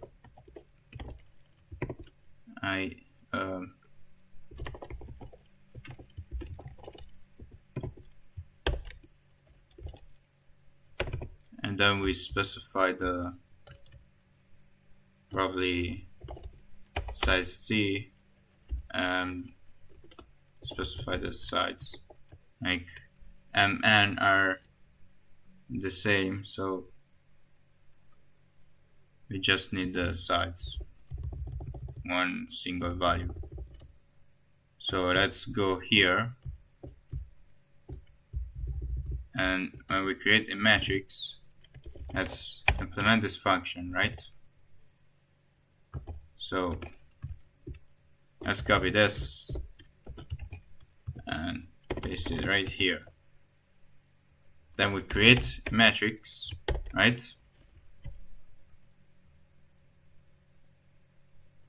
And this should be matrix create matrix. Then we have actual size, right? Then what we need to do is we need to iterate this. This is the easiest thing to do. I minus wait. Then we have the size. Then we have matval matrix y and y, I and I mean, and this is equals to 1. We assign it to 1. We can also get rid of the braces, and then we finally return the matrix, right? So what if we go here and then we, let's try to print this.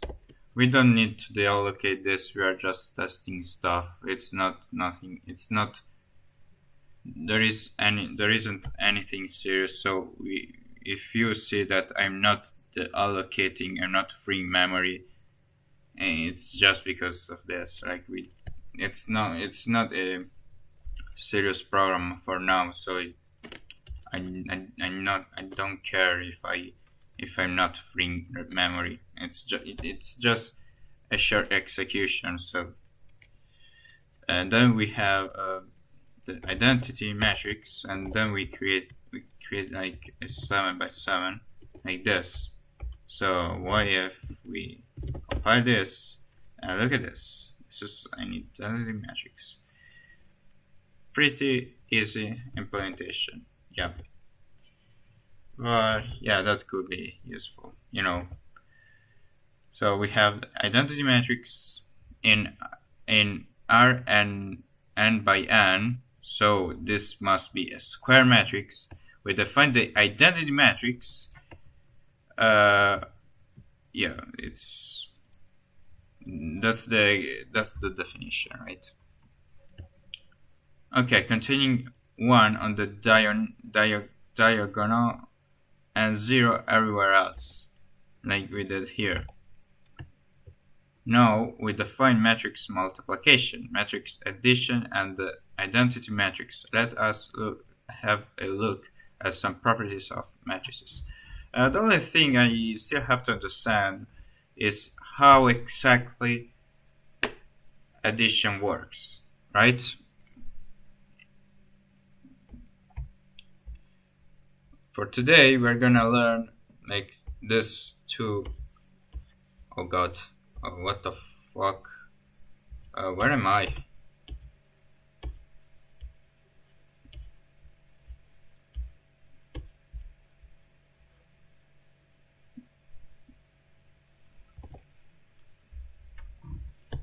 So this is pretty much how it works, right?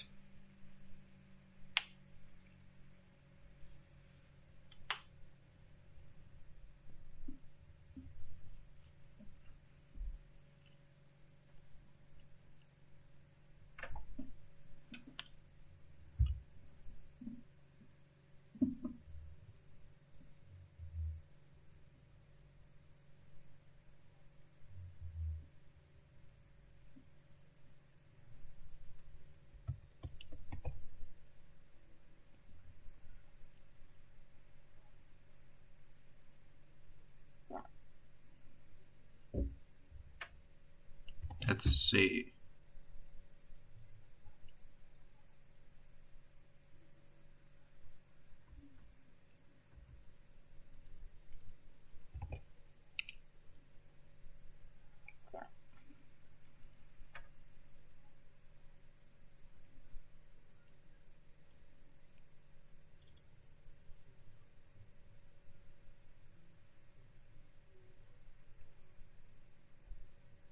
Okay, here you have A1 and 1 plus B1 and 1. So they must have the same column, the same amount of rows and columns, probably. I don't know. I don't know. Let's see what we can do. Let's check our program right here. So we have 1, 2, 3, 4. Let's try to add this. And yeah, it works. Like, what happened exactly? Well, it just it just did 1 plus 1, 2 plus 2, 3 plus 3, and so on. Now what if we add, what if we have this? Oh god, hold on, let me just type this again. And then we have a square matrix. That's interesting. How does that work?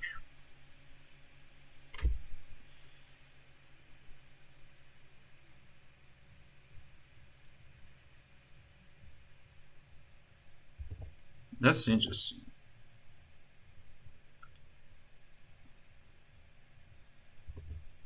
So the property that the multiplication has to have, like, must have, is to perform the dot multiplication, we must have the same the property, the rule is that for the first matrix, the amount of rows must match the amount of columns for the second matrix. That's the only thing. We did it, and we did it right here.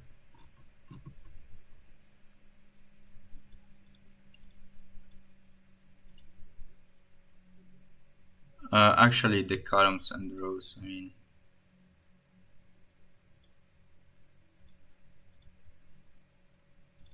So the first, the columns of the first matrix and the rows of the second matrix must match.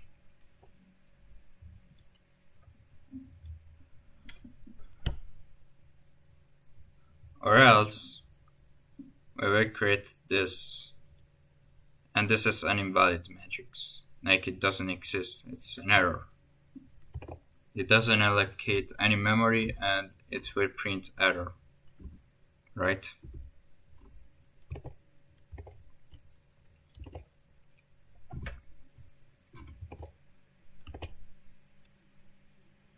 Let's see what happens right here. So what we are gonna do is, like, for what I can read right here, we are performing this operation.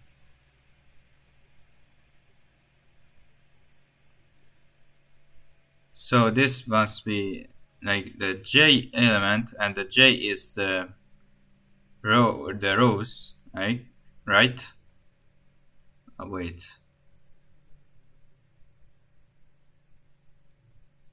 Actually, J is the column. Yeah, J is column. Okay. So this part,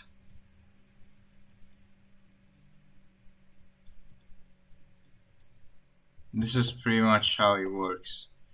So we sum the first element on the first, and then we just proceed to shift with the next column.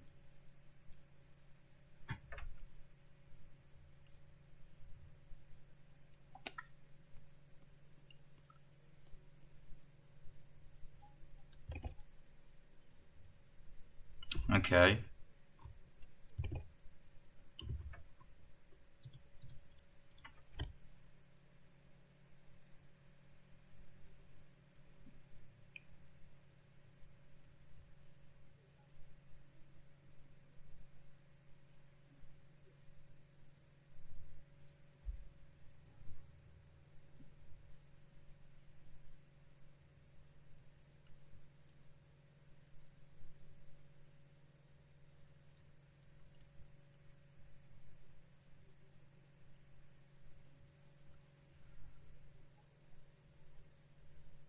So let's try to understand how this actually works. So to implement this function, right? We just need two iterations, right?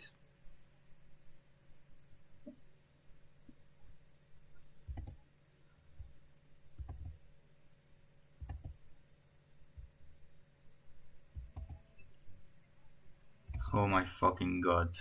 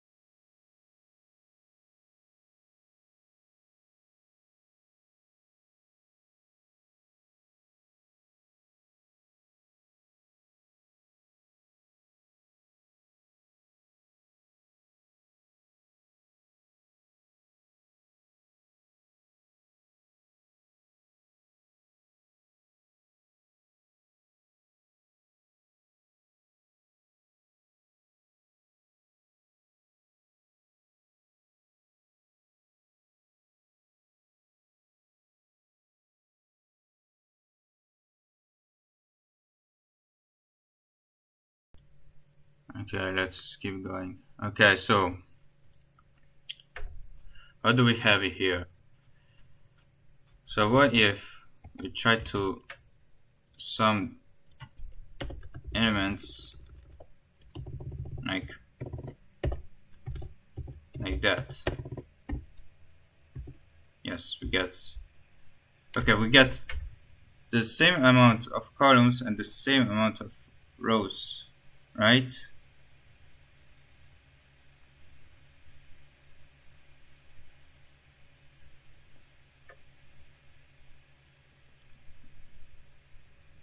And that makes sense. So there are no rules actually to perform this operation. Like we can implement as many as rows and columns as we want, and we actually don't have this part. We don't have to worry about this. But what if we do this? Okay. There are some rules actually. There are some rules. And it looks like it is like the first rule, like what if we do this?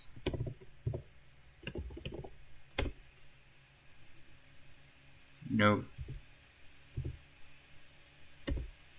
So we must follow a similar rule, or maybe the same rule for the addition, right? Also, what the fuck? Get the fuck out of here. Get out. We don't want you. So, let me just check. Wait. Don't know what I was about to do. So, let's see. Matrix sum condition. And, okay. I'm not that used to read values like that.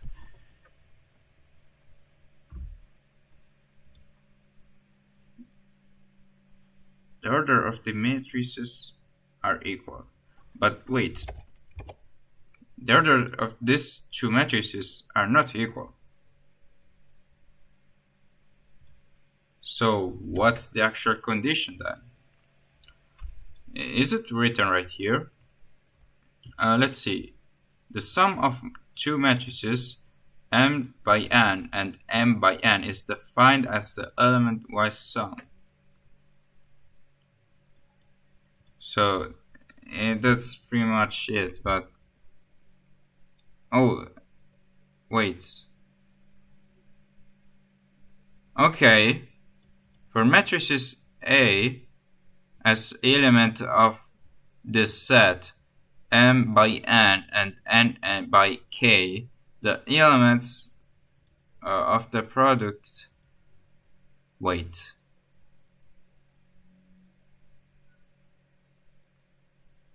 that's the fucking product.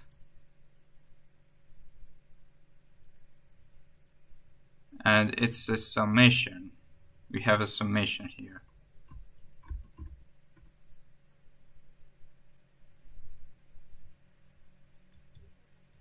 But it doesn't explain if it should be of the same order or not. I mean, you get it.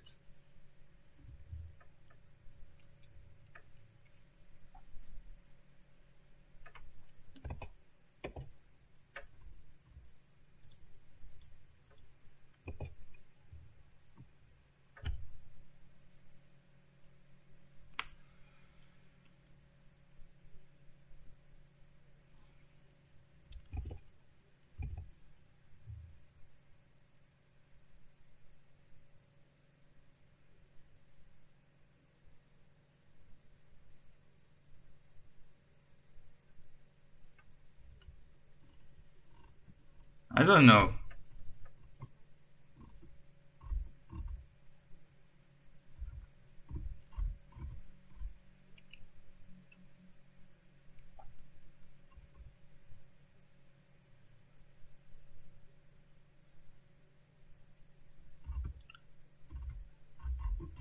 But the thing is that we definitely, like, it definitely works with the same order. But what is the exact condition? Like, I'm trying to understand this.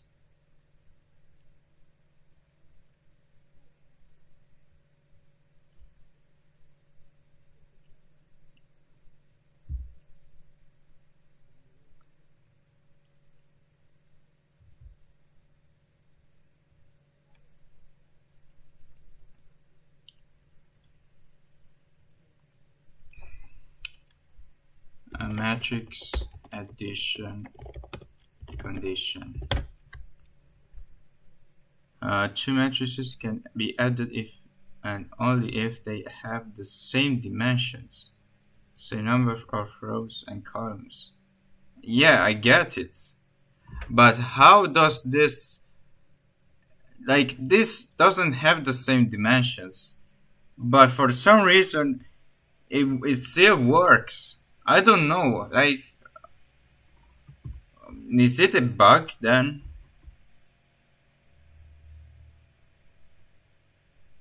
Like, by definition, this shouldn't happen. This should have computed.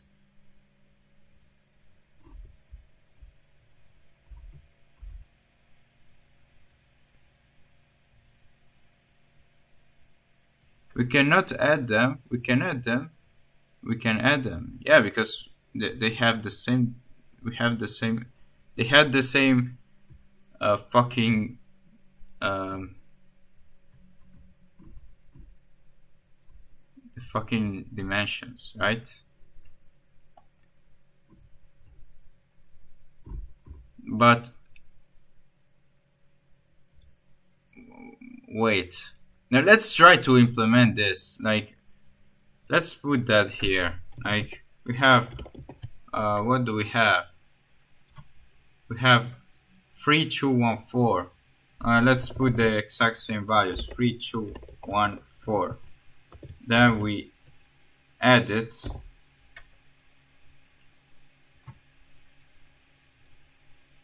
uh, 3214. Wait, sorry.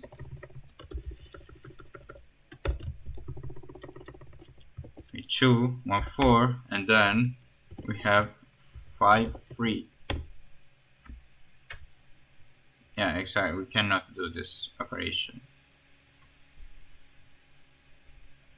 Why is this allowed though? What if we switch sides?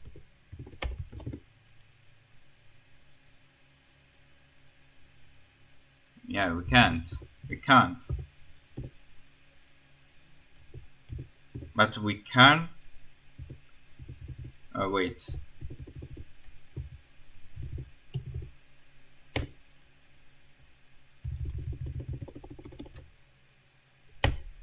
Wait. But we can do this. We can do this. I don't understand.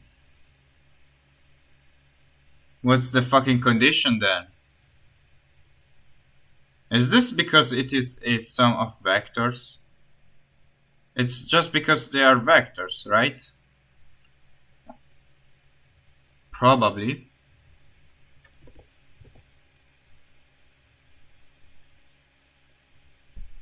Like, what if we add... Okay, let's try to add, you know, a new row, and this should throw an error, and then we add a new column. And that's probably the reason why. It was just doing a sum of vectors, right? Sum of vectors.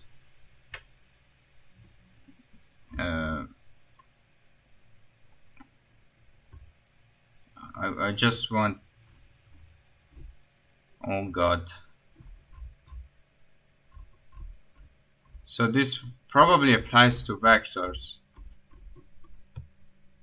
So they must have the same sides. But for some reason, this sum of vectors generates a new matrix. I don't understand, but I want to implement this. I don't care anymore. Like, what we just need to do is we just have to create a new, to iterate for each column and row. We have to create a matrix, right? And this must have, you know, the same amount of rows and columns, right? Also, let's perform this check.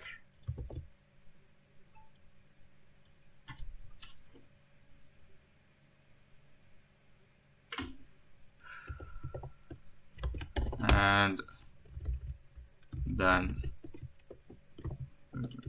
perform this check like this. We will return... Oh god. Wait. No. Okay.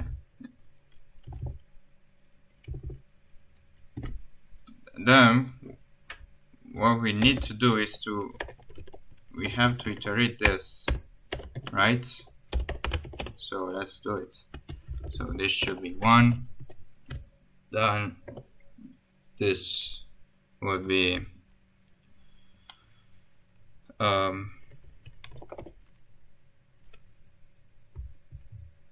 rows, probably, yeah. Then let's do this for the columns. So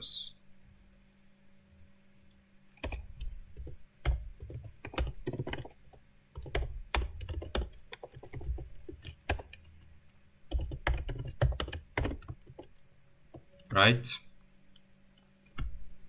Then we have this. The matrix is result ij equals to, it's really simple actually. It should be just like this. Not sure, but let's try it. Let's try that. So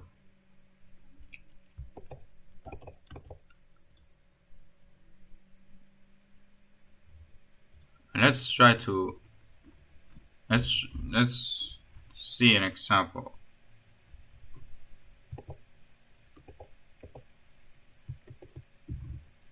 So we have two matrices, right? MSC is streaming. Let me check something real quick. Yep, I am.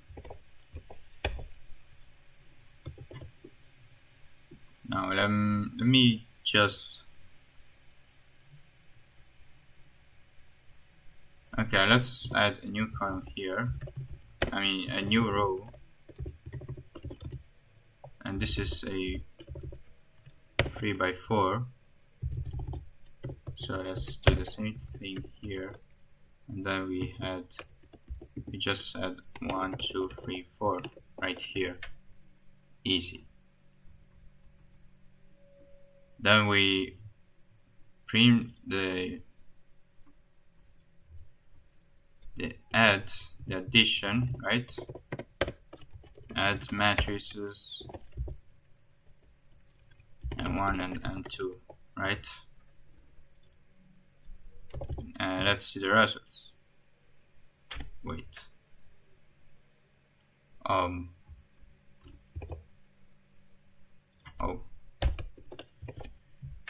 And let's see the results. It's invalid? Wait, what? Wait, how is this invalid?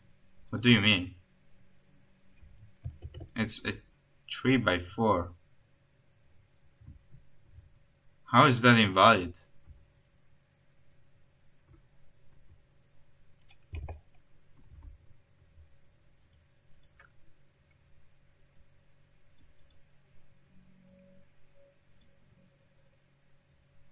Oh my god, I mixed this up.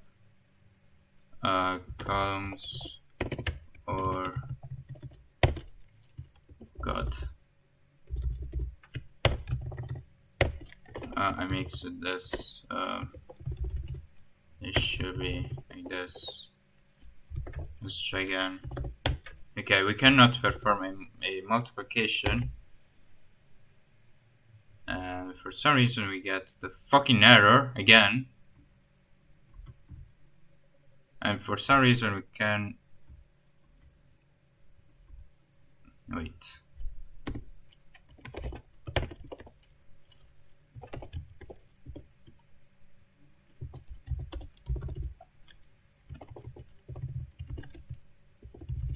Wait, hold on.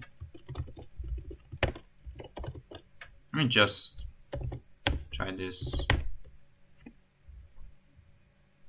This fucking segment folds. What the fuck? Are you fucking stupid? I don't know what the oh wait, I don't fucking know why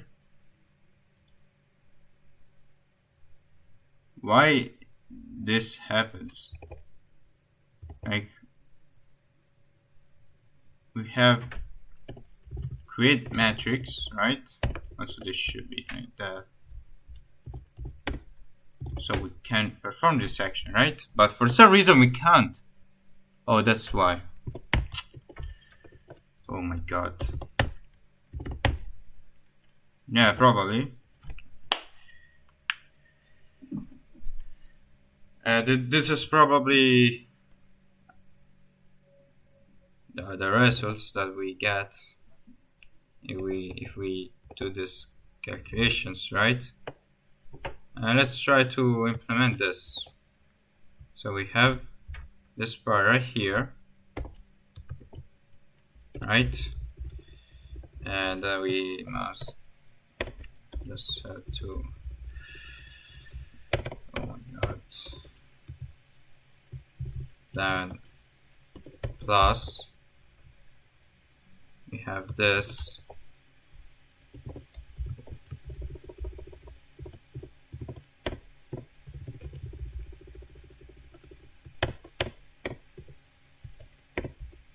why did I fucking add a plus sign here? And it works. Look. Yeah. So the addition is very easy. You just have to sum the numbers for each element. It's easy as fuck, right?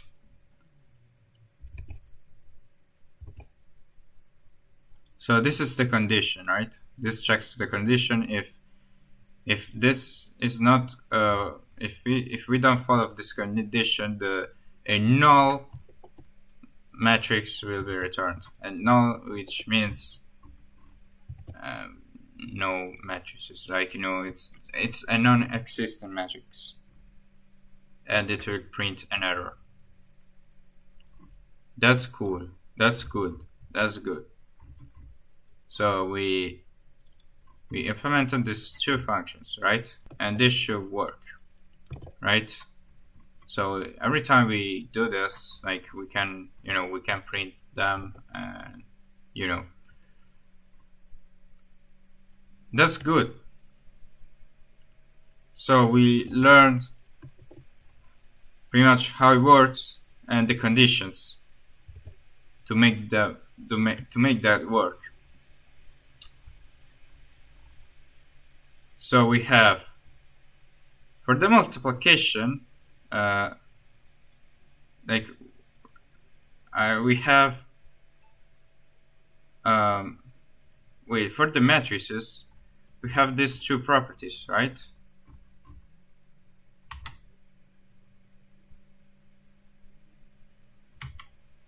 So A times B times C is equals to A times B times C, BC. Okay. Yeah, this is the associativity, right?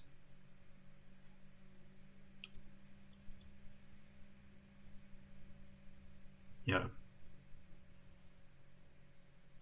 And the distributivity, it's, yeah, we have the distributivity and the associativity. We have these two properties, right? Oh my fucking god. Sorry, my fucking arm fucking hurts.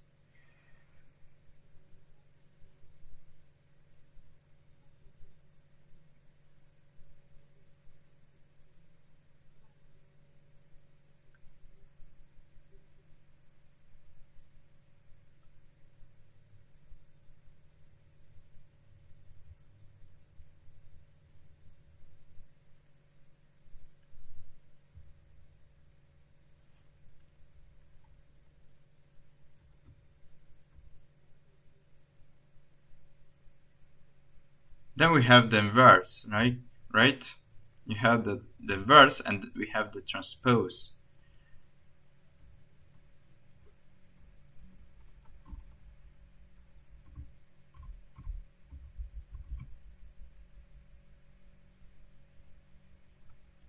So the inverse, consider a square matrix. So for the inverse, we can just have square matrices, right? Let matrix be as an element of R n by n have the property that AB is a identity, is the matrix identity, and it's equals to B times A, right? The dot product of B and A. So for the identity, the products should be the same. Let's test it out because we can test this out. So let's print. So let's test. Puts. We have product identities, right? So let's test this. So let's print the matrix of multiplying matrices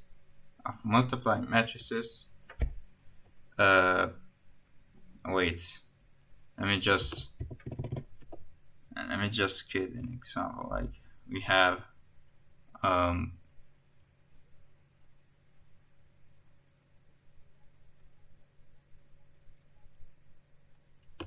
and let me just do this. Yeah, let me just create. So identity matrix 7, and then probably this has to be equal, because if we put another thing here, another sides here, it will throw an error because it violates the rule that the same amount of columns is this and the same amount of rows for the second matrix. It will throw an error if we put C, the matrix is invalid. But if we do this, well, let's see, I'm curious. We get the same matrix, so that means it is equal. So this is true, right? If A and B are this, right? It's called the inverse of A and denoted by A alla meno 1. I don't know how to say that in English. Unfortunately, not every matrix A possesses an inverse of A minus 1. If this inverse if this inverse does exist, A is called regular, invertible, non-singular. That's cool. So if we, okay, this is the inverse, and if we can calculate the inverse, the matrix A is invertible, right? If this inverse does exist, yeah, we already read this. When the otherwise singular non-invertible. Okay, when the matrix inverse exists, it is unique. Okay, so if this exists, A is unique, right? In section 2.3, we will discuss a general way to compute the inverse of a matrix by solving a system of linear equations. Okay. So we consider this matrix, and this we can apply it, right? If we multiply A with whatever that is, this is a definition, okay. We get this result. Okay. Let's try it. Let's try that. Let's try this thing on my library, okay, on my software. So okay, should we get rid of all of that? I think so, because I don't think we need it anymore. So back from here. So let's create a new matrix, right? We'll call it A. Okay, let's follow this notation. No, we don't.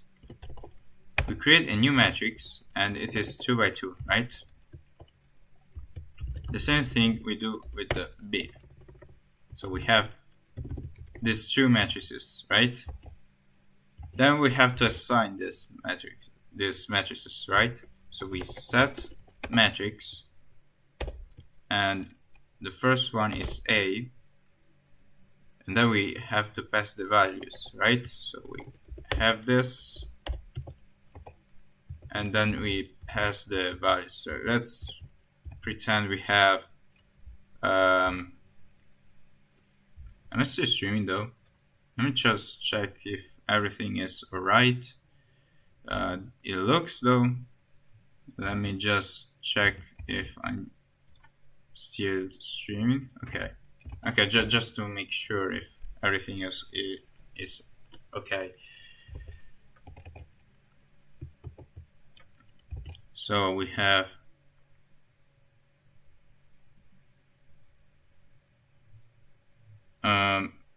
okay.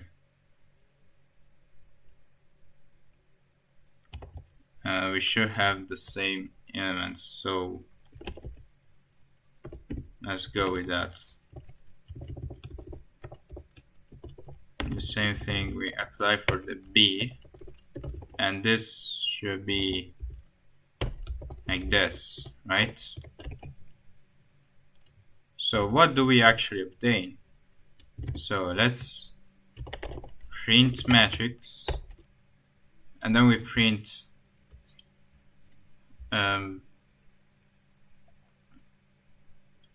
the multiplication with A and B, right? Let's see if that's true. Let's see if everything works. No, it doesn't. It doesn't. Oh wait, it probably does.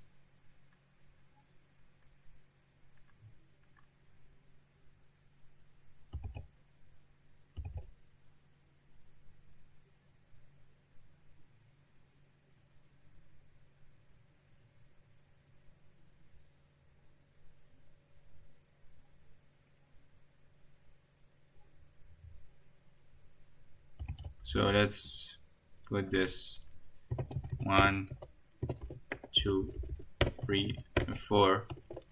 Then we have, I don't know,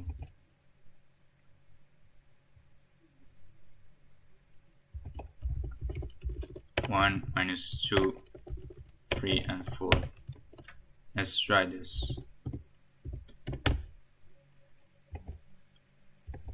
This doesn't work. What does that mean? Let's check it right here if we did everything correctly. So we have 1, 2, then we have 3 and 4 times 1 minus 2, 3 minus 3, and 4. Right? Yeah. Wait, probably I didn't get this part.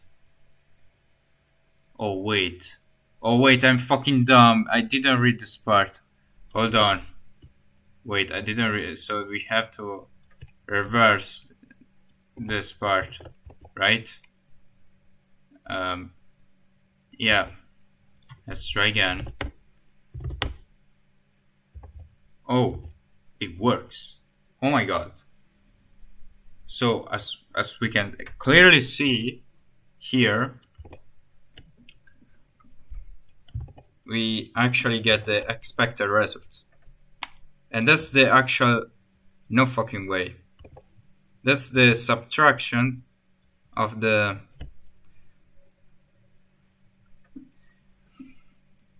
of these two elements, right?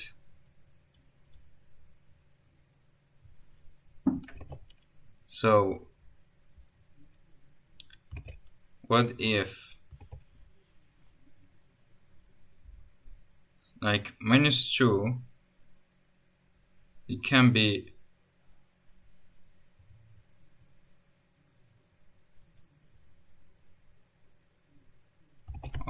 wait, so we have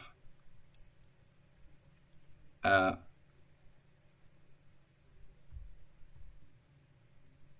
we have a we have this times this, right, minus this times this, so we have 4 minus 6. And yeah, it works because it's -2. That's cool. That's cool. That's interesting.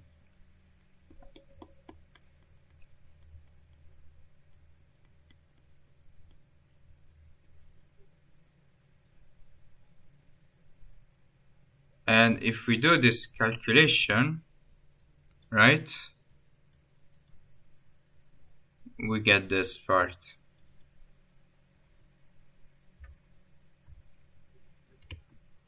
So this is the inverse, right?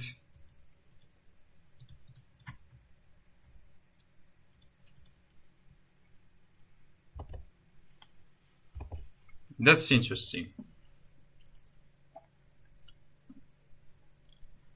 I don't know what this is exactly. I don't know if this has a specific term, but that's interesting. So this is pretty much how we calculate the inverse of a matrix, right?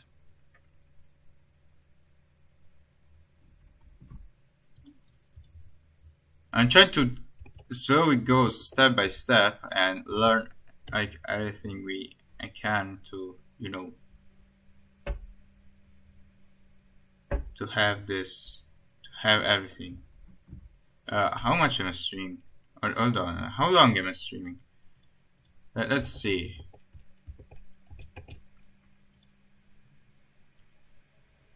Six hours. Jesus.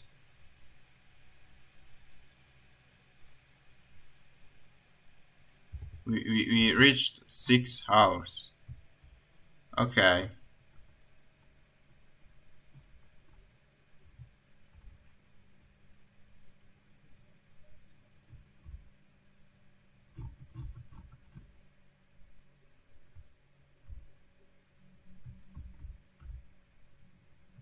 Then we have a multiplication by a scalar. Now that's simple actually. That's pretty easy, right? Yeah. And then we can solve the systems of linear equations.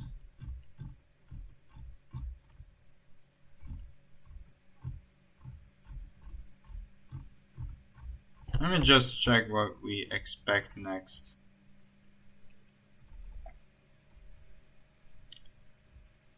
Oh, that's the Gauss, right? Yeah, that's the Gauss elimination to solve linear expressions, right? What is this? What are groups?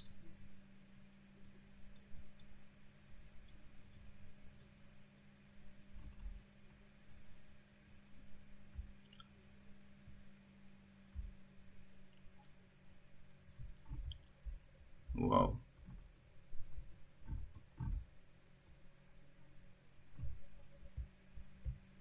There are also vector subspaces. Okay. Then we have linear independence. Oh yeah, that's what Friedel von Braun explained yesterday to us. Then we have basis and rank.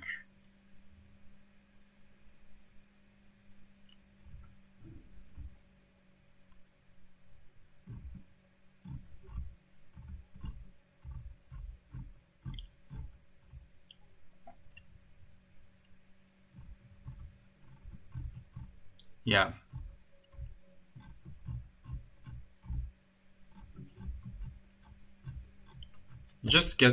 I just have to get used to these terms.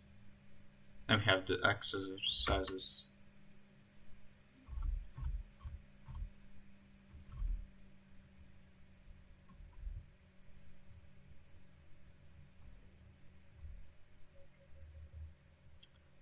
So, if possible, we can do this.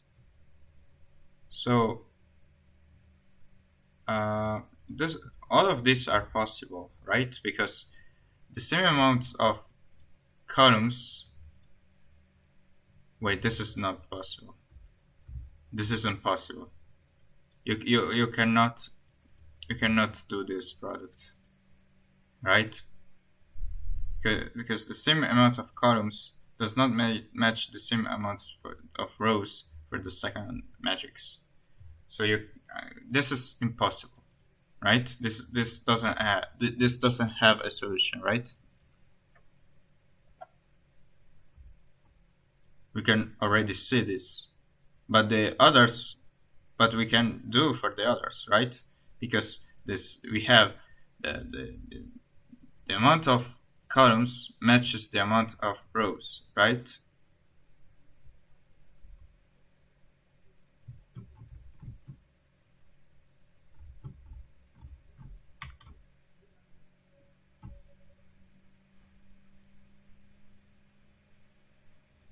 Then we have norms.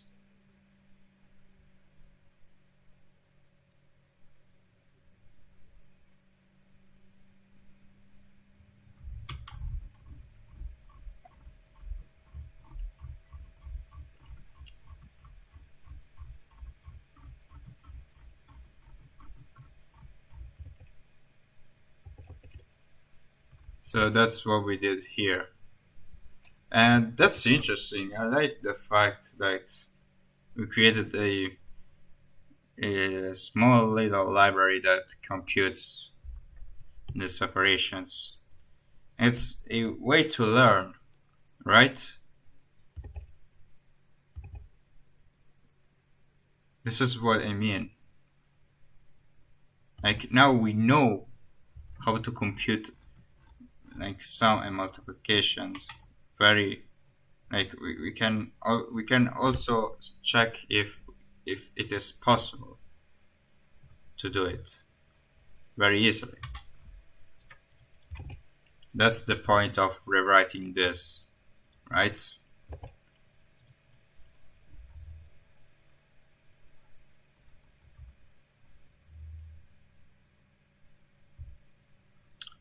Probably the next time we will discuss about inverse and transpose. We will discuss about it tomorrow.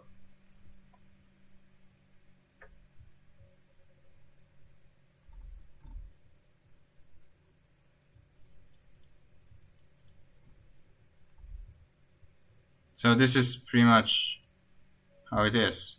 Oh, look at this. We have some interesting properties. Like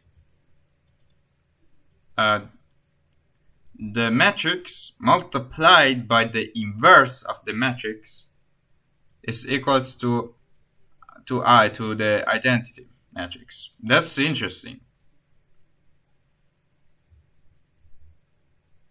If we perform the dot product between these two elements, we get the identity matrix. And of course the size will be the same as these two matrices, right?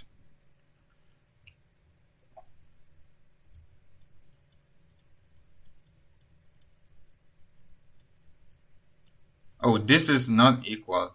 So let's be careful. This shouldn't be. These are not equal. And if we transpose, okay, this is really obvious.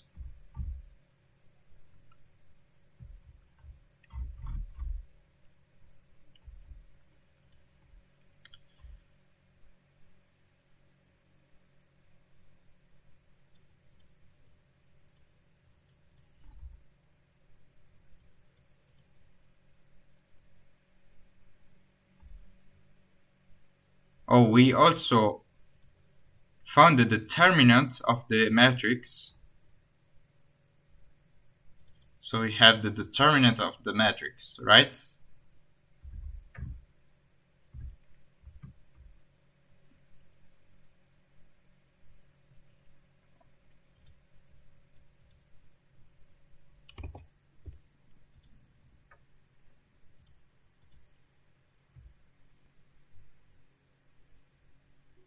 So this is the library we will use to perform our operations with matrices in C. I think this will be interesting. We probably won't use MATLAB, but we will use this program to to test stuff and do things. And this is kind of like a laboratory, right? This is a lab.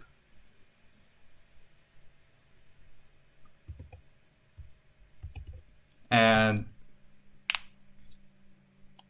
we won't calculate this by ourselves. We will use our computer to do that. So luckily we are developers. We know how to code stuff. So we must follow the logic.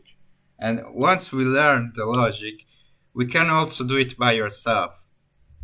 It will be easy, right?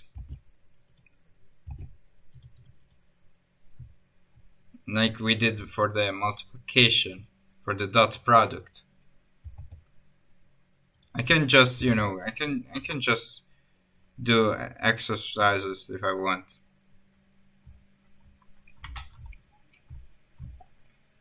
I know this really well.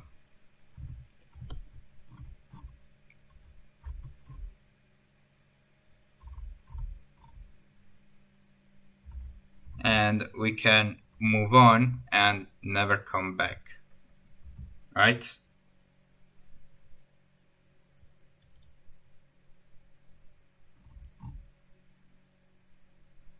So the determinant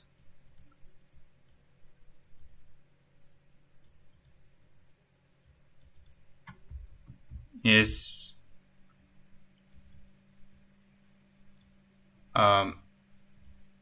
okay. We will reach this part later in section 4.0, 4.1.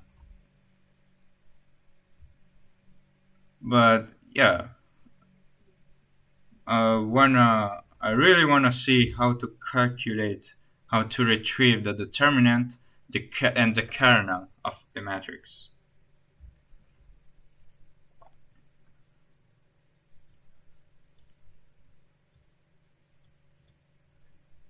So, to check if a matrix is invertible, we should just, let's see, where is it? We should just check if the inverse exists, right? And it should be a square matrix right here. And if if it is invertible, it is unique.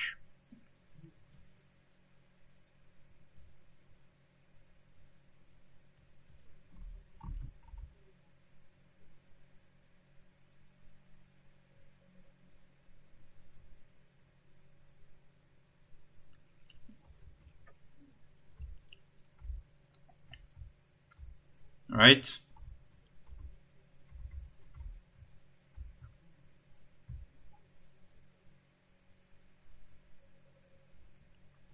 Okay. So I think for today is enough. Like that's what we did today. We will cover more things tomorrow, and honestly, this is pretty interesting. And I will see you tomorrow. I will see you later for OpenGL stuff and our web form application.